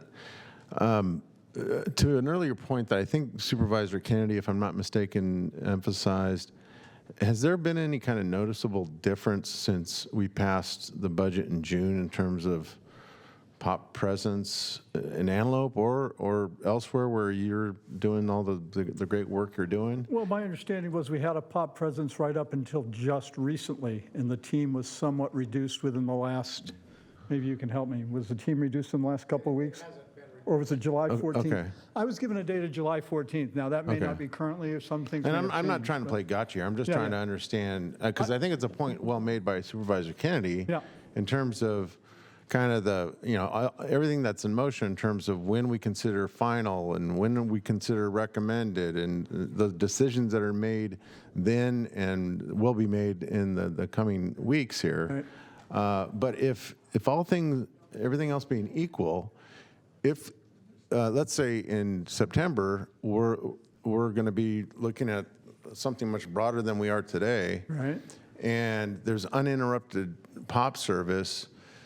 Is that how does that have a bearing on kind of what the conclusions that you're making here in terms of the statements? No. What I'm saying, Supervisor Serna, is if you reduce the hot team and the POP, I know the hot team's fine. I'm asking, the POP team, it is going to impact our services. Right. And again, we're spending $300,000 but a it's year. when we might reduce. When is the practical effect of the reduction? Is what I'm saying. The day they happen is a practical effect. Okay. And so far, I have homeless you just had encampments the that pop up every day. I know, but you just had the undersheriff and Bacchus say they haven't been cut yet. Okay. So again, I I was given a day of July 14th, but things may have changed that way. Okay. But again, we rely on all those services. And by the way, again, CORE. We're calling it the CORE program now. We used to call it the CNO program, chronic nuisance offender, but that was offensive to somebody, so now we call it the chronic offender recovery program. Those are things we rely on, and I can give you a long list of people, as can DA Lithicum, of people who have been helped because of that program. No argument. That's part of what the POP team does, though. Yeah. So anyhow, if you can keep the services the same until September, God bless you. We appreciate you, and we do pray for you every single day that you're going to continue on. You are the 5 people that we want in this position. We know you have good hearts, and we appreciate you. Thanks, Chris. Thank you, Chris. Next up is John, followed by Aaron Zeff, and then Robin Blanks Guster. Hi, John. Good afternoon, Chair and members of the Board of Supervisors. Supervisor Desmond, hope you get better fast and fully. John Vignoki, CEO of the Sacramento Regional Business Leaders Council, Sacramento's only independent, privately funded business organization. It's interesting sitting in the audience and seeing all the anger and upset folks come up here from Decarcerate Sacramento and DSA and NorCal Resist and whoever else. Like, they won the argument, right? We have defunded law enforcement, maybe not locally, but we have at the state level. We had realignment, we had Prop 47, Prop 57, we have mental health diversions, we have more tools now of keeping people out of prison. And actually, some of those reforms I actually agree with, that prison isn't necessarily the best way to rehabilitate people. But what we do have and what we do need is accountability, and that's what the sheriff and DA department do. And why we're opposed to cutting anything out of these budgets is because you're the last line of defense, right? You are not getting the support that you need from the state of California when it comes to prisons or housing first, okay? All the money that we're spending on these social services, homelessness is exploding because housing first and letting people do drugs without any accountability and without any rehab does not work. That is why we're seeing the explosion in homelessness. I feel like I'm taking crazy pills. I mean, so we need to fix that, and we can't fix it by taking away or reducing the funding and enforcement accountability action that DA Tinho and Sheriff Cooper do better than any other department. This is a foundational issue for this board and this body. And as a representative of the business community, we're all scratching our head. I want to say we support you 100%, Chair Rodriguez. We appreciate that you're up here fighting for common sense. And we're upset that oxygen is given to these folks who come out here and spout lies. Like our authoritarian governor who overturned and implemented a moratorium on the death penalty, overturned a Democratic proposition that the state of California approved. The voters approved the death penalty. I actually voted against it because I don't believe in the death penalty, but they approved it. So it's just all very confusing, and I wish you the best in your decisions and deliberations from now until September. Thank you. Thank you. Aaron Zeff is up next, followed by Robin Blanks Guster, and then Camille Bailey. Good afternoon, Madam Chair, Board of Supervisors. That's a tough act to follow right there. I want to first start off and say public safety should be recognized for their tireless efforts to keep our community safe. The sheriff, the undersheriff, your command staff, you guys do great work. The district attorney is part and parcel to keeping our community safe. And I heard some other items that needed to be fact-checked. Some folks are blaming the sheriff for mental health response. I just want to let you know that you can go to the big white building across the street, talk to your assembly member. They're the ones that changed the law. Also asked them to fund Prop 36 because 75% of us in the room also voted for that. There was another comment on bail. Bail is based on your ability to pay now, not the severity of the crime. Most people actually don't even pay bail anymore. So when you make bail, you get to leave jail. Sorry, that's at all hours of the night, but that's the challenge that the jail is dealing with now. We talked about POP HOT, misdemeanor prosecution, and the community prosecutors. To me, these are the firefighters. This is the quick reaction force for our community's public safety. Maybe we should just change the name to firefighters POP, firefighters HOT, firefighters misto prosecution, firefighters community prosecution. Be a lot easier to pass a resolution if you add a little firefighter to the mix. I want to also talk about the ability of those groups, HOT, POP, community prosecutor, and the misdemeanor unit. These are the units that are the last line of defense. They are actually saving the lives, giving people an opportunity to change their lives. You got to remember, if you get out of jail with no bail and there's no other tool, you got to rely on your misdemeanor unit to give you a stay-away order or some other tool in the toolbox, so we actually can keep people safe, especially downtown where we have an abundance of challenges. So these are force multipliers. Leverage your team. Do not eliminate one of them because it exponentially will reduce the services given to our community. Thank you, Aaron. Thank you for your time. There were several people who got extra time too, so it's not selective. Our next speaker is Robin Blanks-Gustard, followed by Camille Bailey, and then Brian Powers. Hi, Robin. Hi. Robin Blanks-Gustard, Chair of the Vice of the Children's Coalition here at the Sacramento County Children's Coalition. I'm here just representing the coalition. Can't see the glasses on, of course. And I just wanted to say, present a few things that we have already sent you guys a letter, but I wanted to emphasize a couple of things. One is that we're asking you guys to reject, as in to say no to the district attorney's reduction to the Family Justice Center. We know the Family Justice Center does great work. I've been on tour there, and it's needed. We want to say no to deleting 3 CPS positions for the welcome homes because they need that welcome home support, and we're already overseeing them, and we know what's going on there. We keep our hand on the pulse. Say no to eliminating the youth transportation services contract because they're already being displaced. They're already leaving their communities, so we really need them to have that transportation for after school, or getting back and forth to school, to their community, to just be youth. We also are saying no to the cuts for the Child Abuse Prevention Center and Birth and Beyond. I've had family friends that have done, and they have needed both. Without these services, I don't know where some of them would be. And I'm a very passionate person when it comes to kids because I am the neighborhood grandma. One of the other ones that we want, the growth request that we're supporting, is say yes to the DCFAS request. Can you wrap it up, Robin? Okay. To add Sacramento County Office in Education. I'd really encourage you to look at the letter and to see that these family-centered programs are really needed. Yes, we do need POP still, but maybe you can find contingencies or options. Thank you, Robin. Our next speaker is Camille Bailey, followed by Brian Powers, and then David Dill. Good afternoon, Chair Rodriguez and members of the board.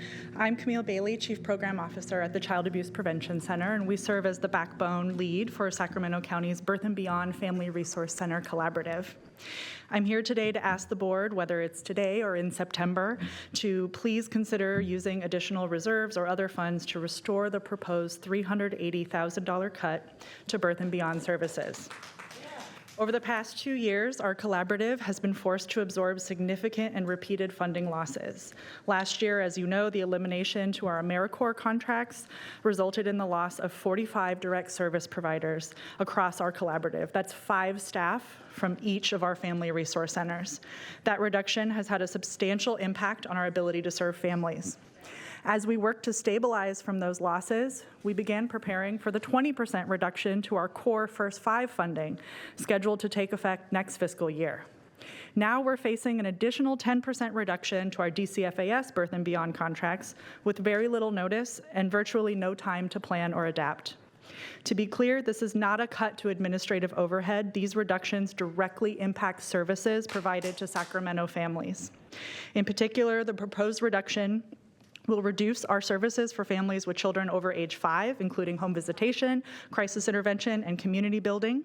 And these cuts will also impact court-ordered parenting education classes, where parents involved in the child welfare systems are completing this education so that they can successfully reunify with their children and prevent foster care placement. These cuts mean fewer staff, fewer services, longer wait times, and longer delays for families working hard to reunify safely with their children. Besides the impact on the services, the timing of these cuts could not be worse. We are currently trying to transition to a sustainable financing model through CalAIM and Community Pathways, and those funding opportunities depend on us continuing services that we then bill for. Cutting capacity now limits our ability to access and maximize those new funding streams, leaving state and federal prevention dollars on the table. We respectfully ask that the board use available funds to keep Birth and Beyond whole. We're one of the few investments that strengthens health outcomes, educational success, child welfare, economic stability, and yes, community safety. Thank you. Thank you. Our next speaker is Brian Powers, followed by David Dill, then Diana Burdick. Good afternoon. I'm Brian Powers. I live in District 2. Sitting here listening to the people opposed to this motion, and I'm in favor of the motion. Some have philosophical objections. Obviously, some feel there are other services that are more important to deserve the money. And some, and shocking to me, are just frankly hostile to law enforcement. I hope what you will listen to most clearly this afternoon are the people from the business community. I'll go back to the first gentleman who spoke. Some of these people just don't understand common decency. The first gentleman who spoke, who has a business that's being assaulted by crime, prostitution, drugs in the parking lot, he just wants to keep his business open. And he's a person, along with some of these other business people, who actually work with POP and have worked with POP in the past. And they know that it works for them. And removing POP and depriving them of that runs the risk of them closing their businesses, which impacts taxes, which impacts the people that work for them as employees who are earning money working in those businesses. And that's why I really think you need to restore the funding for POP so that it's not interrupted. And by the way, I also support restoring the funding for the district attorney's office because all of these things are law enforcement. And they're very important. And those people who are immediately and directly affected by crime have told you that they need this program. Thanks. Thank you. Our next speaker is David Dill, followed by Diana Burdick, and then Azra. Hi, David. Hello, how are you? District 4, my name is David Dill, proud United States veteran, and I am here for the business community in my area. The HOT and POP team have really helped. It feels, I have total confidence in the sheriff and the DA department to come and solve our issues. You don't want me to solve the issues because it goes to another escalation. So I feel good that I can call the sheriff, DA, to come take care of our issues. The homelessness has declined in our area. Response times have been extremely well. It's not perfect, but I'm for restoring funds to the departments so that way we can continue the path going forward. So that's all I have to say. Thank you very much to all the supervisors. Thank you. Thank you, David. And thank you for your service. Our next speaker is Diana Burdick, followed by Azra, and then Joseph Ellering. I don't know that you want to hear from me again. I already spoke. Thank you very much. Appreciate that. Our next speaker is Azra, followed by Joseph Ellering, and then Bindu.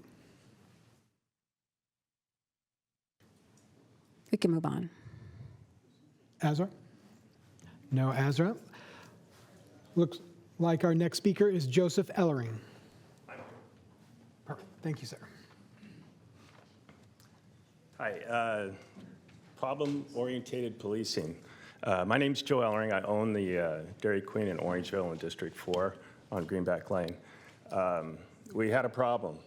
We had fireworks out of control, and we met with our POP officers at our monthly Business Watch meeting for months prior to this. In fact, it's been years that we've had an out-of-control fireworks problem on Main Avenue, which is just around the corner from my store.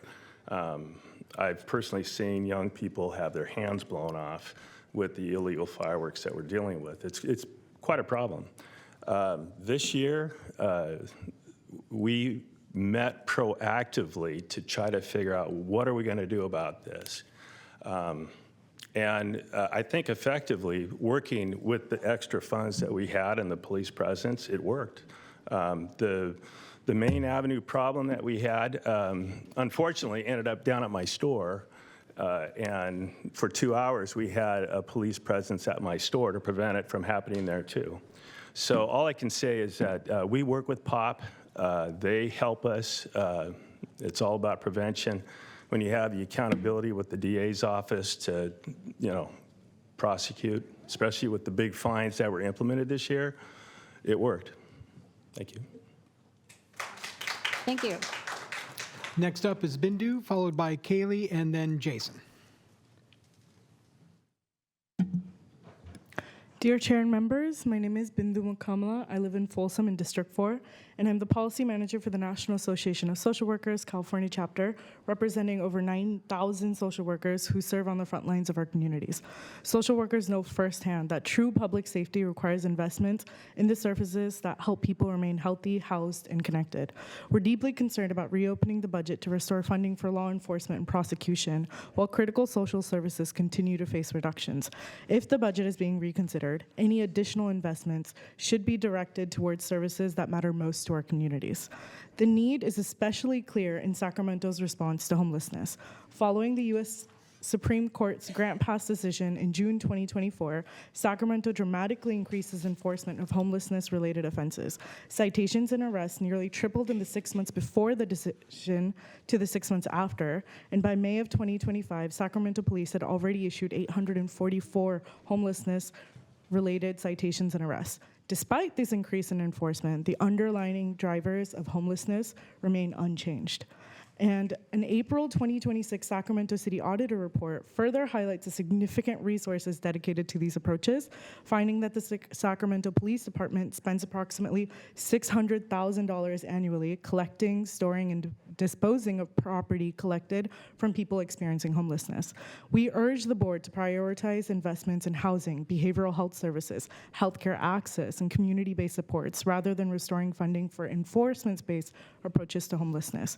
Sweeps, arrests, and criminalization do not address the root causes of homelessness. They create additional barriers for individuals trying to access shelter, services, and long-term stability. At a time when Sacramento County is facing significant budget challenges and uncertainty around federal funding, investing in social services is directly investing in public safety. Thank you for your time and consideration. Thank you. Next up is Kaylee, followed by Jason, and then Jeremy. Good afternoon, Chair Rodriguez and members of the board. My name is Kaylee Olgerson, and I'm here on behalf of the Sacramento Metro Chamber and our member businesses throughout the County of Sacramento to offer our comments on today's reconsideration of the fiscal year 26-27 budget and respectfully urge the board to restore public safety funding as part of this budget reconsideration.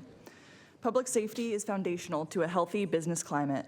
Employers, employees, and customers all need confidence that their neighborhoods, commercial corridors, and public spaces are safe and well cared for. Cuts to specialized public safety teams don't make the underlying problems disappear.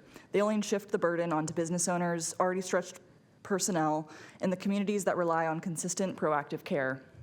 Our POP team specifically works proactively with the businesses and residents to address chronic issues like encampments, retail theft, vandalism, and repeat offenders before they escalate into larger problems for our community. Losing this team or similar functions elsewhere in the budget would be felt quickly at a time when many of our members can't absorb more disruptions or uncertainty to their business. For these reasons, we respectfully urge the Board of Supervisors to restore the POP team's funding as part of this reconsideration. We appreciate the board's continued attention to public safety, and thank you for your consideration of this request. Thank you. Thank you, Kaylee. Our next speaker is Jason, followed by Jeremy, and then Holly. Hi, Jason. Hi. So the county needs to prioritize investments to keep our communities healthy, houses supported. Don't restore funding for the sheriff's problem-oriented policing, nor the HOT program. I have worked in many places around Sacramento County, as well as lived in this county for 10 years, and I have seen people rounded up like animals and shuffled away from wherever folks, business owners, don't want them to be seen at. It's clear that this is ineffective, and it doesn't actually solve the problem. There are hundreds of people that come to a respite program that I volunteer for at times, and they say the same things, that they are unseen, that they're mistreated, and that they are just second-class citizens, or not even. It's clear that a lot of folks in here to me are more worried about the capital gains than about actual other human beings. And that's really concerning to hear, considering every single one of us in here is a human being. So what happens if someone's business fails? What happens if they seek continued hardship? What happens if an underfunded sector like healthcare becomes something that someone has to rely on? For those of us who have not dealt with county healthcare before, for someone who's able-bodied and has a home like me, it takes weeks. It takes weeks of calling. There's no functional website. It takes weeks of calling to see a doctor for anything, really. And to continue to defund that, then restore money to folks, to the police department that's not gonna actually help, this is unacceptable. And like I said, to value capital, to value money over people, that's unacceptable too. Come on. Thank you, Jason.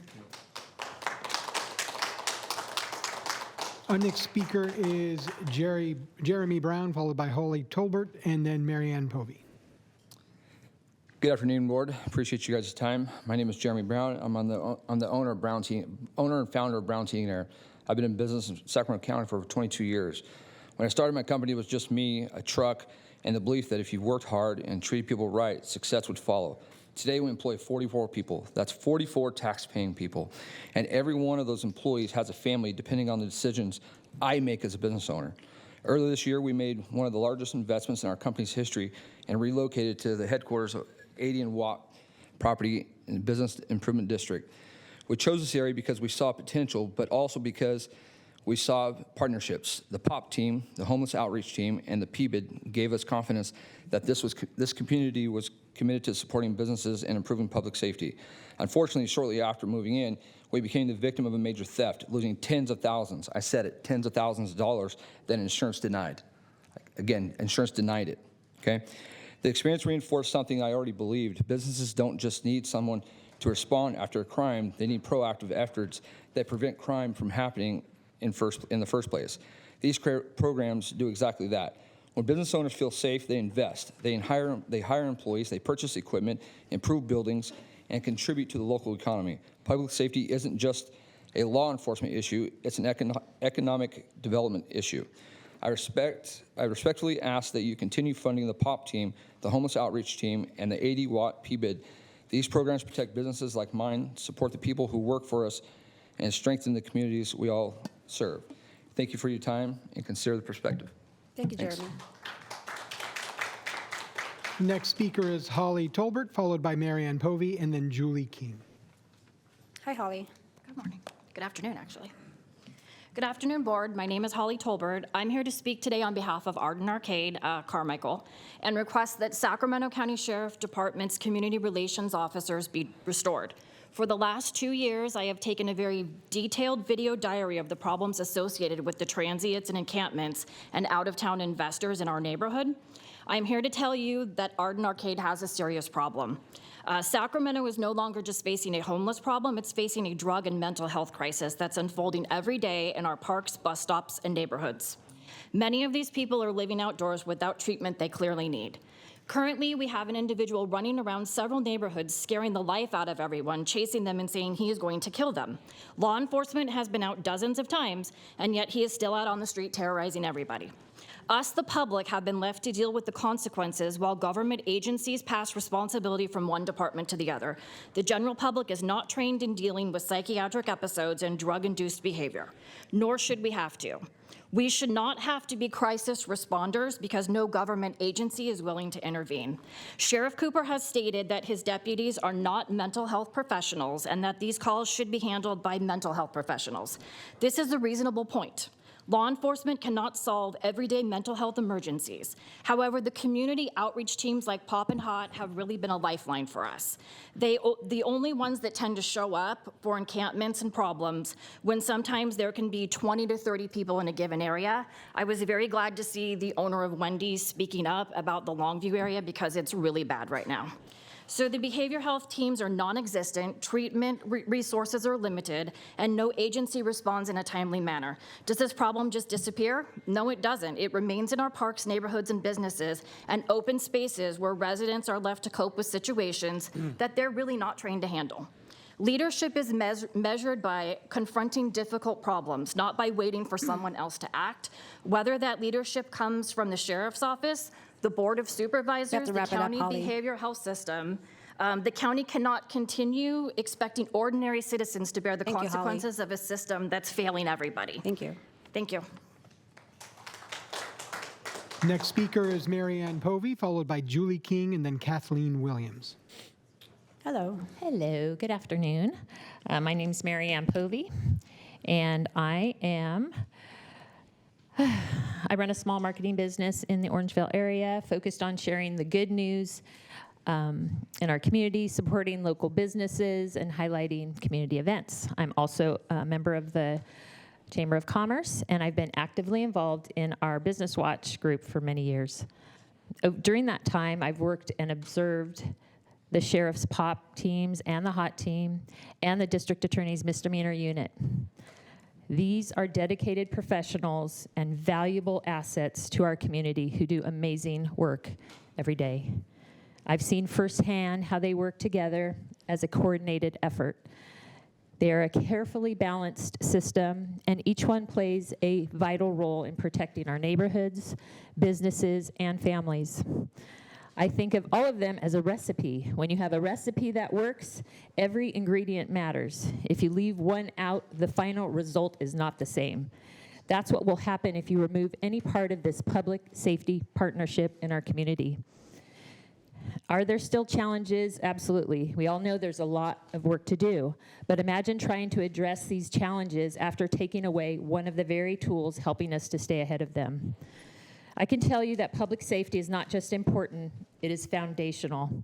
It gives businesses the confidence to invest, families the confidence to gather, and residents the confidence to call this community home. I understand you have difficult decisions to make, but I ask respectfully that you preserve the sheriff's POP team and the district attorney's misdemeanor unit, and thank you for saving the HOT team. Also, on a personal note, I want to say that I've seen the sheriff's team in action. A family member had a mental health crisis. They picked her up, had to go to a mental diversion process or in the middle of it. The DA's office has been extremely helpful in just explaining that and helping to get somebody that really truly needs help back on their feet, and I truly appreciate that. And without Thank you, Marianne. that, anyway, thank you very much. Thank you. Our next speaker is Julie King, followed by Kathleen Williams, and then Stacy Bastian. Hello. Can you hear me? Yes. Okay. My name is Julie King. I own the Last Tangle Salon in Orangeville. I support restoring funds to the Sheriff's POP departments and the DA misdemeanor unit. They have directly, positively impacted my business. These departments must remain funded. California is currently rated as the second worst in the nation for safety. That is deplorable. Sacramento is the capital, and we must lead the way in safety if we are ever to recover. The reason crime has been lowered at all is due to having a strong DA and Sacramento Sheriff departments, and it's still not enough. Safety is the cornerstone to any business thriving. Who wants to go to a beauty salon that they don't feel safe to walk in the front door? Businesses' capital are primarily where funds for these budgets are created. Our small businesses support our children from becoming homeless. Public safety is imperative, or else businesses cannot thrive. These cuts are on the backs of hard-working business owners. Crime is a reality. There are not enough officers to handle the issues. Frankly, those who are blaming consequences for crimes is absolutely backwards. There must be consequences for actions, otherwise these unlawful actions continue. Funding reduction should be at the loss of waste, not within critical services. These departments don't have enough funds for waste. Lack of safety is a lack of care at the core of your community. Thank you. Thank you, Julie. Our next speaker is Kathleen Williams, followed by Stacy Bastian, and then Edgardo Garrick. Hello, Yes, Kathleen. my name is Kathleen Williams. I live in District 1. I've lived there for 50 years. I'm a civil rights lawyer, and I work with the Office of Mark Marin. I think the testimony today illustrates that this is highly political. The Sacramento Bee wrote that Sheriff Cooper, a former California Assembly person, knows that politicians like to be tough on crime. And there's many sincere community people here that are talking on crime. Politicians know, the Bee goes on, that if you, reduce funding or touch law enforcement, you're subject to attack. But this is not and should not be a political issue. We should be looking at why this issue of people living outside and themselves being prey to predators or drug trafficking, why is this going on and on? Year after year, we spend millions. The POP teams go out, the HOT teams go out, nothing changes. And it doesn't change because public safety does not originate with the police. It originates with the community and support for the community, support for health care, support for housing. We are creating the conditions. If you want to call living outside a crime, we are creating those conditions. We are the dire poverty that people are living in, the utter stress and trauma that is producing the fact that people who are openly out of touch reality are living outside, that represents a failure of our institutions and our political bodies, because we are sending the money to this non-solution, which is this bloated law enforcement attack on Thank you, Kathleen. poor people. Thank you. Next is Stacy Bastian, followed by Edgardo Garrick, and then Arza. Hello. Hello. Good afternoon, Chair Rodriguez and members of the Sacramento County Board of Supervisors. My name is Stacy Bastian, and I'm here as a community leader today. First, I want to sincerely thank you for reconsidering the proposed budget cuts. I know the decisions before you are not easy, and I appreciate your willingness to listen to the voices of our communities. Today, I'm asking you to please preserve the Sacramento County Sheriff's POP team and the Sacramento County District Attorney's community team. As you know, this isn't just about line items in a budget. It's about the people who show up when our neighborhoods need them the most. I've had the privilege and honor of working side by side with these teams through our Business Watch meetings. I've watched residents, business owners, schools, and law enforcement come together to solve problems. Issues that once lingered for weeks or months addressed within 24 to 48 hours because these teams are engaged, accessible, and committed to our communities. Being involved in our schools, I think about our students every day. Save neighborhoods, create better learning environments. Families deserve to feel safe, walking to school, shopping locally, and enjoying their parks. Public safety is community wellness. And I want to say, and I want to thank the POP team, and I want to thank the district attorney. I've made the phone calls. I work with our students' families every single day, and I love it. But what breaks my heart is I can't find them resources. The resources I have been able to find have been through the POP team, the HOT team, and the district attorney's office. I have called, and I have found through the POP team. One of the POP team members stayed with one of our families and found them a safe home in 24 hours. I thank them for that. The district attorney helped with a mental health case that we had going on for years, and a dad is able to be a dad again, and I appreciate that. In Rio Linda, Alberta, North Highlands, and throughout the unincorporated areas of Sacramento County, these teams are trusted partners. They don't just respond after something happens. They prevent crime, build relationships, and give residents confidence that someone is listening. Please don't take that away. Thank you. Thank you, Stacey. Next up is Edgardo, followed by Arza. Thank you. Hello. My name is Edgardo Girk. I live in District 6. I'm attending Sac State, and I am a member of Sacramento DSA. We have lost federal funding due to H.R. 1, so if the budget is being reconsidered, then every part of the county budget should be open for reconsideration, not funding for prosecution and law enforcement alone. I believe Sacramento County should only prioritize investments that uplift our communities, keeping our communities healthy, housed, and connected. Destabilizing our community and kicking them when they fall down is moronic mismanagement and not so-called decency. Investing in the social safety net is a core public safety investment the county can make. The board has already made the decision of approving significant reductions to crucial departments and programs, including the Department of Human Assistance and the Department of Homeless Services and Housing. The DA's budget is already 2 times the public defender budget. Prioritize community investment over wasteful spending in the 2026 to 2027 budget. If we misrepresent, it is frustrating hearing all these different ways that it is cast otherwise, and I can see that other people want to see improvement, but are totally detached from what the community is facing due to these over-policing programs. Misrepresenting what role the sheriff's and DA's office has taken with sweet nothings doesn't change the waste after the fact. Do not restore funding for the sheriff's POP and HOP teams, nor the DA's office. Thank you for your time, and do the right thing. Thank you, Edgardo. Thank you. Next up is Arza, followed by our Zoom speakers, Ralph, Kian, you, Michael, and Dr. Kareen McIntosh-Seiko. Hello, hello.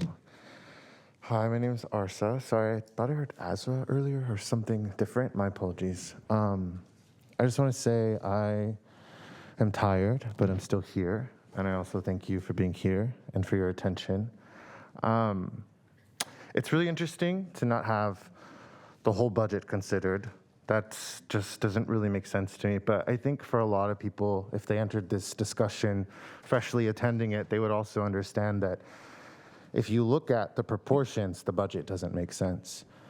We have a lot of discussion today from a lot of business owners, and I'm hearing again and again about this POP team and HOP and how they help them, and I get it, business owners. That's how you imagine and understand the world to protect you and your investments and the way you want to operate through our county. But there are other ways to operate. There are other ways to be supported. We can have different partnerships with the community, and you can have people come to your places of business if you talk to the people who engage in mutual aid, who support, who use their limited resources and funding that they don't get enough of from the county to take care of unhoused folks. it's interesting sitting here. I'm not going to try to win your votes per se, because I don't think that's necessarily what I can do. But I think what I should offer to the room and to all of us is to be a bit more creative and don't just go for the default situation of the cops and the police enforcement is going to solve all of my problems. There's a better way. You could leave water out. You can take care of people. I understand there's complications and it can be difficult or scary, but there are ways to be creative and to be fresh and new. There's also ways to do that with our budget, but it doesn't seem like that's necessarily the direction that we're going. So I'm not really sure necessarily what's more valuable for me is to try to talk to the people out here and to say, dream with me differently, or to talk to you. Thank you for your time. Thank you. And our next speaker is on Zoom. We have Ralph Brown. Ralph, you may unmute yourself, and you will have 2 minutes to address the supervisors. Yeah, I really gotta appreciate having access again to the Zoom features to actually allow for more people to participate in this chamber, although it took a change of state law to require you to do that. But I'm really finding this whole conversation rich with just how much people with direct investments in both the sheriff's office and this board of supervisors are coming out clamoring, begging you to spend $3.4 million on taxpayer funding to for literally 14 people on the sheriff's department. That's how many people we're talking about with this pot team shit. And it's quite frankly ridiculous considering the fact that it was revealed by the SAC Observer last month that all these positions that they're supposedly losing, they're all vacant, they're empty, they're not actually filled. And the fact that some of you are coming up here with these like crybaby stories and anecdotes about it really makes me wonder who's really talking here. What is what is actually going on? And the investment, why are we so, what is at stake for you here? And the reality is, I think for some of you on the board, it really comes down to money. I mean, how much money is Jim Cooper and the Deputy Sheriff's Association paying this board to even consider this, to reopen the conversation around the budget? I believe it's $49,000 to Pat Hume up there, who's been giving a viscerous defense of the sheriff's need for this funding, and $101,000 to Rich Desmond, who's calling in via Zoom, and then at least $9,000 to Chair Rodriguez. But then to the Sacramento Metro Chamber as well, and their network of anti-homeless human business owners who love to just tell these riveting anecdotes while blowing racial dog whistles, considering the fact that the majority of homeless people in Sacramento County are Black and brown. $202,000 to Pat Ralph, Hume. can you wrap it up, please? Yes, I will. And sorry. $108,000 to Rich Desmond and $55,000 to Rosario Rodriguez. So just wanted to note, when I keep hearing these people talk about all the Kian, we thank you. Need for this, I'm not hearing it actually sincerity within All them. right, so thank you. The next speaker is Yuhua. Yuhua, you may unmute yourself, and you have. Yuhua, you can unmute yourself. You now have 2 minutes to address the supervisors. Hello, my name is Yuhua, and I would like to evaluate on a story and an anecdote. I want to explain the story of a young trans person in Sacramento County, and in their mostly white, cisgender, heterosexual community they were surrounded by, they struggled a lot with their identity, and in their early years of high school, they discovered a queer program that Sacramento County helped fund. This program provided resources and affirmed their queerness and gave them a safe space to explore that identity. They even started volunteering with other organizations, showing how much of a positive ripple effect one program can have. And for this kid, just the presence of a program helped them. They said they're the happiest and most comfortable they have ever been. But this is a privileged story, and many queer kids are struggling in poverty, have disabilities, face legal issues and incarceration, and especially are unhoused. In contrast, for another kid, police presence and increasing funds to pop teams might be a reason they don't get those resources. It might be the reason they never get the chance to because they're stripped from their belongings by the police and POP teams, or the programs that give them housing support get cut from the budget. This program, this queer program I'm talking about, was cut because of budget cuts. We barely have preventative measures. And the idea that chasing around unhoused people and youth and stealing their stuff and putting them in cages will make anybody safer long term is simply appalling. If the POP team helps so much, then why are we still having this discussion? Why do people still get brutalized? There's no long-term accountability or anything that the business owners are talking about when people are getting beaten up repeatedly. Crime rates are decreasing continuously, and we have seen that policing does not make communities any safer, especially our unhoused queer populations of color. And the budget reflects this county's values. And if we truly care about public safety, then we should be talking about support, not punishment. There is so much irony for the chair to say they would want to get out of jail as quick as possible while trying to make a decision that would condemn countless unhoused people and children to the same fate of dehumanizing and brutal conditions, not just for one night, but for weeks, months, and maybe even years. Thank you. Thank you.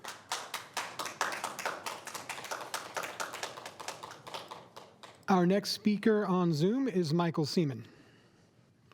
Michael, you may unmute yourself, and you have 2 minutes to address the supervisors.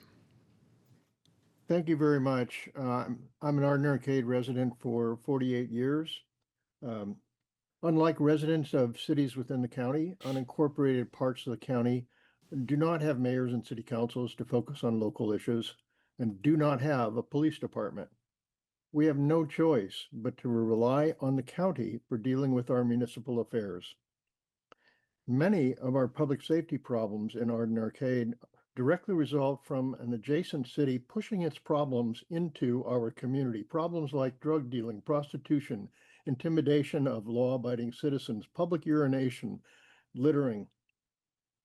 Unincorporated communities in Sacramento County are not safe. Our residents and businesses are suffering. POP is critical to preventing crime. The sheriff has said he cannot ensure safety for the unincorporated area where here priority 1 crimes have a 14-minute plus response time. POP is the cost-effective way to deal with this. Please restore funding for POP. Thank you. Thank you. And our next speaker is Dr. Corinne McIntosh-Sacco. You may unmute yourself, and you have 2 minutes to address the supervisors. Good afternoon. My name is Dr. Corinne McIntosh-Sacco. I'm a licensed psychologist and a licensed marriage and family therapist. I also teach graduate students at a local university. Currently, I serve on the Sacramento County Behavioral Health Commission, and I previously served 3 terms as chairperson of the county's mental health board. I'm a resident of District 2, and I'm making this comment on my own behalf. So as a mental health professional, an adjunct professor, a volunteer public servant, and a mother, I implore you to prioritize community resources and care over prosecution and incarceration in our county's budget. If you're going to reopen the budget for further allocation decisions, I urge you to transition from piecemeal requests to an integrated approach that truly reflects our county's overarching priorities. At this time of budget shortfalls and growing community need, we should be investing in what actually keeps people healthy, housed, supported, and connected. A number of people have spoken today about the need for behavioral health crisis responders in our community, which the sheriff and the DA are not. You could decide to grow the Community Wellness Response Team, which is a behavioral health crisis response team operating 24/7, 365, staffed by clinicians and peer support workers that are actually trained in responding to the behaviors and situations that many of the speakers today have focused on. I urge you to not restore the funding to the POP team or to the DA. You should be allocating funding toward housing, healthcare, behavioral health services, and vital community resources, such as what I previously mentioned, in addition to Birth and Beyond, the Juvenile Pretrial Program, the Mental Health Crisis Respite Center, the Hop, Skip, Drive program for foster youth. It's those types of services and supports that are going to truly help our community. Thank you for your consideration. Thank you. And our last speaker is Jack Swift. Jack, you may unmute yourself. You have 2 minutes to address the supervisors. I changed my mind. We can hear you now, Jack. He changed his mind. Oh, change his mind, okay. And with that, we have no other speakers on Zoom. Okay. Before I turn to my colleagues for further discussion, I just want to share that, the budget process is pretty complex, but it doesn't have to be as complex as it has been this year. And so I'm going to ask our county exec, when the emotions subside, I would like to have a policy discussion to improve the process that we currently have to adopt the budget. And my intention is purely to strengthen the transparency, accountability, and the public trust in that, and have a discussion on the improvements that we can make. Also, while I have the mic, I would like a breakdown of the current discretionary funds budget. I don't know if it could just be printed or how, but something that would allow me just to go in and figure all that myself. Supervisor Hume? Supervisor, before you move on, Oh, yeah. we can bring back some ideas. Maybe you and I can sit down and talk about exactly what you mean by the discretionary budget Just list. a policy discussion overall, how we handle the budget process? Yes, on that portion. Oh, yeah. The list is, I just need a little bit more Oh, clarification. I don't want a meeting on that. That's a separate request. Correct. And I'm just saying that maybe you and I could get Oh, together yeah. and talk about that request to make sure we get you the right Yep, information. that's fine. That's perfect. Supervisor Hume? Yeah, thank you, Chair. I support both of those things and have been asking for them, and that was one of the reasons why we had the early check-in in January, was to try and have that a difference in our budgeting process. And the discretionary sources and uses is the document we discussed earlier that Amanda says will be prepared for the next budget cycle. But first of all, I just want to thank everybody that took time to come out today and express your opinions, whether we align or don't align. Just this is how democracy is supposed to work, and I appreciate the indulgence of my colleagues. There's an aspect of this that was kind of picking at a scab that had already healed over a little bit, in advance of the discussion in September. But as much as I lament the difficult choices that have to happen during these budget periods, it's not necessarily choices. It's the spending priorities are choices, but the solutions are both and. And so I just want to run through some of the complexities that were just mentioned. When we talk about that almost $9 billion budget. Supervisor Hume, can you give me 1 sec? I just want to close a public hearing. Please continue. Okay, thank you. When we talk about the almost $9 billion budget that was approved, that the chair mentioned, just over $1 billion of that is quote unquote discretionary. So that's the money that we are, picking off the bone here. So when we look at that and there's all kinds of money, most of it does not source in the county and does not get spent in the county. It comes from other places. And so when we talk about overall spending appropriations of the county, almost 40% goes to health and human services. Almost 30% goes to community services. And less than 20% goes to public safety and justice, which includes the sheriff, the DA, the public defender, probation. And so I just want to set that stage when we're talking about this. And then the other thing I want to say is, and this is why this is important to me and why I suggested that the 2.5% across the board doesn't necessarily paint the correct picture, is because if you look at this, and I just did dirty back of the napkin math here, but in the overall categorical or non-categorical, I don't remember which it was, for health and human services, and I'm just picking that one, Department of Health Services. I'm only picking that one because it has a lot underneath it that was mentioned today: behavioral health, mental health, DCFAS, all of those, which I'm going to touch on in a minute. But they are being asked to make 0.6% cut. The sheriff's budget, without the restorations, was a 4% cut, which jumped up to 8 to 12% when you factor in freezing the steps and the things that we talked about back in January. So it's not necessarily an apples to apples comparison, and that was the point that I was trying to make.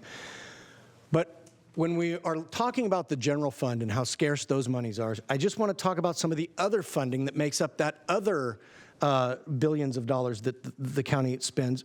In those monies, we approved almost $50 million in growth requests in the Department of Health Services, again, which includes behavioral health, mental health, DCFAs.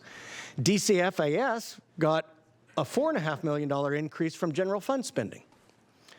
Department of Homeless Services and Housing got a $6.8 million increase from general fund spending. So, I mean, if you think we sit up here and we take campaign contributions and that affects our decisions, you're terribly short-sighted. I apologize. Because these are not easy decisions, and they do have real-world effects. And those real-world effects, when people say, "Oh, well, you're protecting capital over people," no, I'm protecting people. I'm protecting the people who own those businesses. I'm protecting the people who shop in those businesses. I'm protecting the people who travel to and from those businesses, who want to use their parks, who want to walk on their sidewalks. If this were a victimless situation, that would be one thing. But it's not. Our society is going off the rails. And we approved Prop 36, which tried to put that toothpaste back in the tube a little bit. And you know what the state legislature did? They said the one piece of that will actually fund those programs that people came up here and were speaking about today, the diversion so people can get help instead of incarceration. They said, we're not going to fund that because we don't like the other things that it did. So again, I apologize that we had to go through this unorthodox process, but because there was that real-world situation of the impacts of not having a POP team, which I personally believe in, I spoke about from this dais when we discussed it previously. That's why I wanted to do that, and I stand behind the motion to reconsider and hope that my colleagues will support. Supervisor Serna. Thank you, Chair. So first, I too want to thank everyone that joined us here for the last 2.5 hours so far to give us a piece of your mind. If there's any silver lining to all of this, it's the fact that, and it's probably proportional to the level of perceived crises that we have people show up in January. We had people now show up in June, and now people show up in July in mass. I mean, whether you're department personnel or on either side of this particular budgetary matter, it tells all of us that you give a damn, and we certainly do. We took an oath to represent you as best we can to, as some of you had lamented, make difficult decisions. And oftentimes we're told from the podium, I'm glad I'm not in your shoes. Well, we are in our shoes, so we're being asked to make another, I think, critical decision today. Maybe it could be deciphered from some of my intermittent questioning by some about kind of the practical effect of where we find ourselves here on July 14th, 2026, when we passed the recommended budget last month, and we're looking towards about, 6 weeks maybe until we make the final budget decision, maybe a little bit more than that. Again, I have no problem reconsidering. I was unclear what we were exactly reconsidering. That's when I was the dissent vote before we went on our summer recess, because I'm not going to vote affirmatively for something I'm not clear on. But I suspect that, I may disappoint some, maybe equal parts, both sides of the chamber. When I say I think we have to see where we are in September, that's the whole point of September. I mean, when you think about reconsideration, lowercase r, not a motion, but we have a structured reconsideration every single budget year. It's called final budget. The reason we reconsider the budget and make that very distinct from recommended budget is because we're an administrative arm of the state. That's what counties are in large part in the state of California. We have to know where the state budget is before we can finalize our budget before implementing and setting policy and deploying initiatives, making administrative changes around the totality of that knowledge in September. So by its very nature, we're in a bit of flux between every June and every September. This year is no different. And so to me, with all due respect to my colleague, for me, this supervisor, nothing really changed this year. There are some of us that were perhaps dissatisfied with the way priorities were set in June, and that's understandable. Hell, I'm very disappointed about Birth and Beyond that many of you brought up. I could have chosen, like my colleague, to say, a week later, 2 weeks later, here's my motion to reconsider the Birth and Beyond budget. But I didn't do that. I've been chair of the First Five Commission for going on 16 years. Arguably, nothing has been a higher priority for me as far as policy subject matter than child welfare during my tenure on this board. I've been, someone very involved with the Black Child Legacy campaign that I know many of you have. So I could have done that. We each could have done that. We could have belabored the heck out of this thing every meeting until September. But for me, September is the appropriate place for us to reconsider by its very nature. And by the way, when I say I might piss off some people, it might be that in September, depending on how this goes today, I might have very good reason to reconsider the POP budget. I might have very good reason to reconsider the DA's budget. I might have, very good reasons to reconsider what's very close to me from a policy standpoint, which is child welfare and Birth and Beyond. So as much as I understand, respect, and want to show courtesy to those that want to reconsider today, I think it's premature. I asked earlier, what practical effect has the decision in June had on POP services thus far? I heard very clearly, none. I heard it from a colleague, I heard it from the undersheriff. So to me, this is, I don't want to say unnecessary because it's always good to have more public input than less. And certainly we got another round of public input on the budgetary process. I think that's helpful. It gives us a very clear preview of coming attractions for September. I would expect all of you and more out there to join us here in September because that arguably is actually the most important budget hearing in our process every year, because after that point, that's what we are to live with until recommended budget comes around in June. In fact, so much so, it takes 4/5 of us, not 3 out of 5 of us, to make changes on that budget after that point.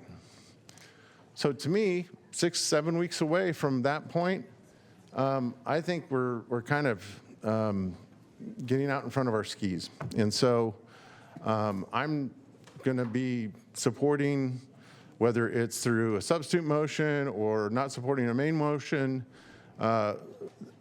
basically letting us proceed, letting the county proceed with where we were after the June recommended budget vote, but also to make it very clear that I think you're absolutely right. Those of you that said, darn, why aren't you looking at the entire budget today? That's what September's for. So those are my thoughts for now. Thank you, Supervisor Serna. Before we go to Supervisor Kennedy, is the live? The Metro cable was out for a brief moment. It is back up. It's back up. Okay, very good. All right, Supervisor Kennedy. Well, sorry about that, Phil. It was great.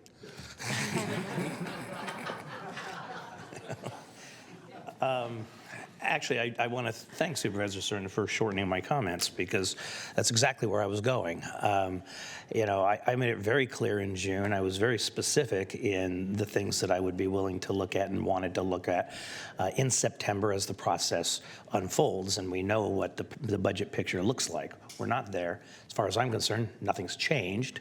So I don't see any reason that we change what we're doing at this point. And we should go through the process that we always have. And I will be very clear and very specific, as I have been with Mr. Villanueva, who I know took copious notes because he has written back to me, that, yes, I'll be interested and I'll be willing to take a look at the POP program come September when we know what the budget looks like, provided that we also look at Birth and Beyond, provided that we also look at the juvenile pretrial program, provided that we also look at hop, skip, and drive for foster youth, and also that we look at whatever mitigation measures we need to make and can possibly make to mitigate the devastating and cruel impacts of H.R. 1. So at this point, I have no interest in going forward with changing our budgetary decision that we made in June at this time. Supervisor Hume. Thank you, Chair. I just wanted to address something relative to why there hasn't been a visible change on the street, and that was because in discussions with the sheriff's office, they agreed in good faith to continue POP operations because we had put forth the motion to reconsider. That's why they haven't felt the effects yet. Supervisor Serna. Great, thank you. And thank you for that, Supervisor Hume. To that point, that underscores and puts in bold italics underline the fact that that's a discretionary decision by the sheriff, not by the board, not by the county executive, but by the sheriff.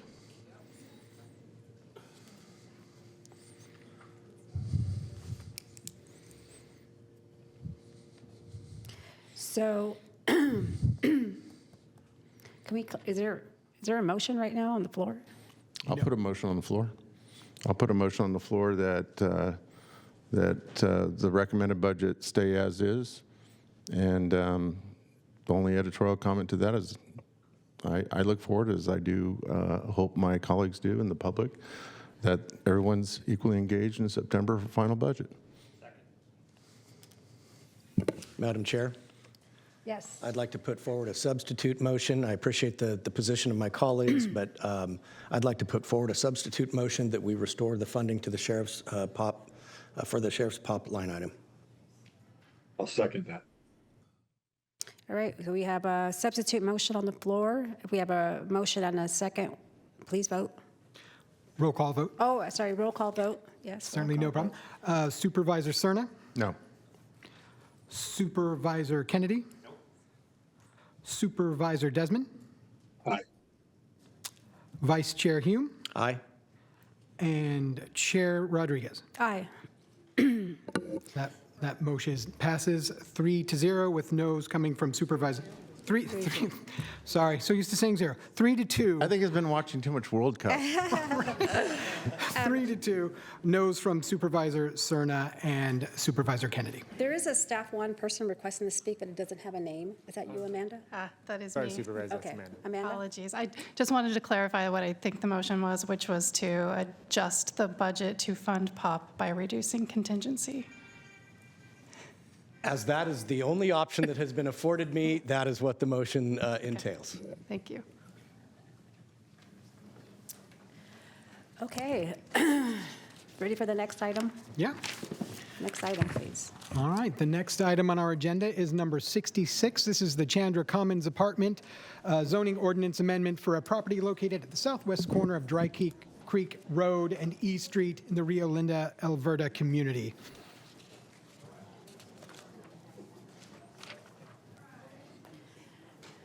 Todd, we'll just give everybody a couple minutes to exit. Certainly.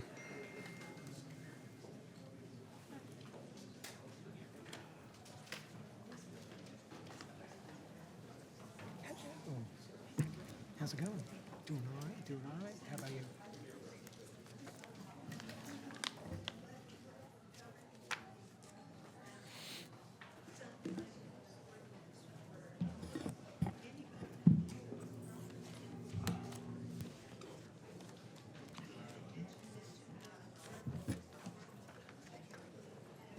I'll wait for your direction to begin.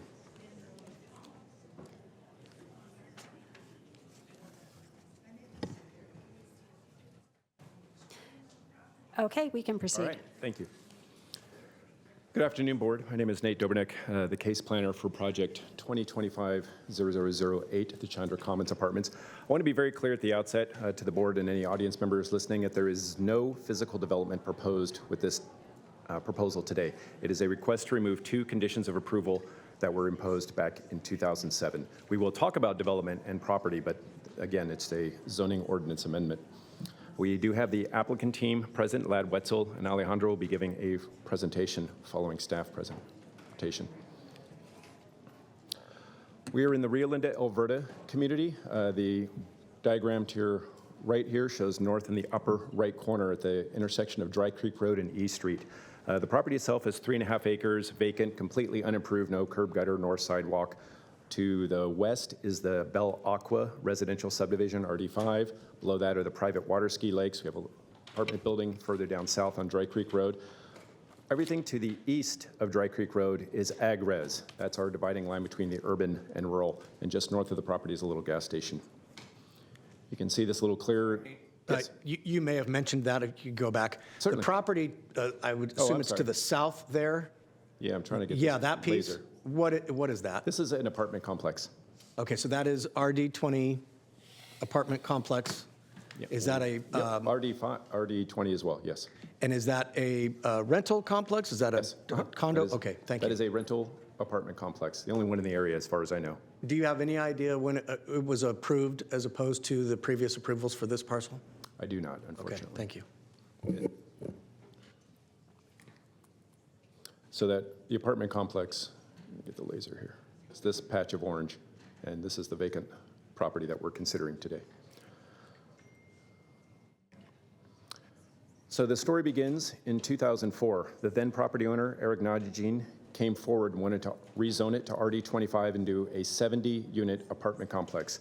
That was put forth and received pretty intense criticism from the community and went through a various series of corrections and was deemed incomplete in 2005. That proposal was slightly modified to include different architectural styles, what you might call sort of a Santa Barbara style, is pictured in the illustration here. In 2006, since that original property was deemed incomplete, 2006, the county came forward and did, as they often do, with these regional rezone requirements, and this site was identified as site number 28. And the county essentially said to the property owner, we'll rezone this for you, we'll change the community plan, we'll do the CEQA document for you because this helps us with our RENA numbers. And the property owner said, it sounds like a good deal. And so while the other project was on pause, being incomplete, the county initiated the rezone project for what was called Site 28. What was unusual about that is that typically the rezones just go through and upzone a particular property for RENA purposes. This one had a particular architectural style and layout designed to it. It went through a series of 5 public meetings. The first one was at the Public Policy Commission, where it was recommended for denial. Went to the Rio Linda, Alberta Community Council, Planning Advisory Council, where they did recommend approval on that, and then it went to the Board of Supervisors right here 3 times. At the time, Roger Dickinson was repping District 4, and it was continued twice with the instructions that the property owner work with District the community. 1. Roger Dickinson? Oh, when he was the supervisor. He was the supervisor at the time, I believe. Am I saying the name wrong? Roger Dickinson? Roger. Roger? Just said District 4, it's District 1. Oh, it's Oh, I'm sorry. Thank you. Yeah, pardon me. Thank you. I was looking at the sign when I was reading that. Thank you for the correction. And during that final meeting, they discussed it for over an hour, and they imposed the conditions number 1 and 3. Those were offered up by the applicant. County Council accepted it. The Board of Supervisors agreed, and so it will be a for sale product. It will be one of those 3 product types: townhomes, detached, single family, or condos, and it will look basically like those 2 exhibits. Now, the original project, a year later, was approved, but nothing happened, so that entitlement expired. But rezone conditions run with the land and are essentially permanent. Now, in 2005, Mr. Lad Wetzel has the property and wanted to do a 70-unit apartment building. We informed him of these conditions, and so they pivoted and are asking now for a zoning ordinance amendment to remove conditions 1 and 3 to allow them different options to develop the property. This was presented at 2 advisory committees. One was the Rio Linda over the CPAC. And over there, I had 78 people, full house. Most of the comments were in opposition.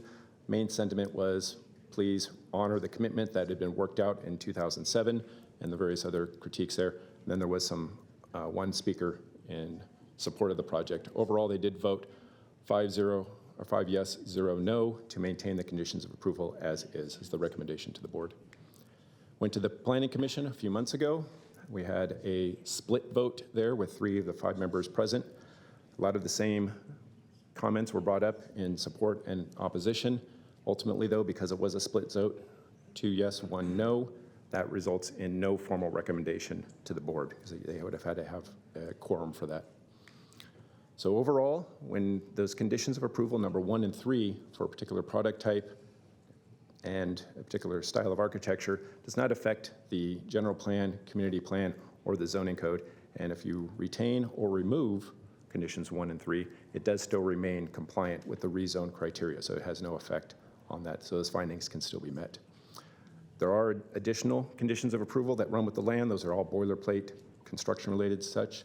And the MMRP that the county already did for the CEQA purposes is still in effect. And again, it's fairly boilerplate. So the staff recommendation on this is approval. There's not a whole lot we can look here for findings, but we do have general policy in our housing element that do promote different options for promoting new and additional housing stock within the county. So it's completely up to the board's discretion with all the feedback they've received. You should have received, we have a total of 25 public comment letters submitted, 23 in opposition, a couple inquiries, and I believe you've also been in communication with some of the public who will be speaking here today. Staff is available for questions, and again, we have the applicant team present with their own presentation to follow. Thank you. Yeah, thank you, Nate. Thank you, Chair. I assume we're probably going to have some public comment on this, given the history at the Planning Commission and the CPACs. During that time, would you or somebody, planning staff sitting in the audience, pull up Parcel Viewer or Acela or some way of letting me know when the development immediately to the south took place? It's not a deal breaker one way or another. I just find it an oddity that there is the exact use we're talking about almost adjacent to the south. Second question is, and this may also require a little research, but I'm just curious, and I can't keep track of which pieces of legislation govern what, but I assume SB 35 or SB 10 or one of those pieces of legislation that's been passed in recent years, where I think any residentially zoned property and any commercially zoned property has a by right component to it now with the development of affordable housing. That could be the case. It's my understanding that they originally were proposing market rate. We're not really getting into the physical development here because that's not related to the zoning ordinance amendment, but you're correct. There are by right provisions for that. We did look at this with county council because these conditions run with the land. It was a rezone condition, so they are still applicable. And that's why we're here today. Understood about we're not at the project level. I'm trying to suss out worst case scenario, if you will, right? Because we can protest and say we want to have the existing conditions stand. That may not be the end of the discussion. And that's what I'm trying to tease out if that is or is not the case. I don't believe any county conditions of approval from a prior rezone would stand up as, I think it's objective criteria was the term that's used in the state legislation. That's a very interesting question. I don't think we've explored that topic. I know that condition number 1 is obviously a for sale product, and you wouldn't have affordable housing necessarily for that, which are usually rentals. So I think that's an interesting aspect. Well, my point being is that the landscape has changed since 2007 when these conditions were placed on this parcel. Okay, thank you.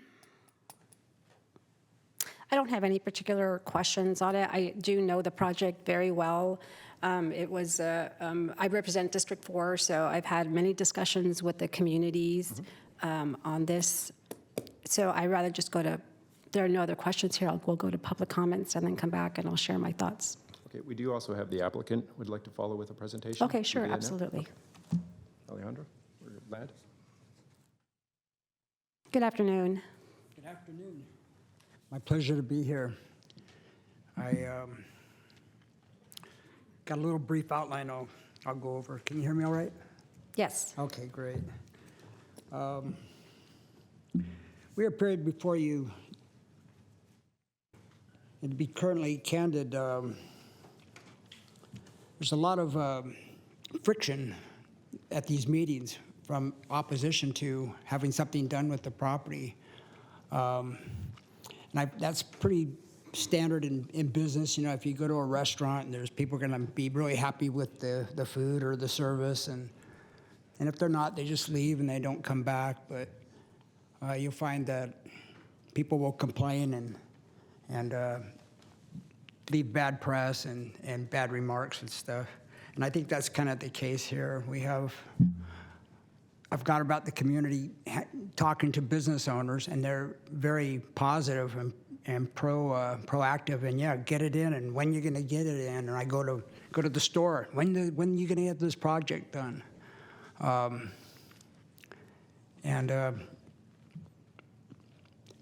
People that live in the area. I happen to live in the area. I live down the street off of E Street. Been there since 1982. I can understand why they would be concerned that we would put in a negative type of property that would cause blight or problems. Once in a while I'll get a call, or I used to get a call from people say, hey, there's homeless people on your property, get them out, remove the cars or the couches or the sofas. And so we cut the trees down, fenced it off, put some horses out there to keep the weeds down. Looks pretty good now. You know, I was really surprised that there's so much animosity towards this from at these meetings. When I'm out in the community, everybody says, oh, how's it going, you know? So, you know, the reality is this property is zoned for the intended use that we have for it. We are not in a position to put for sale condominiums in because we're just not going to be able to sell them. We could do it if we wanted to take a big loss on the property, but we're not going to be in a position to put $300,000 or $325,000 into a project that's only going to sell for low 200s, high 100s. So it's not going to work. We're into the property. Got a lot of money tied up into engineering and developing, and it's going to be a really nice project. It's going to be a real benefit to the businesses. I don't see any issues with the neighbors. I mean, you got some really nice properties, and those neighbors there, they got some nice houses, and they got a nice water ski lake. I've skied on it. There's a little airport there. I've flown into it. It's an ideal location. And I understand why they would be concerned, but we're going to be spending a lot of money. We're going to be generating a lot of income for the county, a lot of permit fees for the planning department, millions of dollars. We're going to be providing low-cost housing to good people. We're a very experienced management company. We want to maintain a nice property. And the main thing that I've found is people complaining about, well, you're going to cause a lot of traffic, or you're going to have a lot of bad people here. And, you know, if it's a for sale type unit, you can't get them out. The neighbors aren't going to be able to complain and say, we don't want these people here, you got to make them move. Now, us as property managers, we're going to be able to set some standards and some rules and make sure that we keep a nice, clean project, because we want to maintain it for many, many years. We, like I said, I can understand the neighbors' concerns. I'm a neighbor. I have the same concern. But to have a vacant lot where people can park cars and dump sofas and things, you know, that's just something we're not, you know, we want to alleviate, but we cannot build for sale units because it just won't pencil out, and we won't. We've made the investment, so we're stuck with it until somebody wants to come along and buy us out and take a loss on the property if they need the write-off. But that's not us. We're not that big. Do you have any questions that I can add to that? No, I've been following, I personally have been following this project for the past year and a half, so I'm very well aware of it. I listened to the CPAC meeting, and then watched the Planning Commission meeting as well. So, but I had already, I understand the project pretty good. Yeah. There's a shopping center down the street that's, it's vacant. I used to have a store in there myself. Then the new shopping center went in, and that place kind of dried up. And now the new shopping center is having some vacancy issues and stuff. So it's a tough market. But people go to Walmart and they go out of the area to do their shopping, and it affects the businesses there as well. But I shop at that little Stop and Shop there frequently, and every time I go in, when you guys gonna get this in? And we're on it. You guys are on it. We appreciate what you do. We appreciate you protecting us. We appreciate you protecting our neighbors. And yeah, it's a tough business you're in. It's a tough business we're in. And appreciate your time. Okay, thank you, Mr. Wenzel. All right, so let's move to public comments.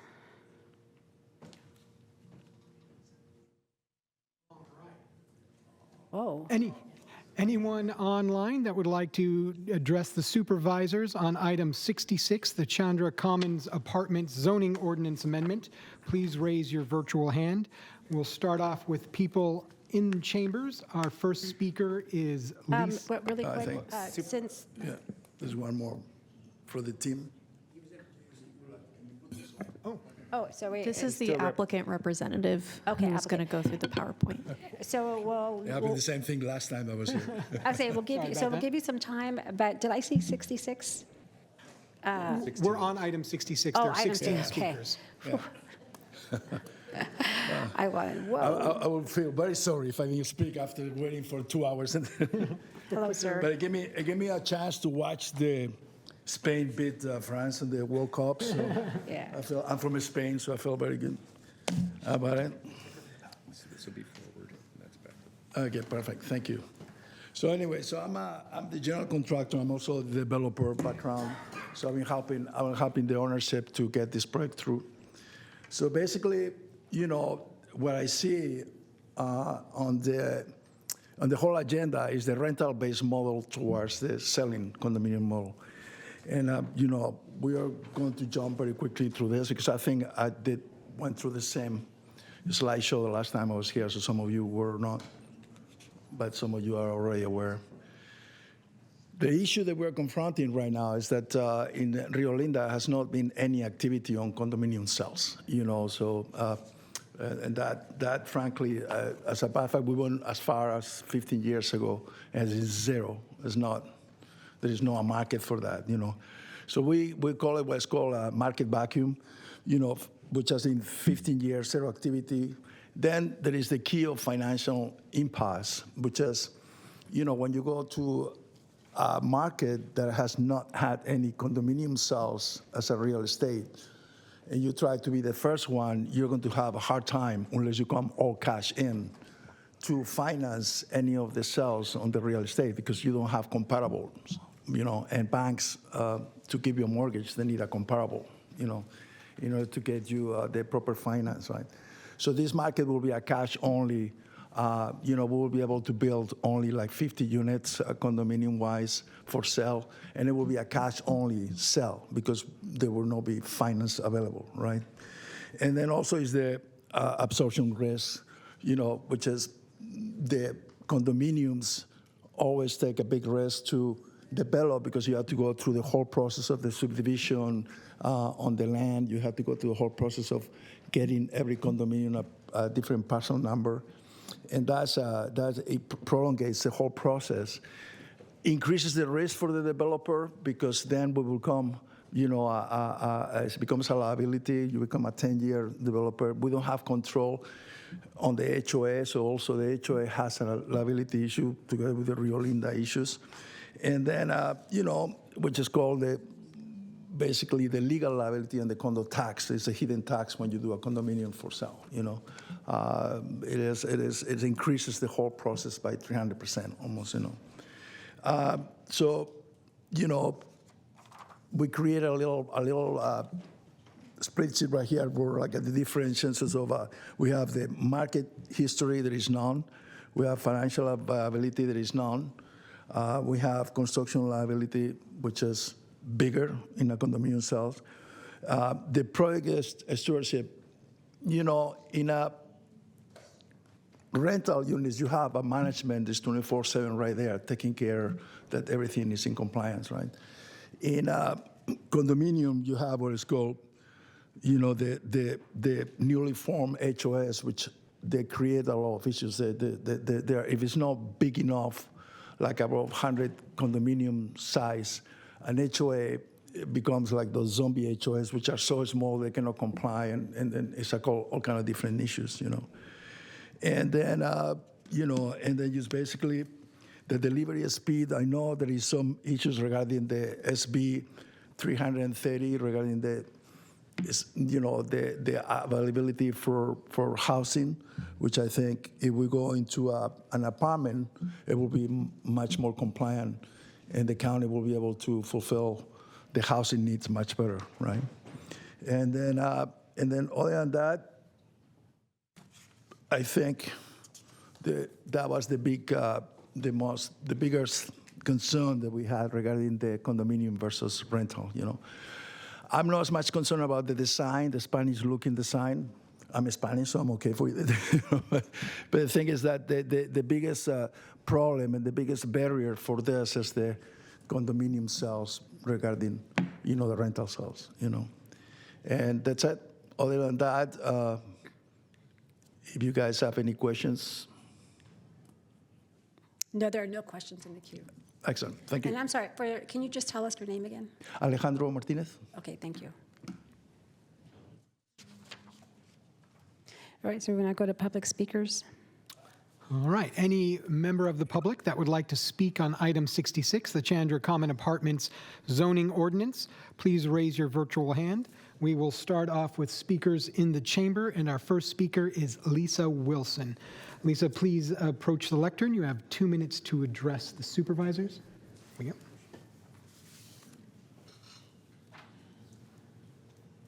we go. Good afternoon, supervisors, and thank you for meeting with our community today. My name is Lisa Wilson. I'm a 26-year resident of Rio Linda. I was also involved in the 2006-2007 negotiations for these current conditions that exist on the property today. As each community member speaks today, I would like for you, Board of Supervisors, to recognize the impact an apartment complex project like this would have on a very rural community. We sincerely hope that you have all had the opportunity to view the property before making such an important decision to remove or keep these conditions. In September 2025, CPAP members all visited the property and voted 100% to keep the existing conditions, which clearly expressed the views of the community they were appointed to represent. At the Planning Commission meeting on April 27th, I was there, one commissioner stated he had viewed the property and he voted to keep the conditions. Let us remind you of the reasons the conditions were put on in the first place. I quote, "The council would like the county to look at other sites, possibly on the fringes of urban areas that are currently vacant and would not impact the established neighborhoods and infringe on the sensitivities of local residents," unquote. To retain or remove these conditions is wholly the purview of you, Board of Supervisors, taking into consideration recommendations from CPAC, 100% no. The Planning Commission, no quorum, no recommendation, and public input. It appears there is no support from other than the developer to remove these conditions. We realize change is coming to Rio Linda, and at some point this property will be developed. So please, let us work together to find a better solution that works for Mr. Wenzel and the existing local residents. Thank you. Thank you. Our next speaker is Mike Kelly, followed by Gary McDaniels, then Nancy McDaniels. Good afternoon. Good afternoon, Board of Supervisors. My name's Mike Kelly, and I've lived near the subject intersection for 32 years. And taking away the limitations to the development of that project is going to have a detriment effect to our neighborhood. And I'm glad I was here for item 65 because it let me see the difficult choices that you have to make. And what we talked about is the budget. We talked about police presence. Well, let's talk about police presence in Rio Linda. 32 years, our boat's been broken into. I've had a car stolen. My house has been broken into 3 different times. 2 of those occasions, my wife and daughter and son were sleeping in the house. On the 3rd occasion, I encountered 3 individuals in my living room. And fortunately, I was armed, okay? The police response was about an hour. Gave him the license plate of the van. No arrests were ever made. And so what I'm concerned about is in this particular intersection, we simply do not have the resources to protect our community. There are no bike lanes, there are no sidewalks, the shoulders aren't improved. I've raced bikes for 30 years. I will not ride my bike in that neighborhood, yet we expect our kids to access the elementary school and the high school. Unless we improve our infrastructure budget, we just simply can't accommodate another 300 citizens in that neighborhood. Thank you. Thank you. Our next speaker is Gary McDaniels, followed by Nancy McDaniels, then Lindy Rice. Good morning. My name is Gary McDaniels. I have lived on Hare Circle for over 40 years. Our home is located adjacent to the middle of this proposed project. We think this project is a misfit to our community. I have talked with neighbors who currently live on the back side of Creekside Apartments.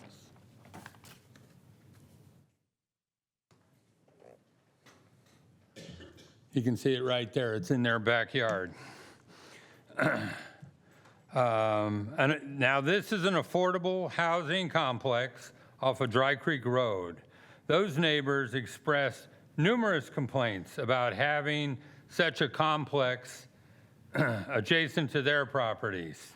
These include loud noises, domestic disturbances, increasing crime, and even an occasional shooting. More importantly is the effect such a development has had on their property values. One couple was unable to sell their property because of the development right behind them. When Belle Aqua, a 2-story apartment complex, was completed, property values of homes in the surrounding area dropped 3 to 4%. But Belle Aqua does not overlook the backyards of any homes, while the subject development will be a 2-3-story tall, directly overlooking the backyards on Hare Circle and Ski Park. I consulted with a real estate agent who advised me that the situation could cause as much as a 25% decline in our property value. Here's one more. Oh, we're all gonna have to tip our head. Wait a minute. How's that? Sir, your time This is an illustration from our backyard that we came up with. How would you like a 2- or 3-story patio overlooking your backyard? Sir, can you wrap it up? Or the bedroom windows? Thank you. Okay.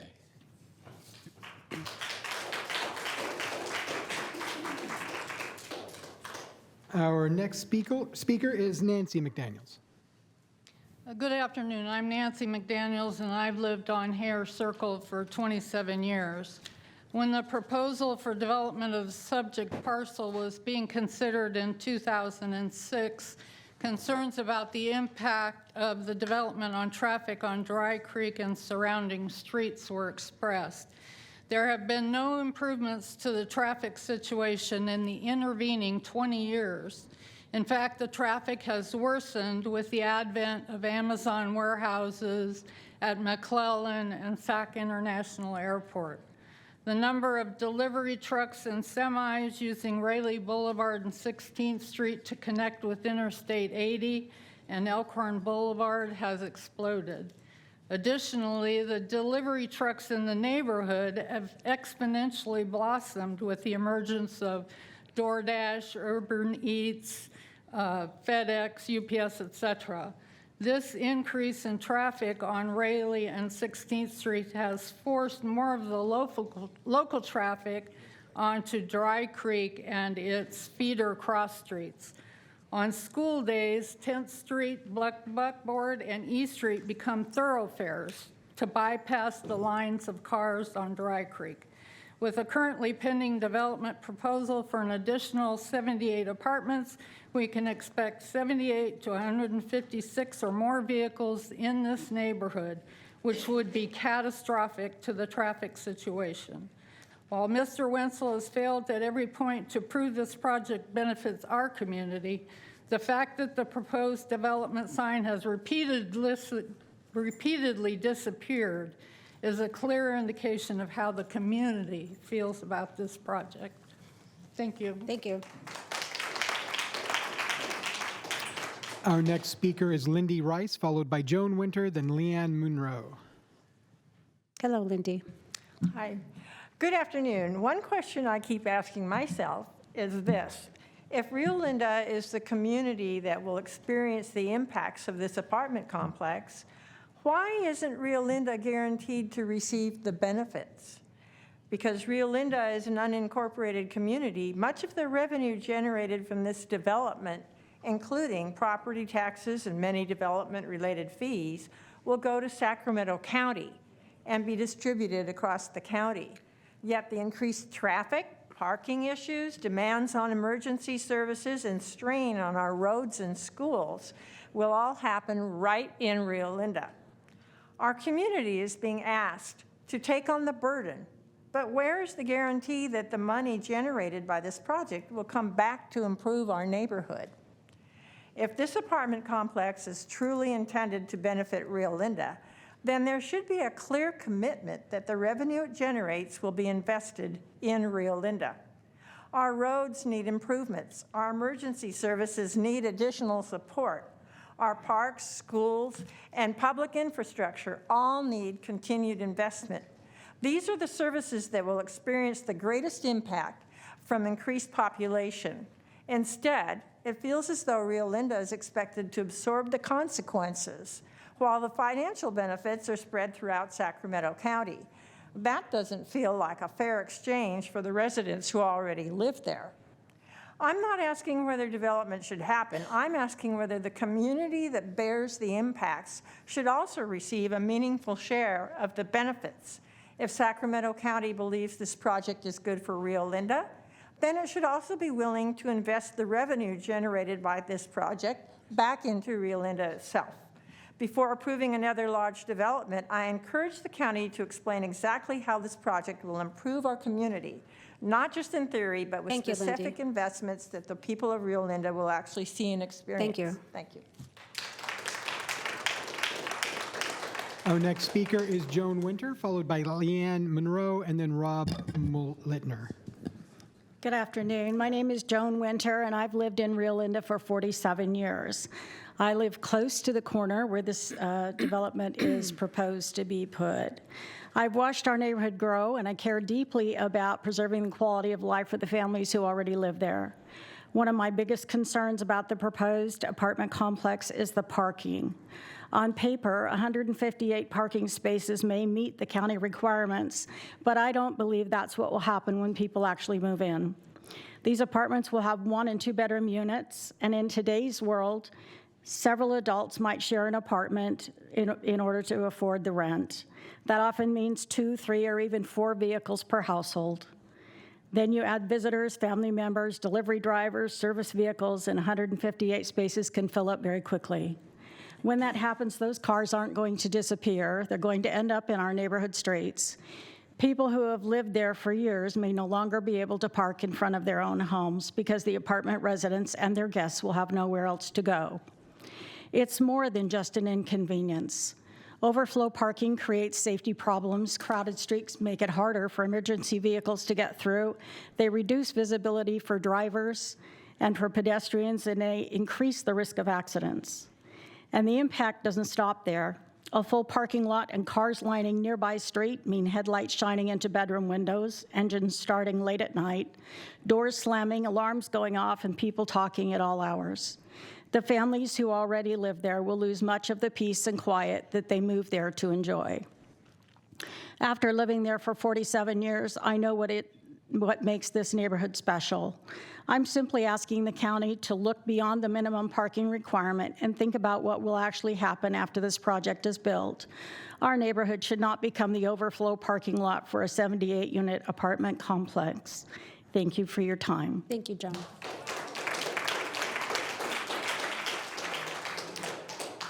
Our next speaker is Leanne Monroe, followed by Rob Mulhitner, and then Rochelle Mulhitner. Good afternoon. One of our biggest concerns with this proposed apartment project is environmental impact, especially regarding the history of the property and the existing concerns about the chromium-6 contamination in the area.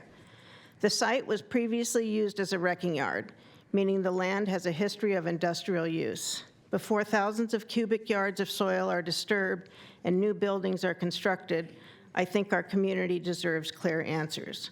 What contaminants have been found on this property? Has every potential risk been fully investigated?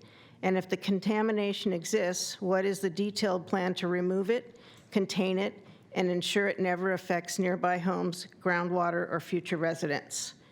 Many communities have learned the hard way that building on contaminated land without proper long-term protections can create problems that don't appear immediately but surface years later. We should learn from those examples instead of repeating them. On top of that, our community has already dealt with concerns surrounding chromium-6 water contamination. Whether this project directly impacts those conditions or not, disturbing contaminated soil and changing drainage patterns raises important questions that deserve transparent, science-based answers before construction even begins. I'm not asking for assumptions or promises. We're asking for evidence. We want to see the environmental reports, the cleanup plans, the independent testing, and the long-term monitoring strategy. If this project is truly safe, then those documents should be easy to provide. Our health, our water, and the future of this community are worth more than rushing into development. Before any approval is given, the public deserves confidence, not uncertainty, that every environmental risk has been fully addressed. Thank you very much. Thank you. Our next speaker is Rob Mulhitner, followed by Rochelle.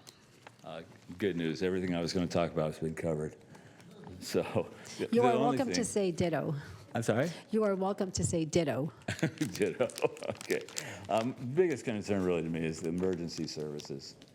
It's already really tough in Rio Linda, and this complex of that size right there would be really hard on the emergency services and the people around it. I live a few blocks from it.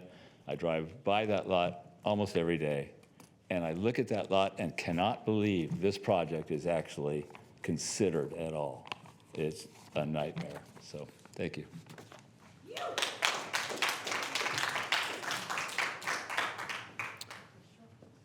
Our next speaker is Rochelle Mulhitner. Good afternoon. I am Rochelle Mulhitner.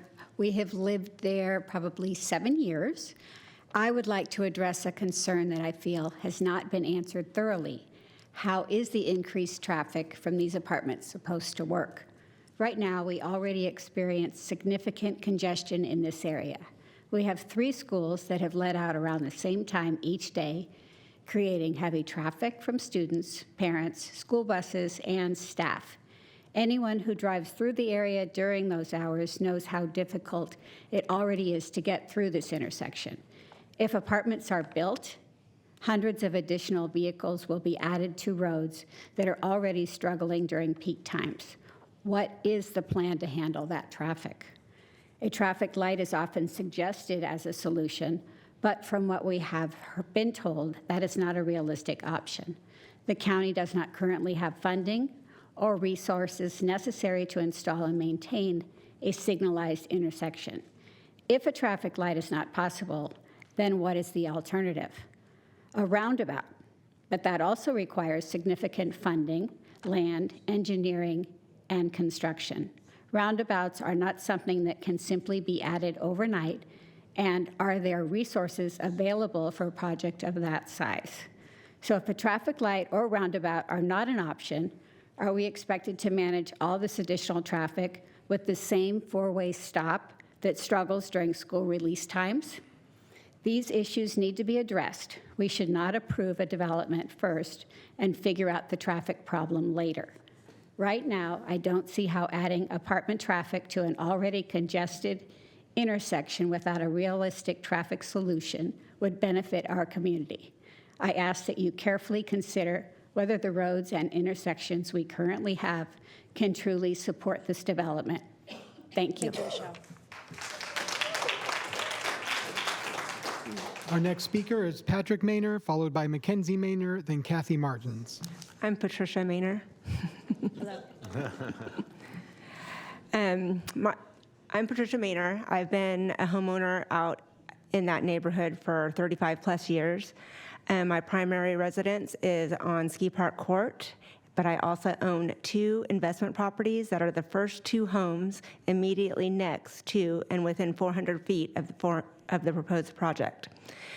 This proposed project will affect my property values and my ability to collect fair market rental income, which is my livelihood. The project will directly affect the privacy and quality of life of both the tenants, and I worry I will lose my current tenants, and I project will affect my ability to secure future quality tenants paying fair market value. Traffic and intersection traffic at the stop sign at Dry Creek and East Street will affect my tenants' ability to enter and exit their driveways. Another concern is the overflow parking that will directly impact those first 2 homes on that side of the street. The extra vehicles will pose a danger entering and exiting the driveways due to the busy street that's already there, the extra traffic, and the visibility to safely enter and exit. I grew up on a home on a similar street where we came close to getting in accidents because of the visibility due to bushes and cars.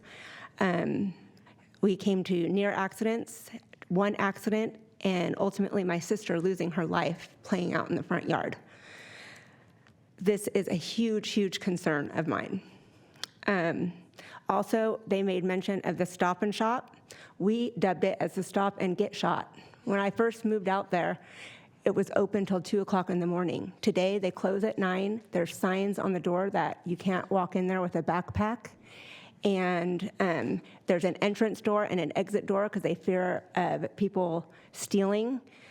And it is a very unsafe place to be.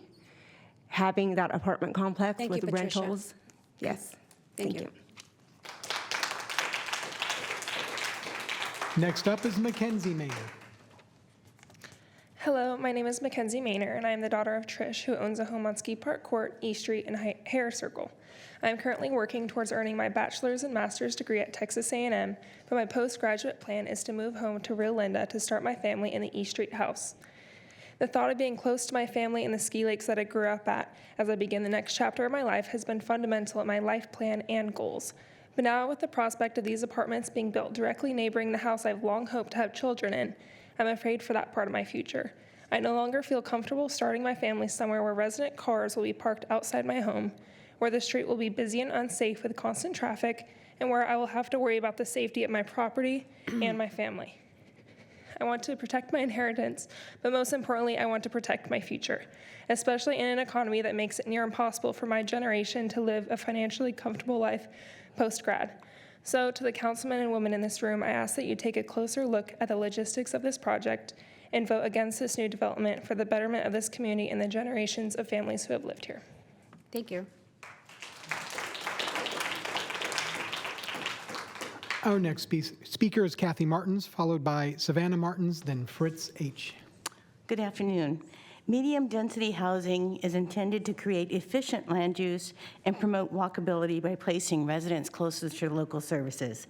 Implementing medium-density housing into rural developments presents potential drawbacks, as they generally are automobile-dependent, and increased density without without adequate public transit can lead to increased traffic congestion on the roads. Sacramento Regional Transit only has one bus line in Rio Linda, and it doesn't go by the proposed apartment complex. In 2004, the proposal for the 70-unit apartment complex created intense opposition from the Rio Linda community, and the original owner agreed to make 52-unit townhome developments consisting of for-sale residents with garages. In 2007, the Board of Supervisors approved an upzone to RD20, but tied 14 specific conditions to the rezoning. Condition 1 requires the property be developed as for-sale products, and Condition 3 requires any development to substantially comply with the site plans approved by the board. Mr. Wenzel is requesting the removal of these conditions. However, the community's original concerns regarding transient rental population, impacts to traffic, strain on utilities, flooding concerns, and loss of Rio Linda's rural character remain unaddressed 20 years later. In fact, the impact to traffic on Dry Creek Road will be increased as there are no plans to increase the widen the roadway, and 2 driveways are planned to exit from Dry Creek, or from the apartment complex. And I'm just asking that the board deny the zoning ordinance due to significant negative impacts it will have on the surrounding neighborhoods. Thank you. Thank you. Our next speaker is Savannah Martins, followed by Fritz, then Allie. Good afternoon. I would like to speak about how this apartment project could impact our schools and why I believe these concerns deserve more attention. Our community is already struggling to support the students we have. Earlier this year, our teachers went on strike because classrooms were overcrowded, with many classes holding between 34 and 38 students with a single teacher. State guidelines recommend class sizes closer to 28 and 32 students, yet our schools were already exceeding that. The strike happened because teachers, students, and families were concerned about the quality of education and the conditions in our school. Now we are being asked to consider adding a large apartment complex that could bring even more families and students into a system that is already stretched thin. If more children move into the area, where will they go? Will our schools have the space, the teachers, and the resources to support them? If classrooms become even more crowded, students receive less individual attention, teachers become more overwhelmed, and the quality of education suffers for everyone. At the same time, our community is already dealing with traffic congestion, crowded schools, and existing apartment vacancies. Throughout the discussion, I have listened carefully, but I have yet to hear a clear explanation from Mr. Wenzel about how this project will directly benefit the people who already live here. We have heard about the development itself, but not about how it solves any of the challenges our community currently faces. If our schools are struggling, if our roads are already overcrowded, and if our apartments are already available, then what problem is this project actually solving? Before approving more housing, we should make sure we have the infrastructure, educational resources, and community support needed to handle the growth. Otherwise, we risk making existing problems worse instead of creating solutions. Thank you. Thank you. Our next speaker is Fritz H., followed by Allie Matheson, and then Nicole Grubbs. Good afternoon. I'm another one who's in the situation where much of what I wanted to say has already been covered. So I want to actually just note, pertaining to some of the other speakers brought up traffic problems, and that's compounded by seasonal changes, certainly can and has happened more often than we'd like. And that is during the winter when we have rain. It too often has happened that Dry Creek, the local waterway there, has flooded, and that's shut down streets, roads, caused rerouting. And that, of course, is only going to be compounded if there's more traffic in the area, and then there has to be the consideration of public service vehicles like buses, school buses, and perhaps even emergency vehicles will be caught up in some of that as well. So, excuse me, I think that's another consideration. Thank you. Thank you. Our next speaker is Allie Matheson, followed by Nicole Grubbs, then Stacy Bastian. Good evening, Board of Supervisors and Madam Chair. My name's Allie Matheson, and I've been a resident of Rio Linda for 10 years. I'm here today with serious concerns about the proposed Chandra Common apartment complex. The Sacramento County Planning Commission voted unanimously in favor to deny changes from owner-occupied condominiums into high-density rental apartments. With a vote of 5-0, the commissioners reported a fundamental mismatch between the proposed apartments and the city of Rio Linda. This is truly a rural community. Condominiums, by contrast, would build equity, long-term investment in the community, stable residency. They're a better rural fit with lower density, and they're not oversized, exactly what the conditions were designed to protect. The current developers chose not to speak with the community regarding their input, as they were already aware of the protections the community had put in place to protect Rio Linda's rural residential character. The zoning ordinance was meant to ensure long-term stability, community building, safer neighborhoods, and proper maintenance. The developers state for sale units are not financially feasible for them at this time. That is a business risk that they took when they purchased the property. It should not be solved by lowering the standards this community negotiated in good faith. The developer's profit margin should not come at the expense of the quality of life for the community. The proposed Chandra Commons apartments are inappropriately massive, with the potential of adding between 160 to 360 residents within the block. We already have another apartment complex that is not filled, and there's a smaller complex on that same street, in addition to a daycare, and there's a high school, a junior high. It really is a very busy street. You have to come and see it to know what it looks like and what you would be doing with this. This high-density rental complex is a safety hazard for pedestrians and vehicles. Thank you very much. I would appreciate you voting in favor of against this. Thank you. Thank you. Our next speaker is Nicole Grubbs, followed by Stacy Bastian.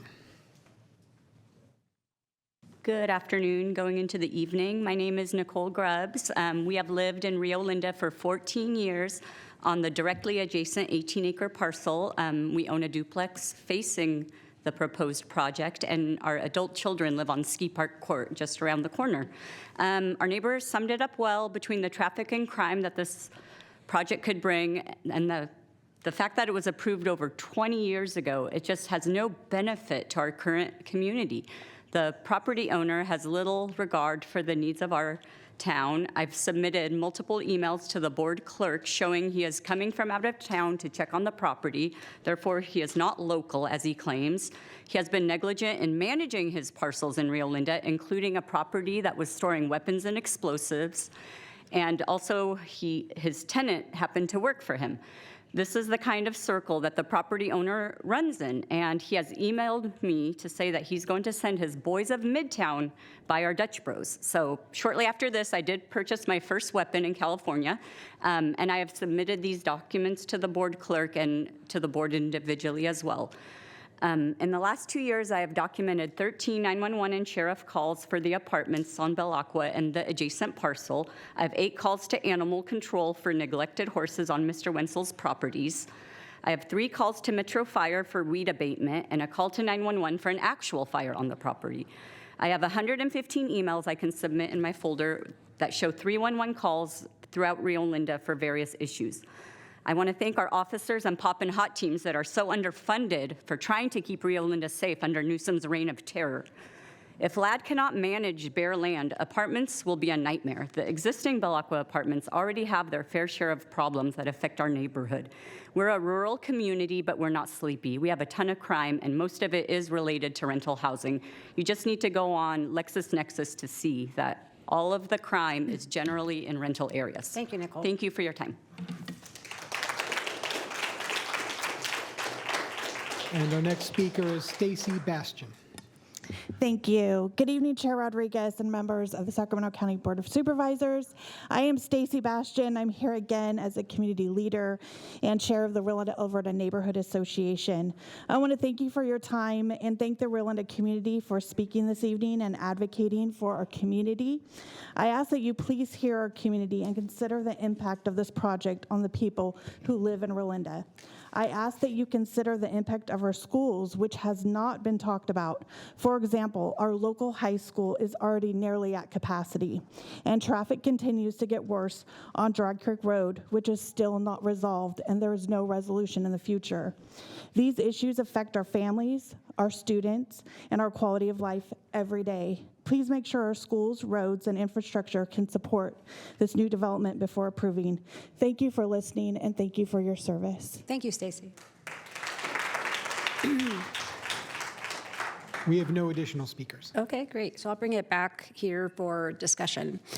I took a couple of notes as many of you were speaking. If you come to my community meetings, you will hear me say quite a bit, change is coming, because it's a rural area and there's available land, and the state of California doesn't care that a rural area is impacted by development because of the challenges that we have with when it comes to housing. So I speak a lot to that, and there have been a couple of projects. This one has come up many times in discussion. What the state of California does not consider a health and safety concern or a reason to deny a project is traffic, parking, water, property values, schools impact, the fact that it's a rural community that is now has the potential for density, and there was a couple of other items that were discussed. Those are not reasons to deny a project. But one of the reasons that this particular project has been a discussion at community meetings is because it was home ownership.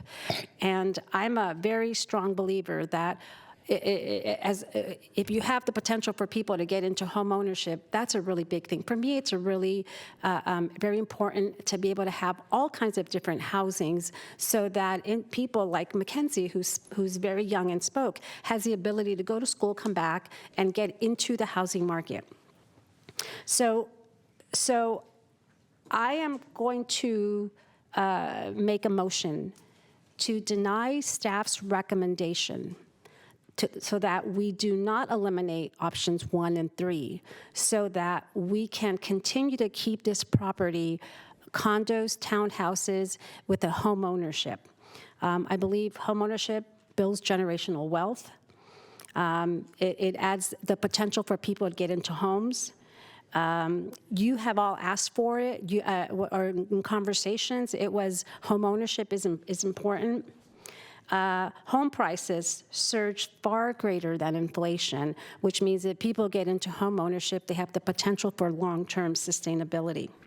I spent some time on the East Coast during our board break, and I spent some time in Charleston and then some time in Savannah.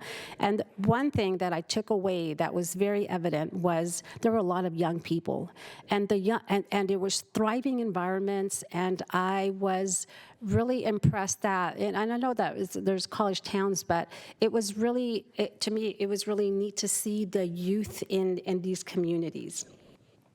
So I am going to ask my colleagues to support this item to deny staff's recommendation on the removing 1 and 3 from this staff's recommendation. And if you are not and you're going to support staff recommendation, I would love to hear the reasons why, because maybe there's something that I may be missing. But I do want to support this to be the home ownership. I think that's really important. I think when homeowners treat an environment very different, and Mr. Wenzel, I'm going to disagree with you that you're not going to be able to sell these units with generating some revenue.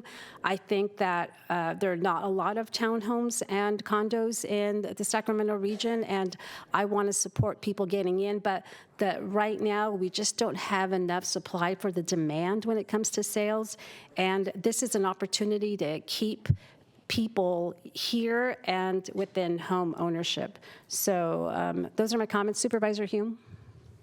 Thank you, Chair. I have a couple of questions of staff. First is if you have an answer for me on the questions I asked after the presentation. Nate Dobrik with planning, and I believe it was 1989 for the apartments?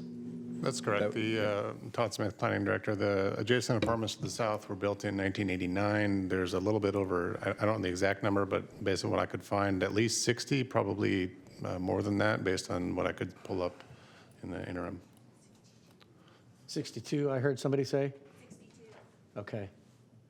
And then what was my second question? Oh, it was about the state legislation that governing affordable housing and by right development. How do those provisions affect this particular parcel? Well, they are applicable to this property. I mean, if these conditions were removed, apartments would be an allowable use by right, provided there are no deviations from the development code. So it's the conditions of approval that the chair is speaking of that maintain it to be a for sale versus a rental. Okay, I'm going to look over here to Mr. DeFonte or Mr. Smith. Or Kimber Gutierrez. Or Ms. Gutierrez, somebody, because I'm not sure you're picking up the question I'm asking, which is if we follow the chair's recommendation and hold to these conditions, I believe they're null and void. Oh, if they're in conflict with the state law. Correct. If there is an affordable component, there is state law in place where they can just move forward with an affordable project. Yes. But it would have to be an affordable component with the project. If it's market rate, they would be tied to the conditions of the rezone. Okay, so put a pin in that for a second, and I hope you all just heard what just got said, because I'm going to come back to it. Any apartment proposal that moves forward, even though the property has been zoned previously with these conditions, even if it were condominiums, whether it's market rate, whether it's affordable, there would have to be an environmental study done as a part of that project proposal, correct? Even if it's a mitigated negative declaration. When that was brought up about this, I believe as part of the mitigation measures on this property, because of the history of it being the auto wrecking yard, I believe a phase 1 is required. Any project that would come forward, whatever would be in the future, some future proposal, would go through an environmental assessment. Since the project was already subject to the CEQA review, that's why it has the MMRP already, it might be exempt, but it all depends on the particulars that would be assessed at the time. But it would undergo an initial environmental assessment to determine what the appropriate level of review is. Okay, which was my question of whether or not it would be phase 1 or a phase 2. So you answered that. You believe it would be a phase 1. I'm summoning that memory. I'm pretty sure that's correct in the MMRP. And either it would be determined that that level of scrutiny had been applied during the previous entitlements, or it would be determined that they are warranted and would be done prior to this project being correct. Standard for any development project. And the same would be relative to traffic circulations and traffic impacts in order to calculate impact fees? Is that correct? That would all be based off of the project proposal? Right. So to clarify, the original rezone project did undergo a CEQA, right? So they had to do an environmental document for that rezone project, which is why there's mitigation measures on the rezone ordinance that are still applicable to the project site. If this gets approved, or even if they come in with an affordable housing component, it would be a non-discretionary design review. So it would not undergo discretionary planning entitlements, and it would not be subject to CEQA at that time. The mitigation measures are still in place, so they would still need to comply with whatever those are, but there would not be a subsequent public review period, CEQA document that would be prepared for a future apartment project or townhome project. Okay, thank you. And so the CEQA review that's been completed in the resultant MMRP, was that done as part of a larger county site assessment for RENA purposes, or was this correct particular to this parcel?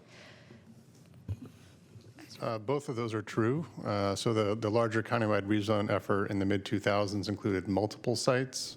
So it was not just only this parcel, but multiple parcels. But the rezone conditions and the mitigation monitoring reporting program was applied to each individual property as part of that process.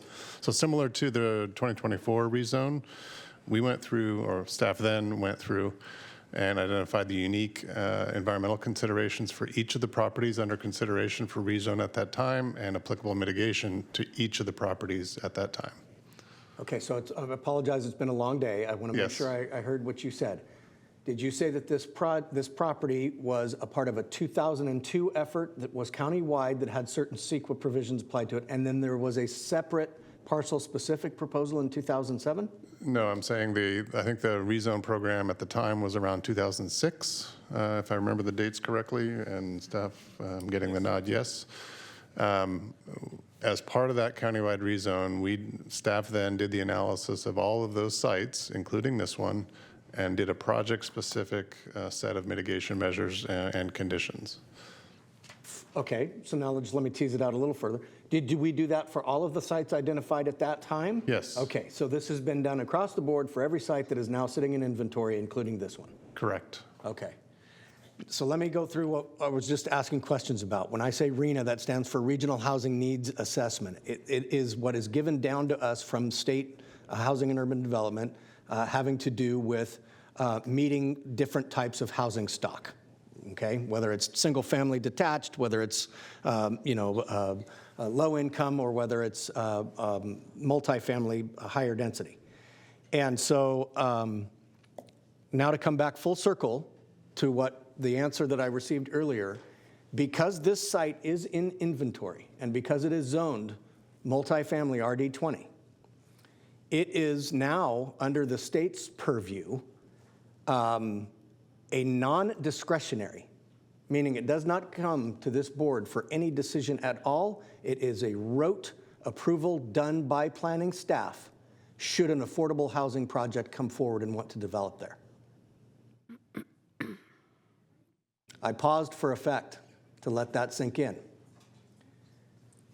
I have a situation down in Elk Grove of a site very similar to this that is on the very edge of the urbanized part of Elk Grove and abutting the rural portion as designated, and it is zoned commercial. And there is an affordable housing project moving forward to build 3-story apartments overlooking pastures. And there's nothing that the city of Elk Grove can do about it. So I'm happy to support the chair in her motion, and I'm happy to say that I've heard all of you, but I hope you understand that through this line of questioning, what I've basically laid out is you're lucky it's lasted this long. And the rules of the game are changing, and we are becoming less and less, like I don't even think we'd be able to put these conditions on a project in today that was put on the project in 2007. I don't even think it would happen. We had a site in Elk Grove when I was on the Elk Grove City Council, 1-acre parcel in the Old Town Special Planning Area that had objective criteria. If you remember when I was talking to staff at the beginning of the meeting, I talked about objective criteria being an important phrase. We had objective criteria in place as to what would or would not be allowed within that essentially Old Town revitalization area, a commercial strip of land. And the Attorney General for the state of California sued and won. And it has now cost Elk Grove millions of dollars to relocate that 60-some-odd units on an acre of land, RD 60, in a city where there is not that density anywhere else. We lost. 11 million. 11. Well, it's a closed session figure, so I'm not going to repeat figures in public. So I'm happy to support the chair. I'm just letting you know, and unfortunately now I've let the developer know, somebody comes forward, you're going to get worse than what's being proposed. At least he's trying to say, let me make a buck and put out a 4 market rate project. So, I mean, I don't know. I'll second the motion, I guess. And we'll see where the chips fall. So just really quick, I have a question for Todd, because this is probably going to come up, and I'm sure at our future community meetings. It sounds like this is one of those situations where it's could be ministerial, and ministerial means that at certain points when a project meets a criteria, it doesn't go through this whole process that my colleague just mentioned, and it goes through a check, and it will no longer go to your CPAC machine, it won't go to the planning, and it won't come to us. How did this project get this far if if he is attempting to do something that will eventually be ministerial? Is that because it had a zoning? Yeah, the reason this project got this far is because it is currently not an affordable housing project, and there are conditions that were adopted by the board in 2007 or 8 that very specifically say, I think what staff presented, it must be for sale product, it must be condos, townhomes, or detached single-family residential, and comply with the referenced exhibits in that rezone ordinance. It sounds like Mr. Wenzel, from his presentation, has an interest of building affordable housing. Is that correct? We're going to build affordable housing in a rental situation. We're not in a position to build. And I want to clarify that there's affordable housing that meets a criteria for affordable housing through the average median income, and then there's the market rate apartments. And so it sounds from your presentation, I heard affordable housing. Are you referring to? I didn't mention affordable. Oh, okay, I thought maybe it was the affordability of the housing. Okay, so right now we're looking at market rate. He's interested in market rate. Okay, so then I'm going to leave my motion on the floor. And sorry, I have Supervisor Serna in the queue. Thank you. I really appreciate Supervisor Hume's line of questioning, and to his broader point, I think it's clearly be very, very careful what you ask for.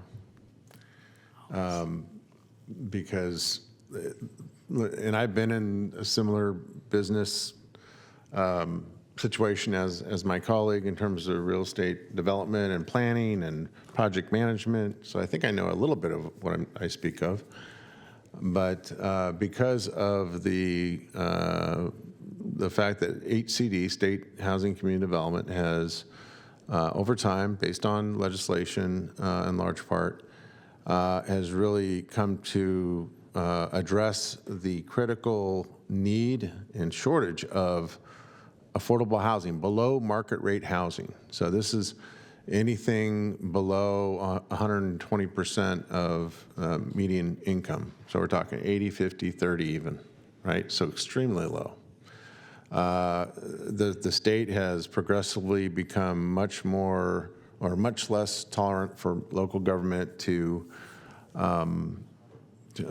shirk, from their perspective, our local responsibility to inventory sites, identify that through the RENA process that Mr. Hume acknowledged. And I've seen it happen not just here in the past, here in Sacramento County, but certainly in the city of Sacramento and even in my own neighborhood in Natomas. And it's not just nonprofits that are responding to that. There are some for-profit, not to revisit an earlier debate here, but there are several for-profits that are in the below market rate housing business because they're wise to the fact that the state is very aggressively pursuing this policy intention. So if I'm in the applicant's shoes and we do as the chair has suggested with her motion, and I want to at least break even, right? I've got all this time and energy and expense invested in the property. If I'm in his shoes, knowing what I know, and admittedly that's fairly little based on just what I've heard today and read in the staff report, maybe I cut my losses. Maybe say, okay, fine. You know, the community came out very staunchly objecting to my proposal as a market rate rental property. So what are my options? Well, maybe what I can do is go work with, I don't know, USA Properties or St. Anton or some of these other nonprofits, or maybe even, or for-profits, maybe some nonprofits, and see where that takes me to at least recoup my costs and hopefully walk away with minimizing the carrying costs that I've incurred over years. If you think you're unhappy now, based on what I've heard this afternoon, I guarantee you're going to really be unhappy with that And again, it's only from what I can assess through your commentary today. Because you might get the same density, and now it's, and now, Here. and then, and affordable, and all affordable, and all affordable. I think he said affordable, but I'll let that rest. I'm not going to get into the debate with you shouting at from the back of the room. What I'm saying here, no, I understand. Let me, so I have the floor. So what I'm saying is that if you don't like, if you're objecting, and what I think I heard most of you objecting to was out of character, density is too high, traffic impacts are too much, school impacts are too much, safety from traffic is too much. Well, take that basket of concerns that you've expressed today and through CPAC and Plan Commission, and now add to that a shift in his intention, and add to that now, okay, well, you know what, state of California has a particular penchant these days for not letting local government interfere with the state's interest in the provision of below market rate housing. That's different than what I consider just kind of the sometimes throwaway comment of affordable housing. Affordable housing could be made out to be anything almost. Below market rate housing is a very technical legal term in the state of California. It means a certain percentage of market rate income to qualify for certain types of housing has to be met as the threshold for that type of housing. It could be, what I'm saying is it could be as low as 30% of median income. That's extremely low. So on top of all those impacts that you good folks have educated us about the impacts, it could also be at his discretion to pursue a similar type of project with those impacts, but also on top of that, the below market rate character of it. Well, they would be rentals. They would be rentals, but can I just share that what we're talking about could happen to any piece of property at any time, and it probably will happen, and it'll happen sometime soon. But I do want to leave you with this, is that to even get affordable housing, it's time consuming. It requires funding from many different sources. It's not easy to build. If Mr. Wenzel chose to go that way, it is a very long process to be able to put together the funding for affordable housing. And then there's the operation and management of what we will call low-income housing. So I am willing to leave my motion on the floor with a second. Oh, and there's Supervisor Hume who wants to speak, and then let it go from there, and see what happens. Supervisor Hume. Thank you, Chair. May be able to file this under the beating a dead horse provision, but I want to answer the question that was posed from the back of the room on be careful what you wish for and what we mean by that. Is right now, you have somebody who owns the property who is simply asking to bring forward a market rate project, traditional apartments as they've been built, lowercase affordable housing. Because he says, I can't abide by the conditions that are there. We did a study, and even building market rate multifamily is very, very difficult given construction costs and all of those types of things. Okay, set that aside for a second. To the point that my colleague made, when you go to capital A, affordable housing, it completely changes the rules of the game. Now, our discretionary decisions get taken off the table, and in fact, even though it is a very complicated process when you go through the financing and you go to the tax credit allocation committee and you try and get financiers in New York City to underwrite the cost of the projects because they're going to get tax credits on the income that they earn on completely unrelated investments, right? Like, it gets very confusing very quickly. But the carrot that gets dangled is if you do a deeper affordability and you go to 30% AMI, which means somebody that makes 30% of what the average person in that regional area makes, we will score you higher. If you put in permanent supportive housing that now has wraparound services for formerly homeless individuals, we will score you higher. The latest one was if it's near a high-frequency transit stop, we will allow up to 6 stories by right, no discretionary approval needed. That's not rural, I know, but I'm just pointing to you where these things, where this slippery slope keeps going, because excuse me, ma'am, we've closed public comment. We've closed public comment. Look, if you don't want my explanation, I don't need to try and give it to you. I'm trying to get you to understand something very complicated, because this vote essentially is meaningless. I'm willing to commit it and do it, but I'm telling you, it's going to stave it off for a year, 5 years, maybe 10 years. So do you want to take the bird in hand of this gentleman who says, I want to at least try, or do you want us to follow the lead of the chair and stand by conditions that aren't worth the paper they're written on anymore? All right, so we have a motion and a second. We've heard public comments. Let's move to vote. And since Supervisor Desmond is not here, we could vote electronically. So hold on a second. I have to think of my own motion. My own motion was to deny the project. Okay. Yeah. Yes. So that we do not eliminate options 1 and 3. Yeah. Thank you.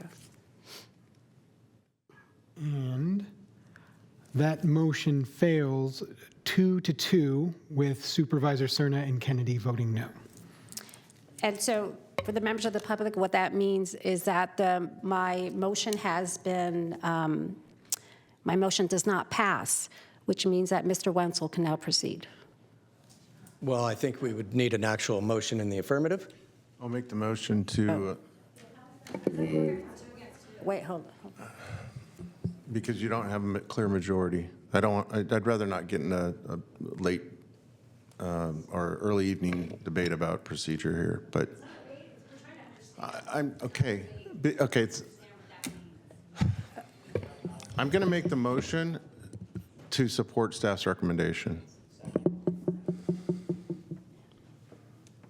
Okay, we have a motion and a second. Please vote.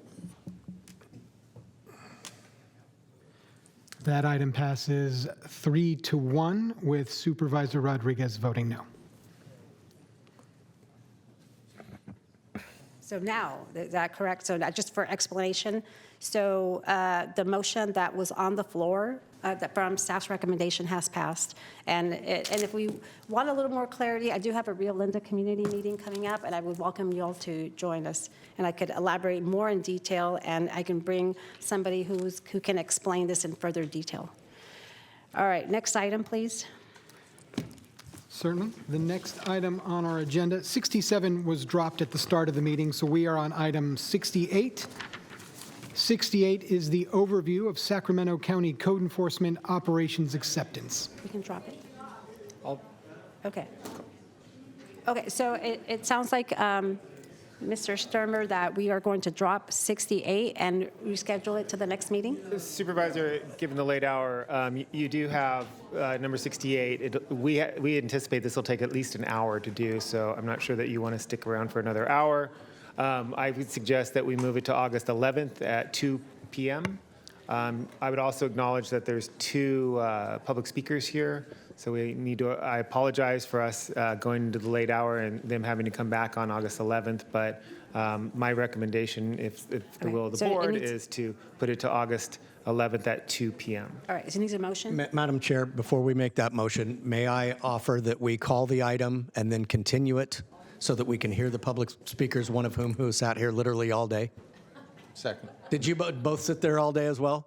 Okay, so can we open the item? We'll hear the public speakers, and then we'll continue it to a date certain. I heard the F-bomb, so. Will of the board. Okay.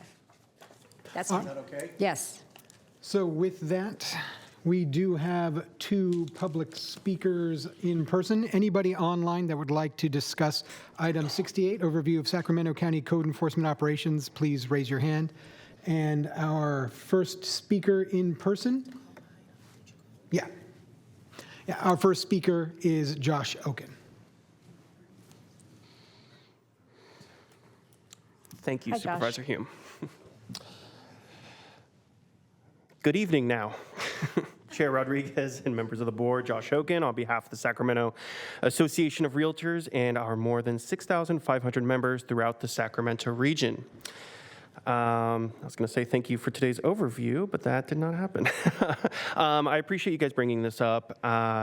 We appreciate the opportunity to be part of this conversation early in the process. We share the county's goal of addressing properties that create real impacts on neighborhoods. Safe, well-maintained communities benefit everyone. As the county evaluates potential tools and policies in the future, we encourage an approach that focuses on properties creating measurable impacts while recognizing that many vacant properties are vacant for legitimate reasons, including active redevelopment, financing, probate, environmental remediation, or while they are being marketed for sale or lease. We encourage the county to distinguish between responsible property owners who are actively maintaining or improving their properties and the relatively small number of chronic bad actors whose properties create ongoing impacts on surrounding neighborhoods. As these conversations continue, we encourage clear definitions, transparency through the process, and opportunities for stakeholder input. These principles help protect private property rights while allowing the county to focus its resources where they can have the greatest impact. Finally, we respectfully request that stakeholders, including the Sacramento Association of Realtors, be included as this work moves forward. We believe there is an opportunity to develop thoughtful policies that protect neighborhoods, encourage reinvestment, and respect responsible property ownership. Thank you. Thank you, Josh. Our next speaker in person is Holly Tolbert.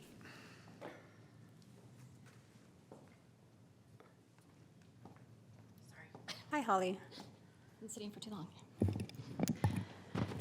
Hello, I'm Holly Tolbert, and I'm from Advocates from Arden Arcade, and I'm here today to support us doing a registry for commercial buildings that are vacant and have been vacant for a long period of time.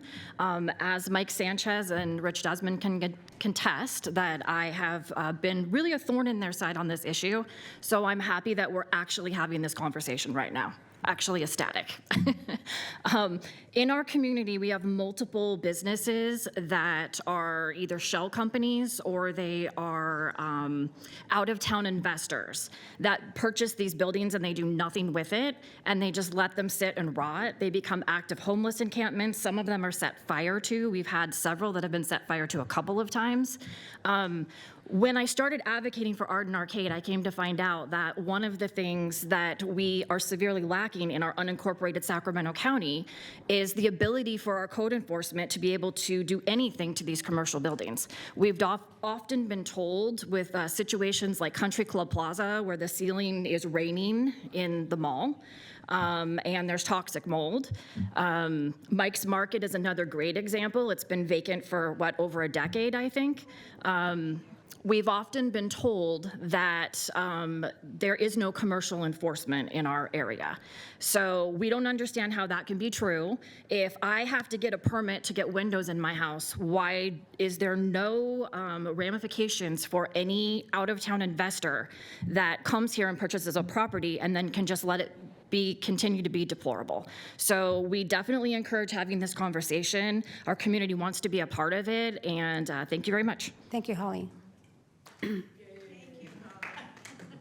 And our final speaker is Michael Seaman on Zoom. Michael, please unmute yourself. You have 2 minutes to address the supervisors.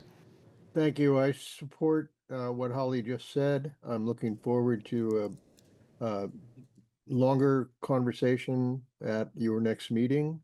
Code enforcement in our county has been left at the wrong end of the food chain for far too long.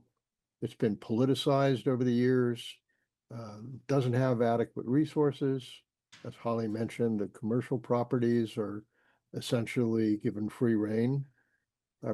I got a house in my neighborhood, a block away, that's been burned out and boarded up for years and years and years, and it's not really adding any value to the community. So I'm looking forward to your next meeting. I do support your initiative. Thank you. Thank you, Michael. Okay, so I learned something new about in a situation like this. So what do you do now? Get a motion for? Yeah, so were we looking at the July 28th meeting? August 8th? August 11th. August 11th. August 11th, At I would 2 make. p.m. I would make a motion to continue this item to August 11th at 2 p.m. I'll second. Okay, motion and a second, please vote. And that motion passes 4-0 with Supervisor Desmond absent. All right, next item, please. All right. Next item on our agenda is number 69. This is the Board of Supervisors 2026 appointments from own ranks. We are appointing to the first 5 Sacramento a member and an alternate, and then also to the Sacramento Groundwater Authority. We're looking to assign a member, a designee, and an alternate designee. Supervisor Serna. Thank you, Madam Chair. I'm still, despite my shorter and shorter time left here, I would love to continue serving as chair of the First 5 Commission, and I would make the motion to do so and ask for your support, as well as having Supervisor Kennedy continue as the alternate. I'll second. Maybe I can go to some meetings in the future.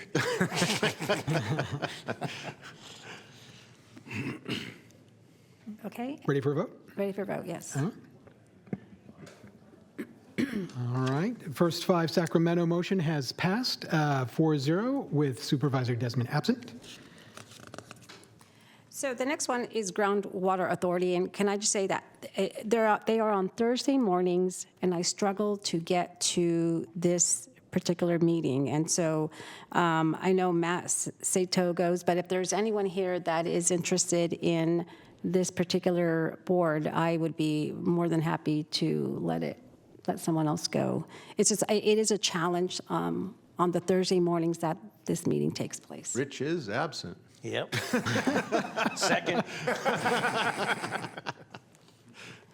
If there's anyone that's interested in it, if not, I mean, I could still remain as the member, but if there's someone that is interested. No one's interested. All right, I will move to approve the individuals on the Sacramento Groundwater Authority. All right, we have a motion and a second. Please vote. All right, that motion passes 4-0. Supervisor Desmond absent. We will keep the status quo on Sacramento Groundwater Authority. All right, next item, please. All right, that brings us to county executive comments. Thank you, Todd. I know it's late in the evening, so I'll make this quick. I just wanted to take a moment to recognize yet another department for their excellent and outstanding work. DTECT, our Department of Technology, has been selected and awarded the 2026 Service to the Citizens Award. And they won this award by revamping and redoing all of our websites and making them more ADA accessible. That includes the clerk's site. We've changed our own agenda formats and things like that to make them accessible. So I just wanted to recognize Rami and his team for all the effort that they've done to earn that award, but also make our websites even more accessible than they have been in the past. So thank you. All right, next item, please. Oh, Supervisor Kennedy? No, just Oh. next item. Next item is supervisor comments, reports, and announcements. 71. Supervisor Kennedy? Thank you.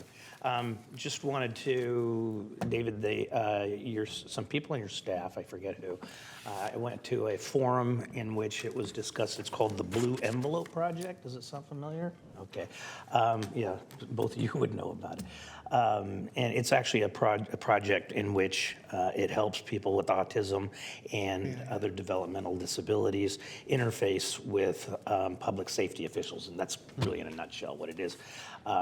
Talking very little cost involved. Other counties are partnering to do it. It would take a community partnership beyond the county, all jurisdictions really, to make it work. But I'd like to take a look at that and see if there's any chance we can get that rolling. Sure, we'll take a look at it. Bring something back to the board. All right, no other comments? That concludes our meeting, and we will adjourn now at 6:14. Seems like it's been forever since there was a dog in chambers. I know.